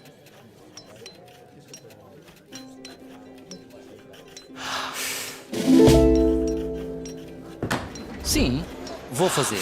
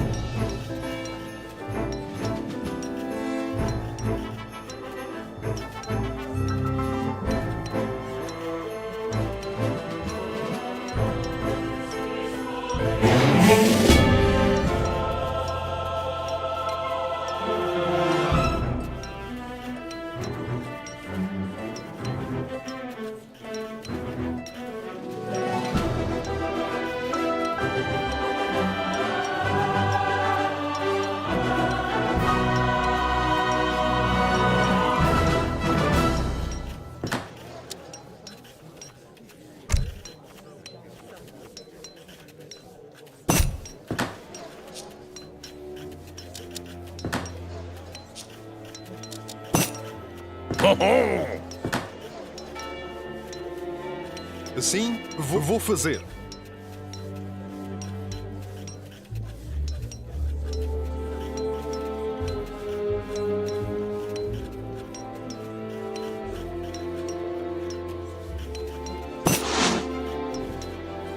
Sim. Sim. Sim.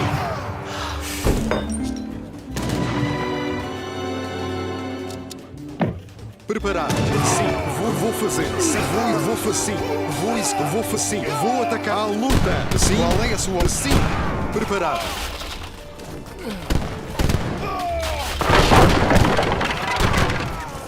Qual é? Vou sim. Vou sim. Sim. Vou fazer. Vou fazer. Sim. Vou escutar. Vou fazer. Vou escutar.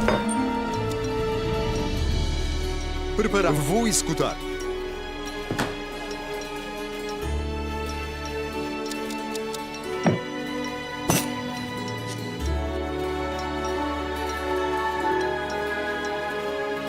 Sim, vou escutar. Vou fazer. Preparar. Sim, vou fazer. Sim.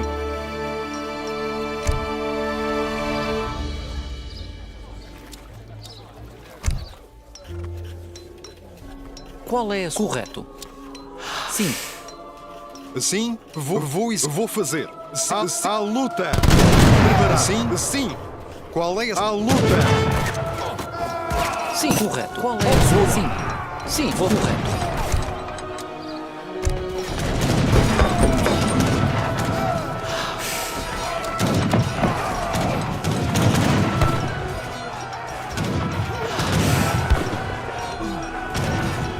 sua ordem?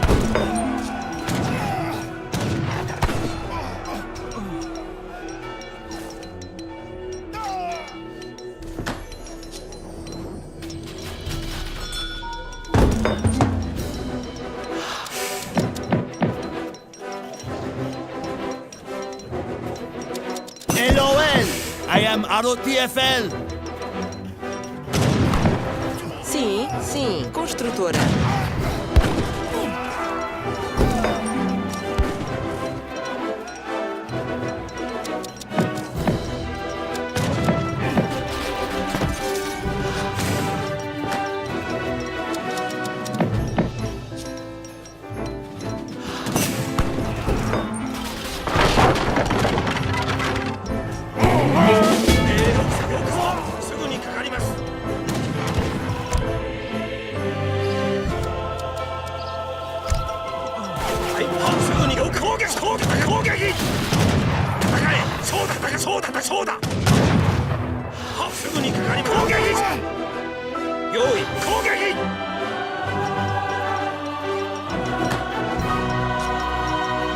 Olá, vou executar.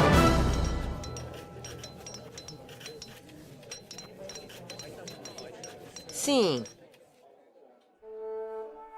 はいはよくはすぐそう戦え戦うんだはすぐにかかります攻撃戦えはよくはすぐは了解すぐにかかります了解しましたは了解は了解すぐは了解はすぐに了解は了解しましたすぐは攻撃すぐにかかりそうだは了解しましたすぐは命令了解は Preparada?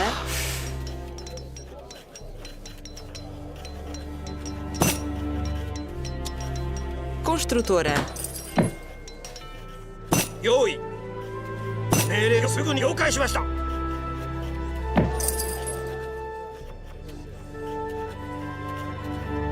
はすぐにかかります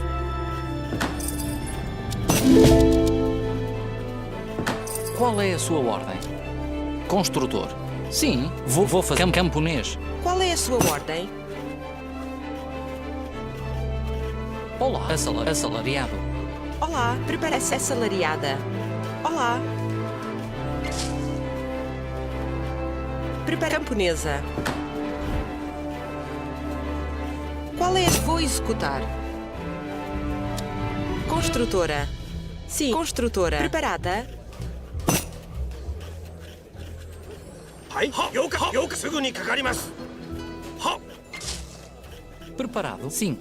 Construtor.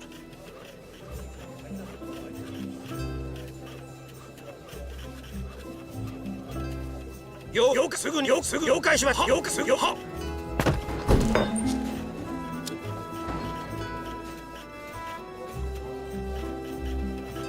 はい了解しましたすぐにはすぐにはすぐ了解しました戦うんだは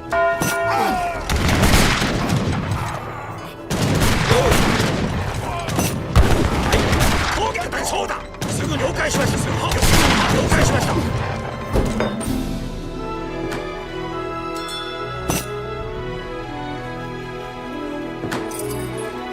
ほほ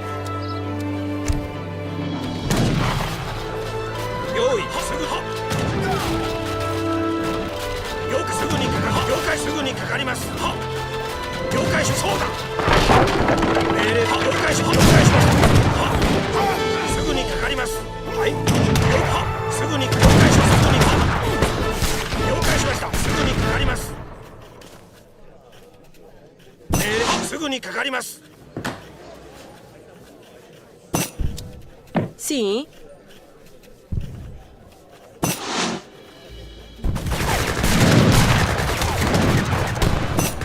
Yes.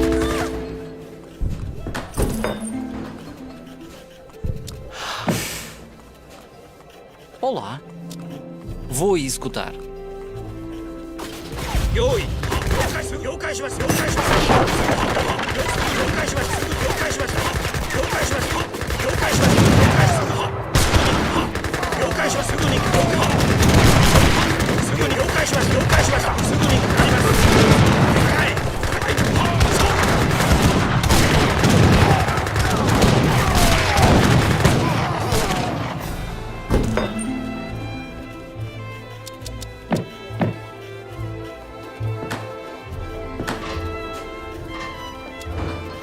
Prepara. Sim.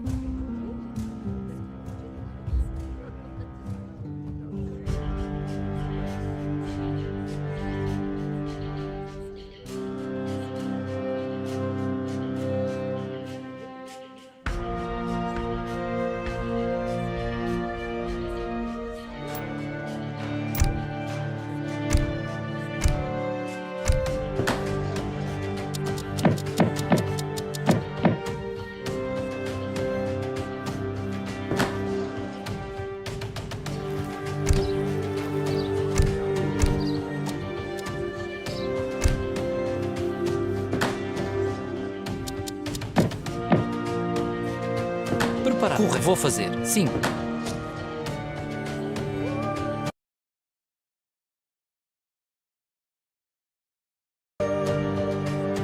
Qual é? Correto. Vou fazer.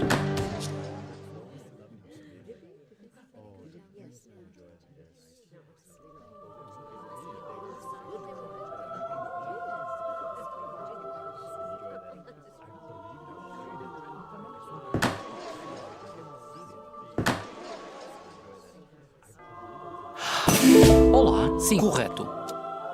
Vou fazer. Sim. Sim. Vou fazer. Vou executar. Correto. Vou. Camponês. Camponês.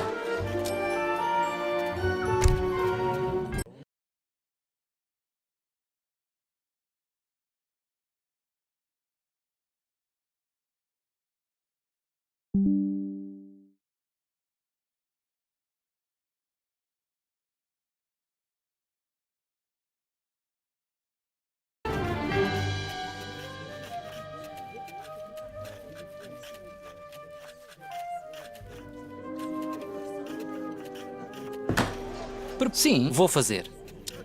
Construtor.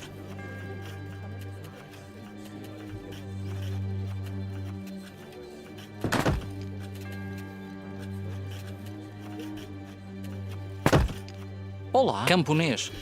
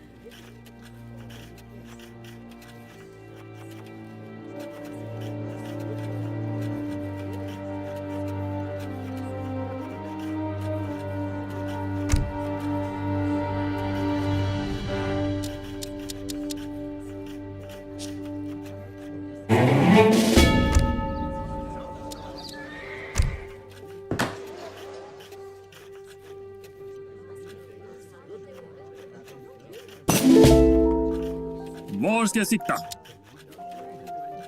Ska ske.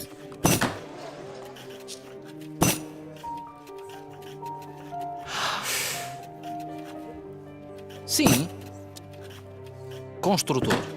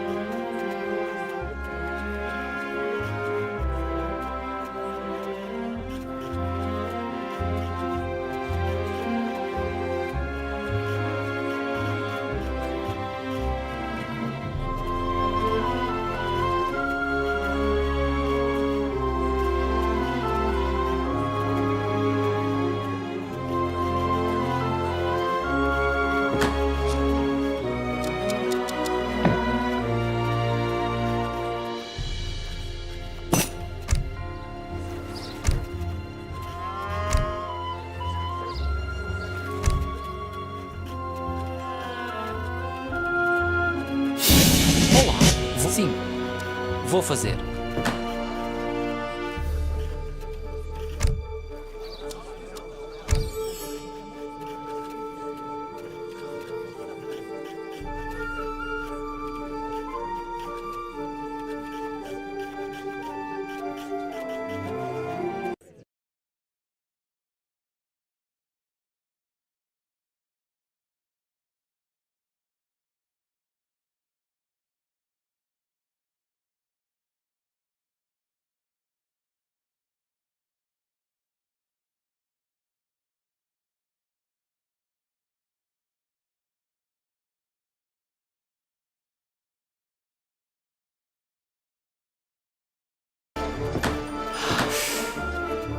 Qual é a sua? Vou executar. Sim, assalariado.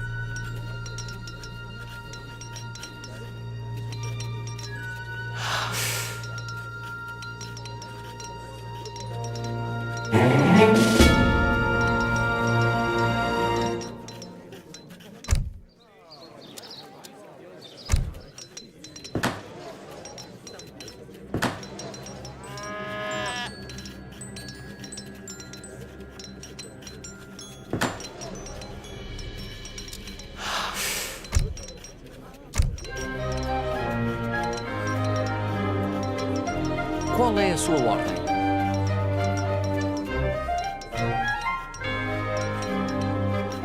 Sim.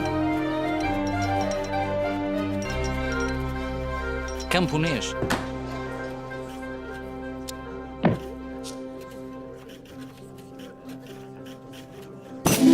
Olá, vou executar. Sim. Sim.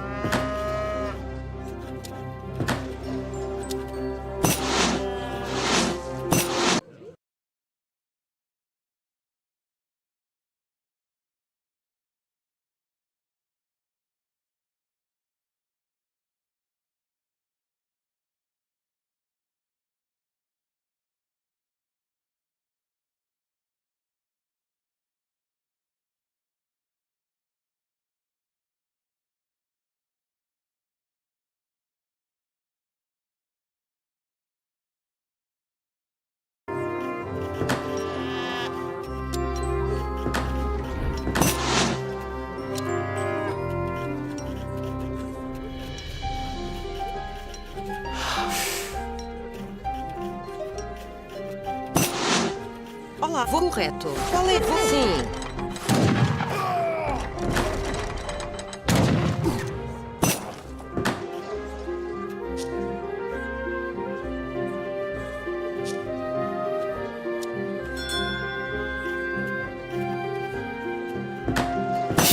assalariada. Sim, vou fazer. Vou executar.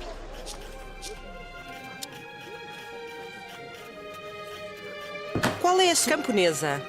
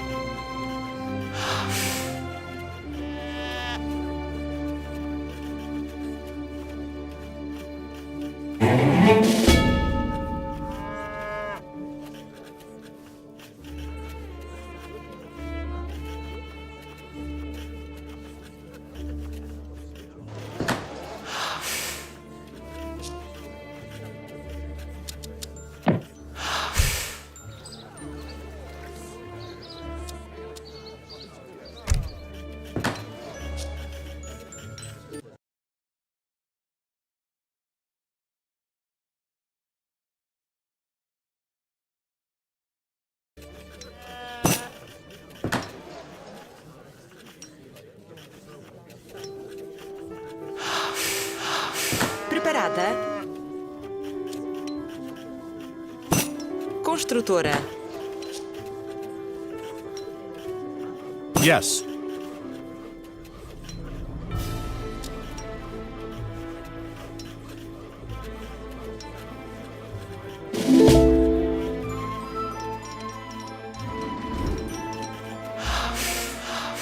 Sim, corre. Vou fazer. Sim, construtora.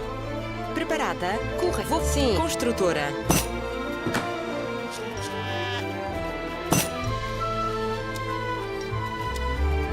Olá, vou fazer.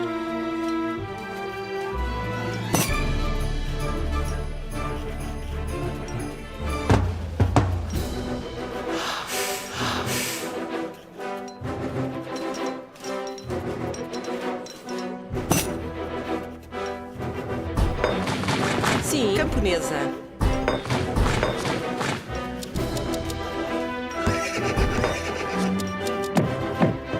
Preparar. Camponesa. Qual é a sua voo? Correto. Construtora.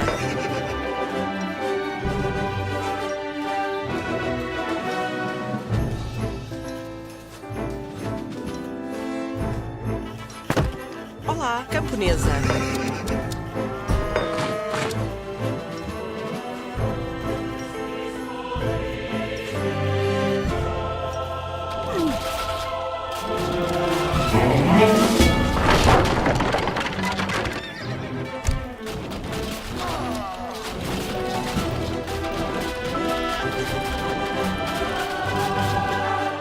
Sim, camponesa. Prepara, sim, vou escutar.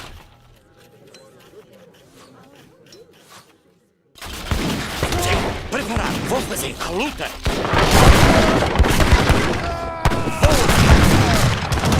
A luta. Sim, vou escutar. Preparada? Campo. Vou executar. Construtora. Qual? Vou, sim, vou fazer, vou, sim, vou fazer, vou isso, sim, vou isso, sim. Sim, camponesa.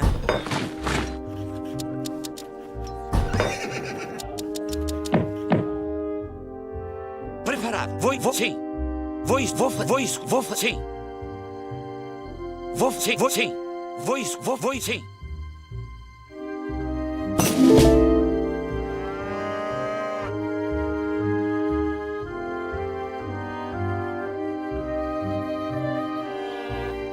Vou fazer. Vou sim. Vou fazer sim.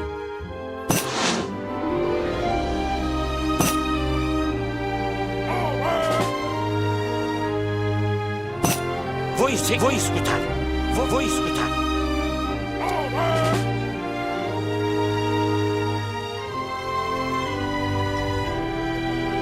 Sim, correto. Construtor. Qual é? Vou escutar. Vou fazer, sim. Vou escutar. Vou, sim.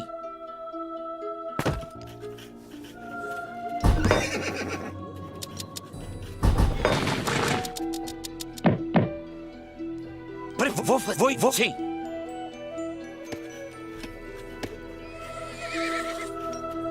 Olá, vou correto. Construtor. Qual é? Vou sim. Vou isso, sim. Vou sim. Vou isso, sim. Vou executar. Vou executar. Vou fazer. Sim. Vou executar. Vou executar. Vou fazer.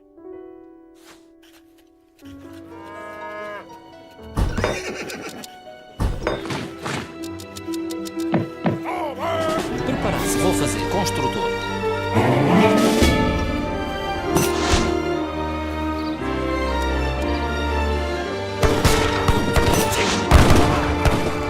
Sim, vou escutar, sim, sim. Qual é esse? Vou fazer, sim. Sim, vou fazer, vou. Qual é esse? Sim, vou, sim. Qual é esse? Vou fazer, sim.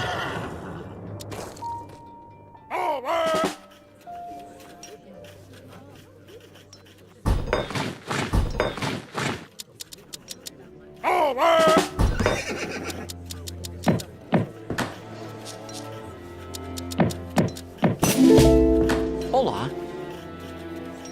Construtor. Vou executar.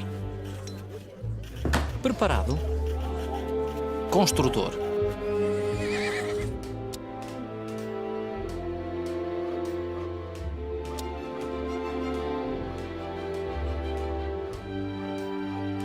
Preparado.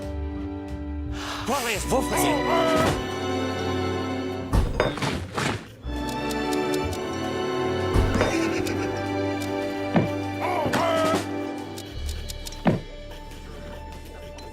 Qual é a sua ordem?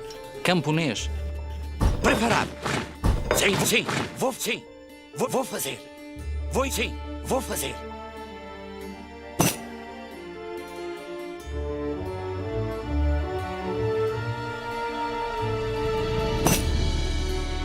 Preparado. Sim, vou escutar. Sim.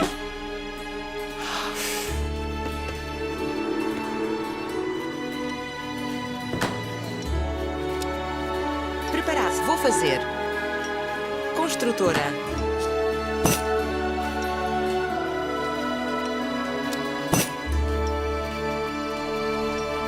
Qual é a sua? Vou sim. Vou escutar. Sim. Vou fazer. Sim.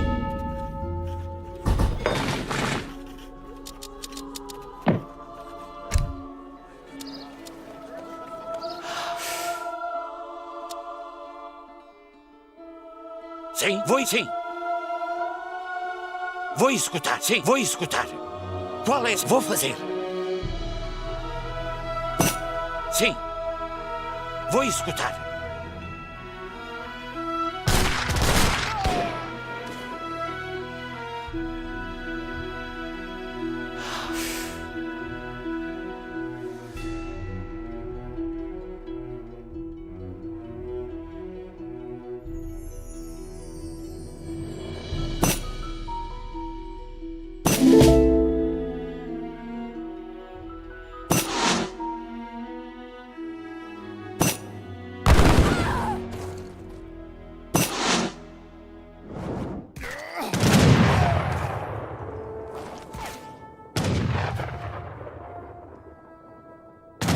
Vou escutar. Sim. Vou fazer. Sim. Vou fazer.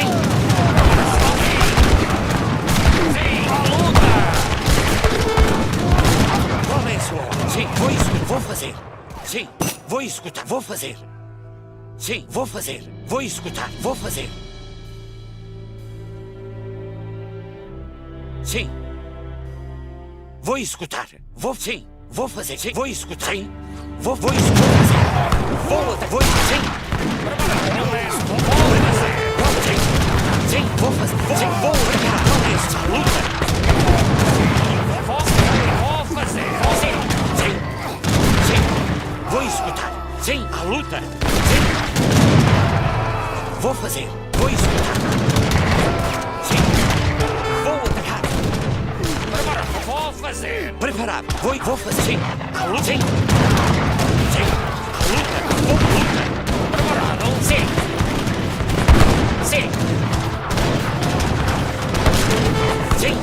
Começa a luta.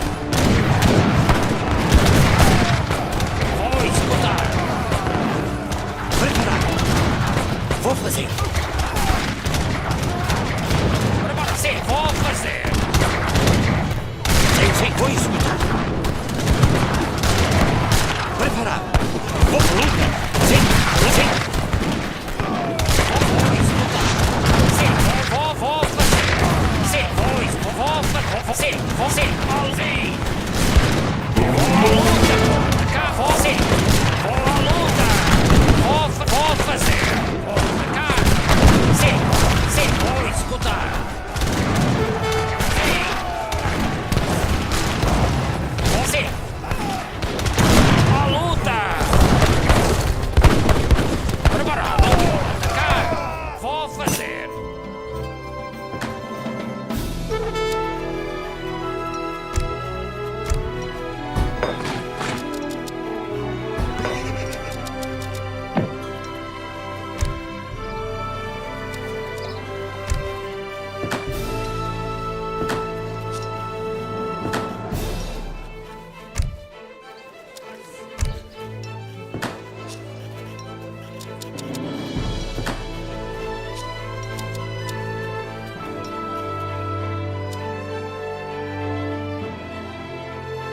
Qual é? Vou escutar.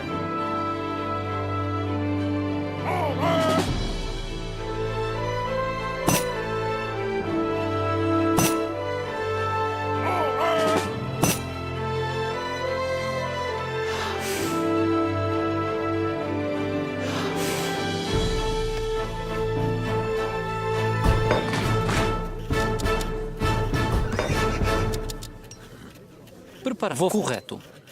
Construtor.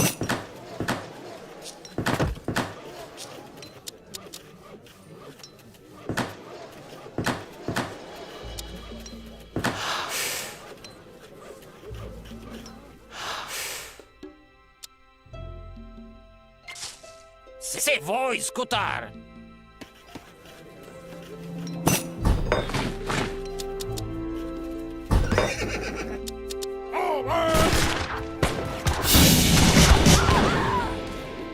Preparado? Sim, vou escutar. Sim, vou escutar. Vou sim. Vou fazer. Sim, vou fazer.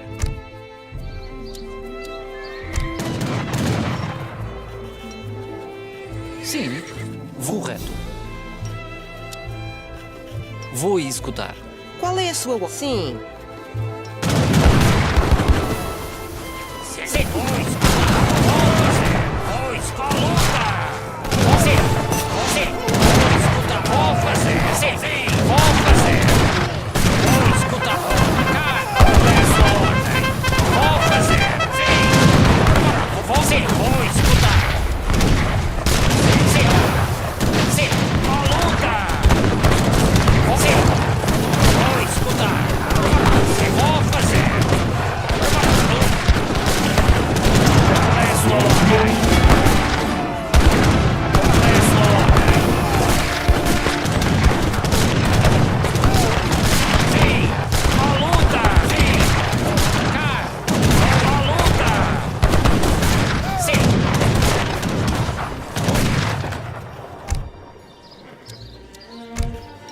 Olá. Correto. Vou fazer.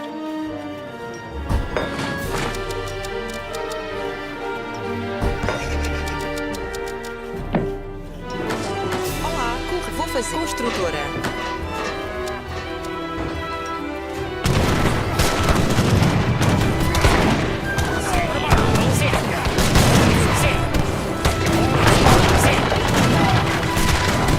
Vou escutar. A luta. Sim. A luta.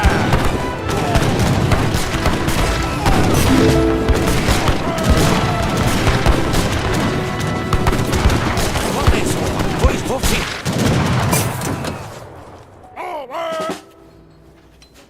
Preparado? Correto. Vou executar. Construtor. Sim. Correto. Vou executar.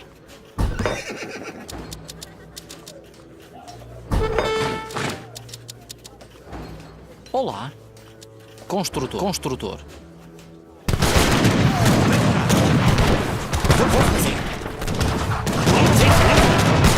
Sim. Vou fazer. Sim, vou fazer. Vou atacar.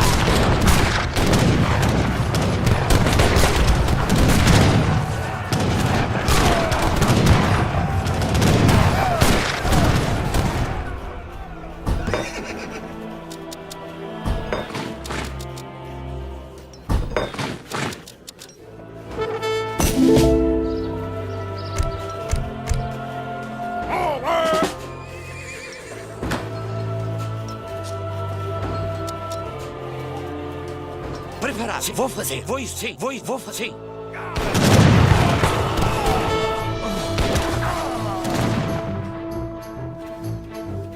Preparado? Vou executar. Construtor.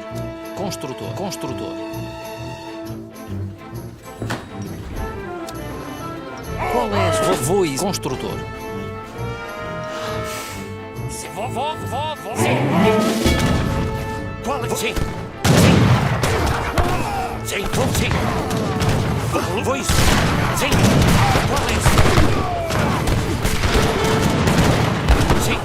Preparado. Sim. Vou atacar.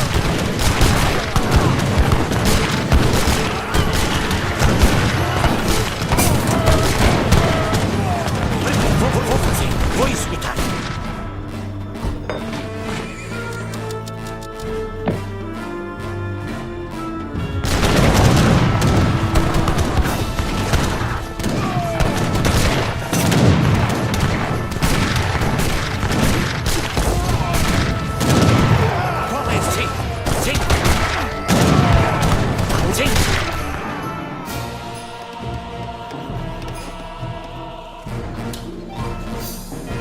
Sim.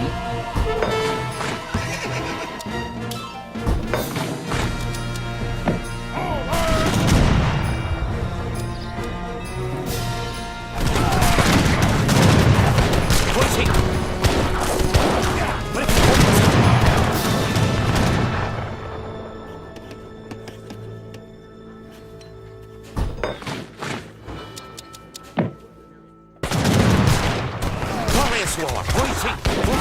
Vou executar. Vou fazer. Sim, vou executar. Vou executar. Vou fazer. Vou executar. Sim.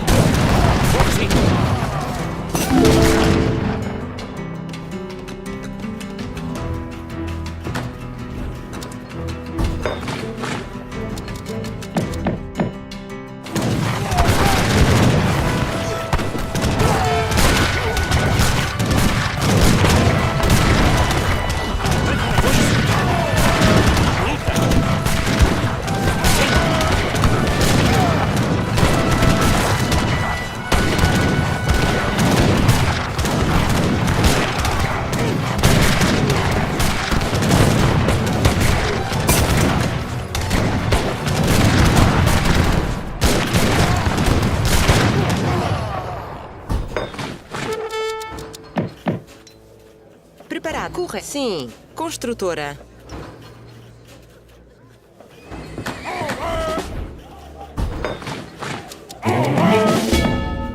Qual é? Vou sim. Vou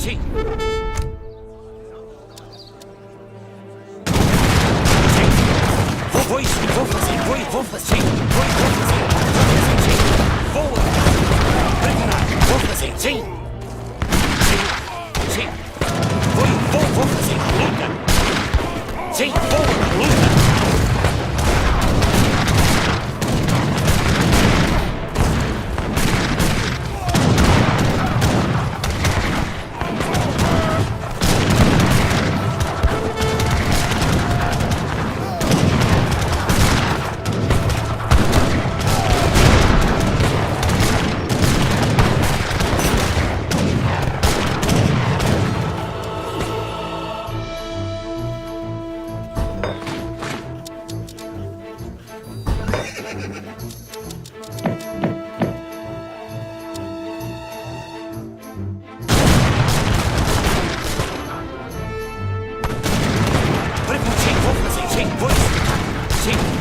Vou escutar. Sim.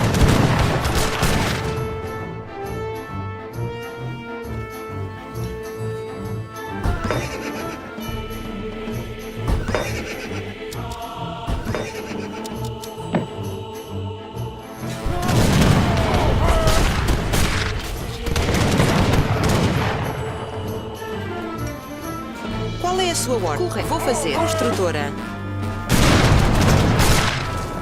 Sim. Vou fazer. Sim. Vou escutar. Vou lutar. Sim. Vou isso. Sim.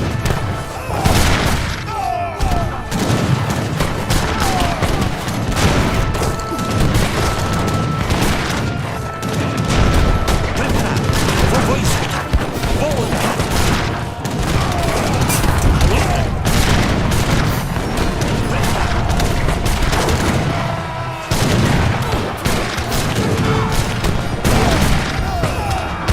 Vou sim. Sim, vou executar. Vou sim. Vou lutar. Vou sim. Qual é a sua? Vou executar. Sim.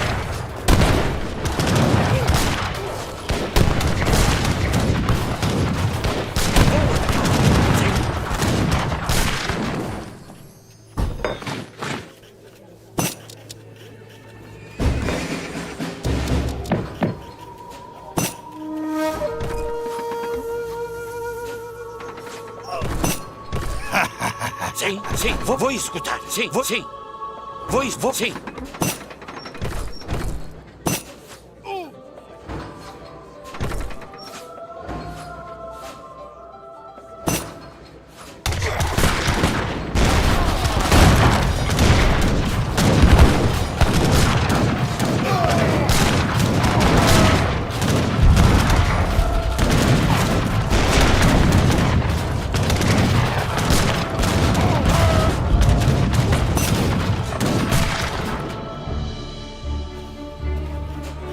Olá. Olá. Correto. Construtor. Construtor. Construtor. Construtor.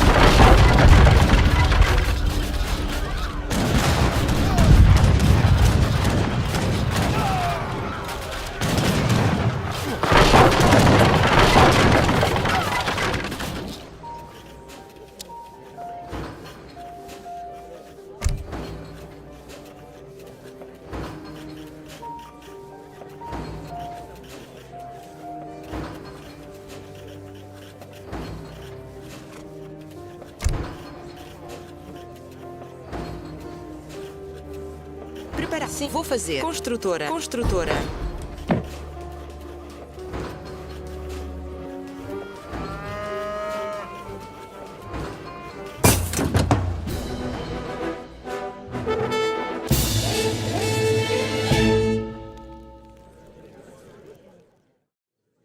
Qual é a sua ordem?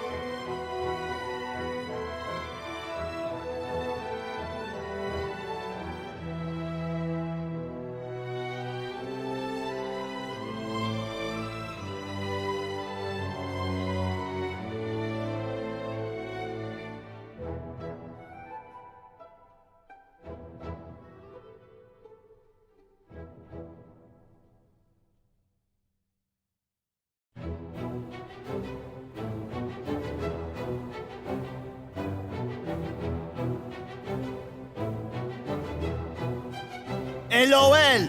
I am ROTFL.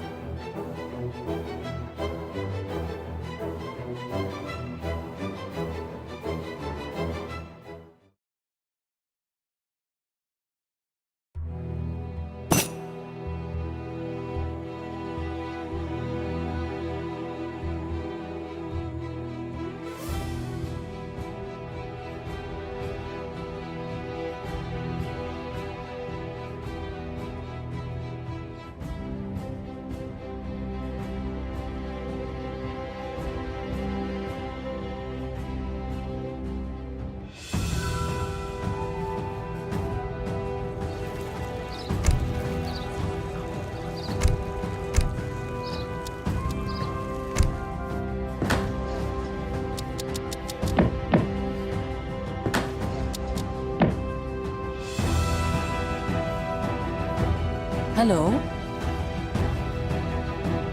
Oké.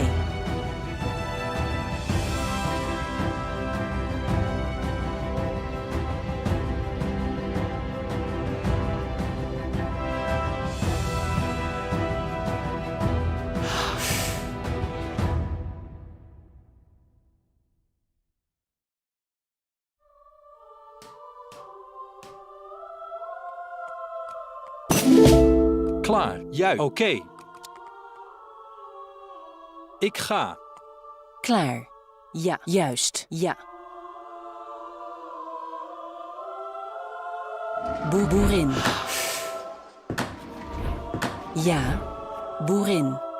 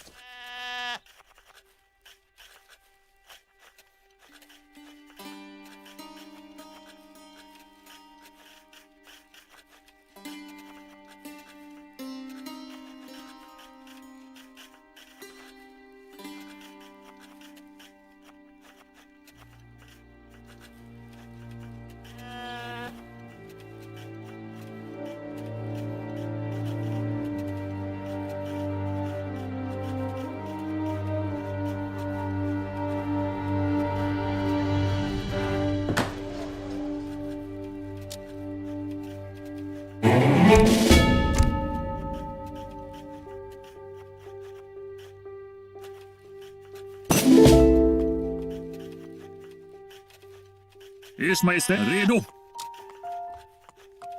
Ska ske! Ja, Klaar.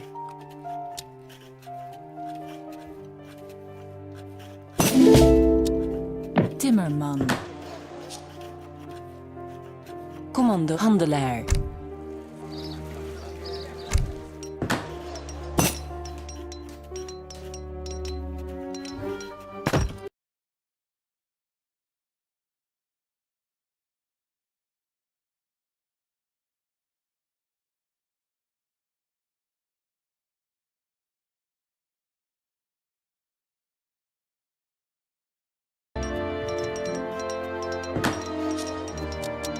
Hallo boerin.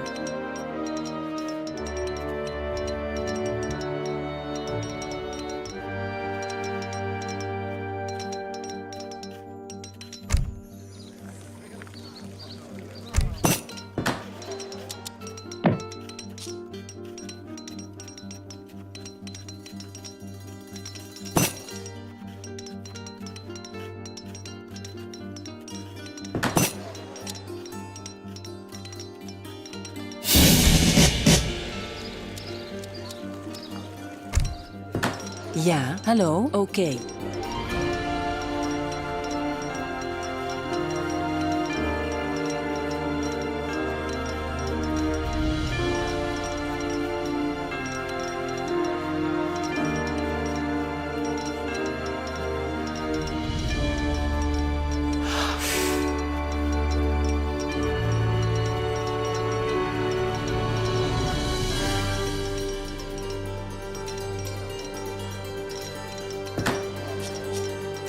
Commando.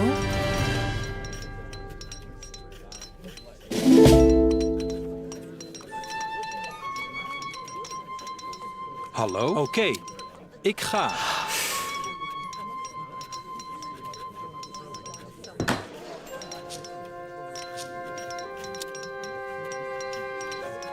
Ja, ik doe het. Handelaar.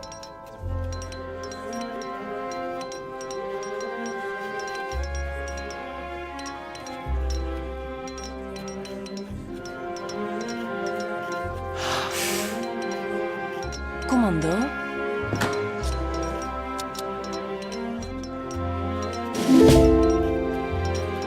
Ja, juist.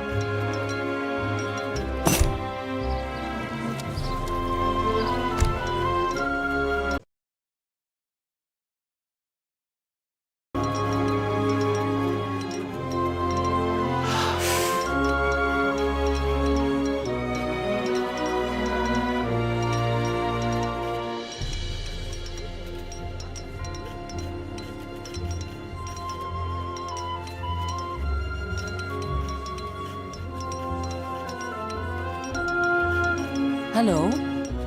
Ik doe het. Timmerman. Commando. Ja, ook ik doe het. Timmerman. Klaar, ja, juist. Ja.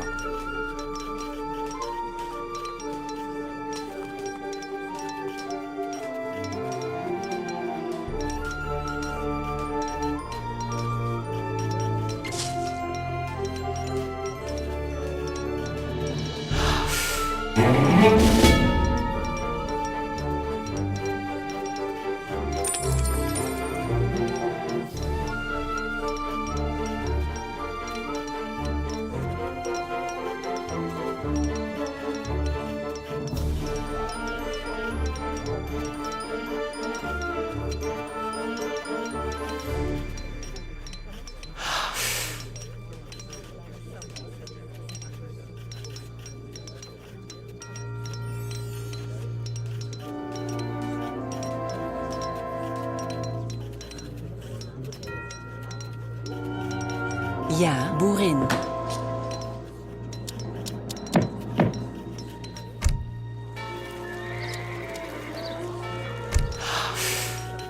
Hallo? Timmerman. Klaar. Timmerman.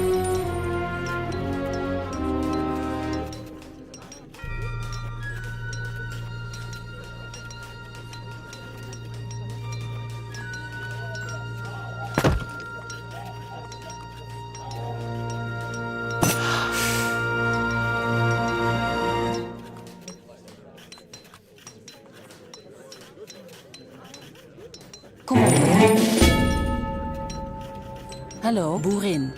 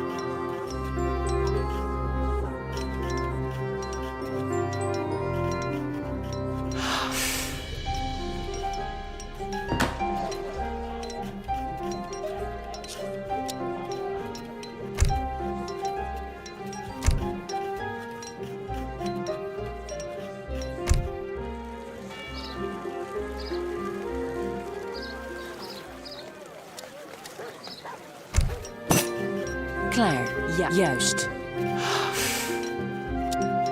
Timmerman.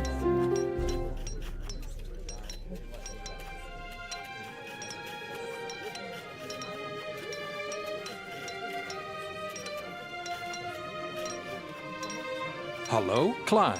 Juist. Ja.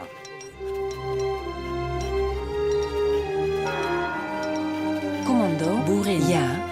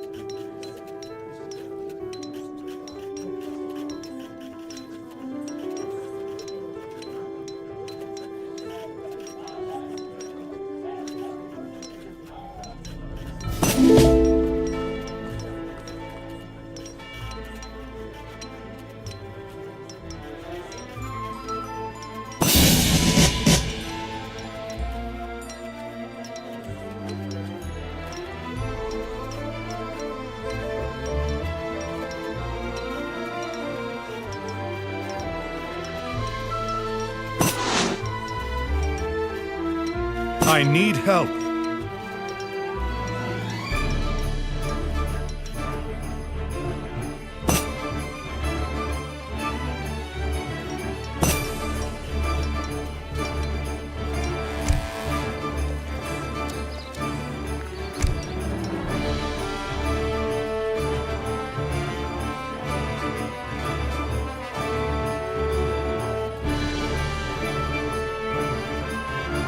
I need help. I need help. I need help.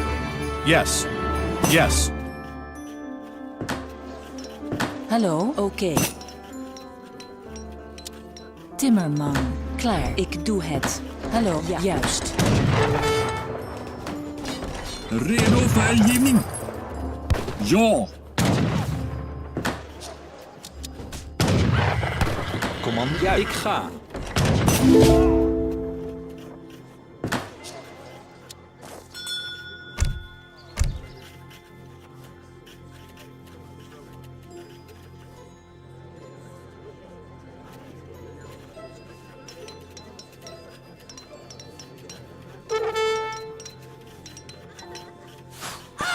Klaar. Hallo?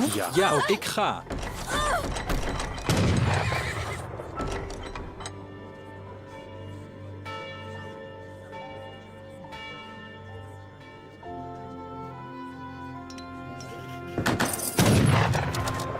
Klaar. Ja. Timmerman.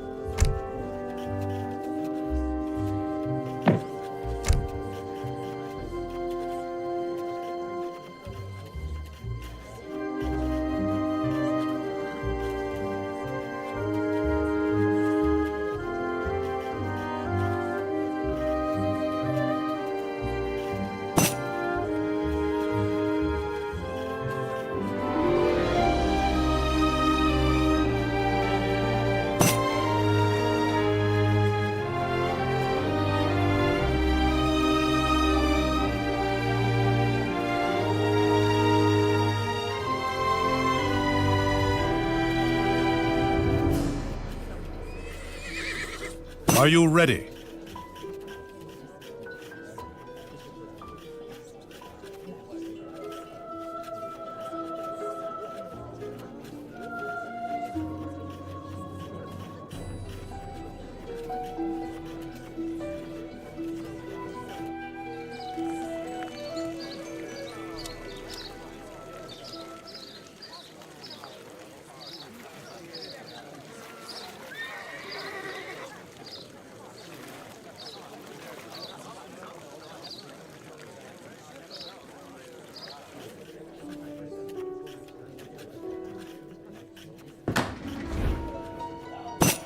Hallo?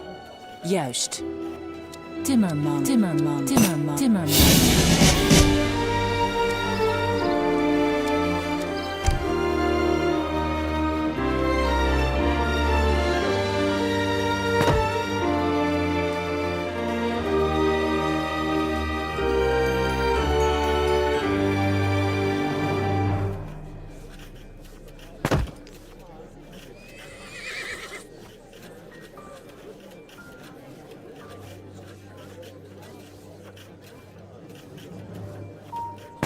Klaar. Boerin.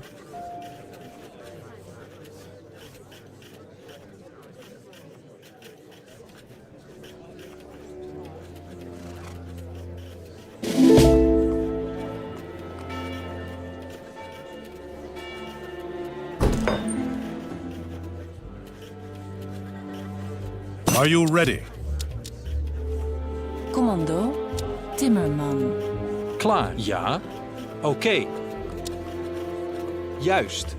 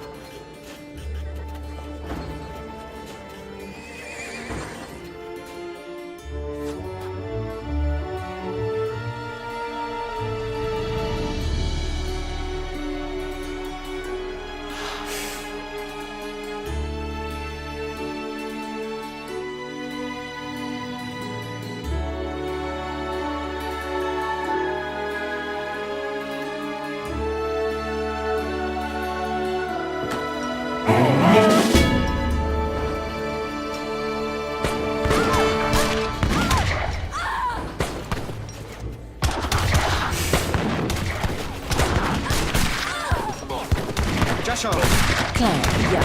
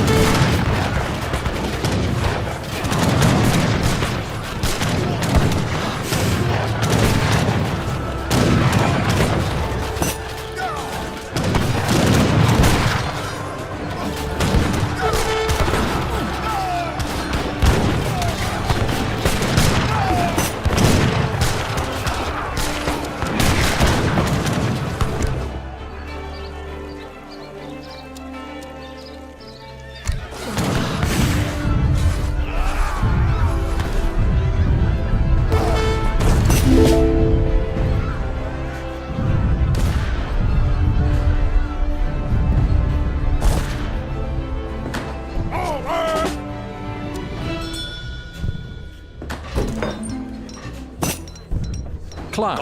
Sto per farlo. Commando, oké. Timmerman, ja, ja. Timmerman, Timmerman.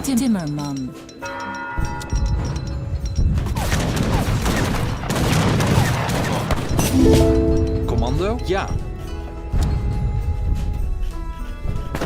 Ik ga.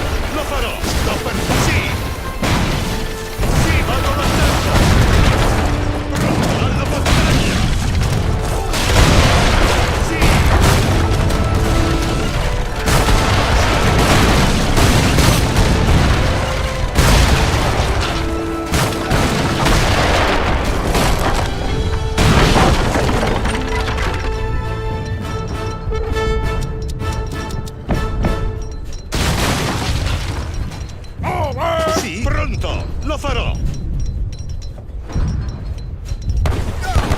Allo pazzino farò!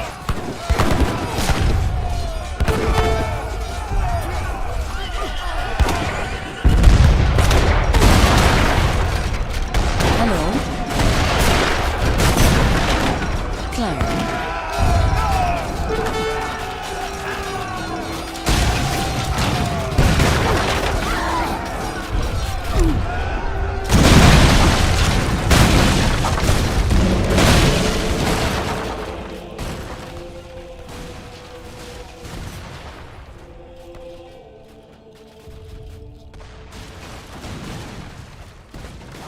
Good match, everyone.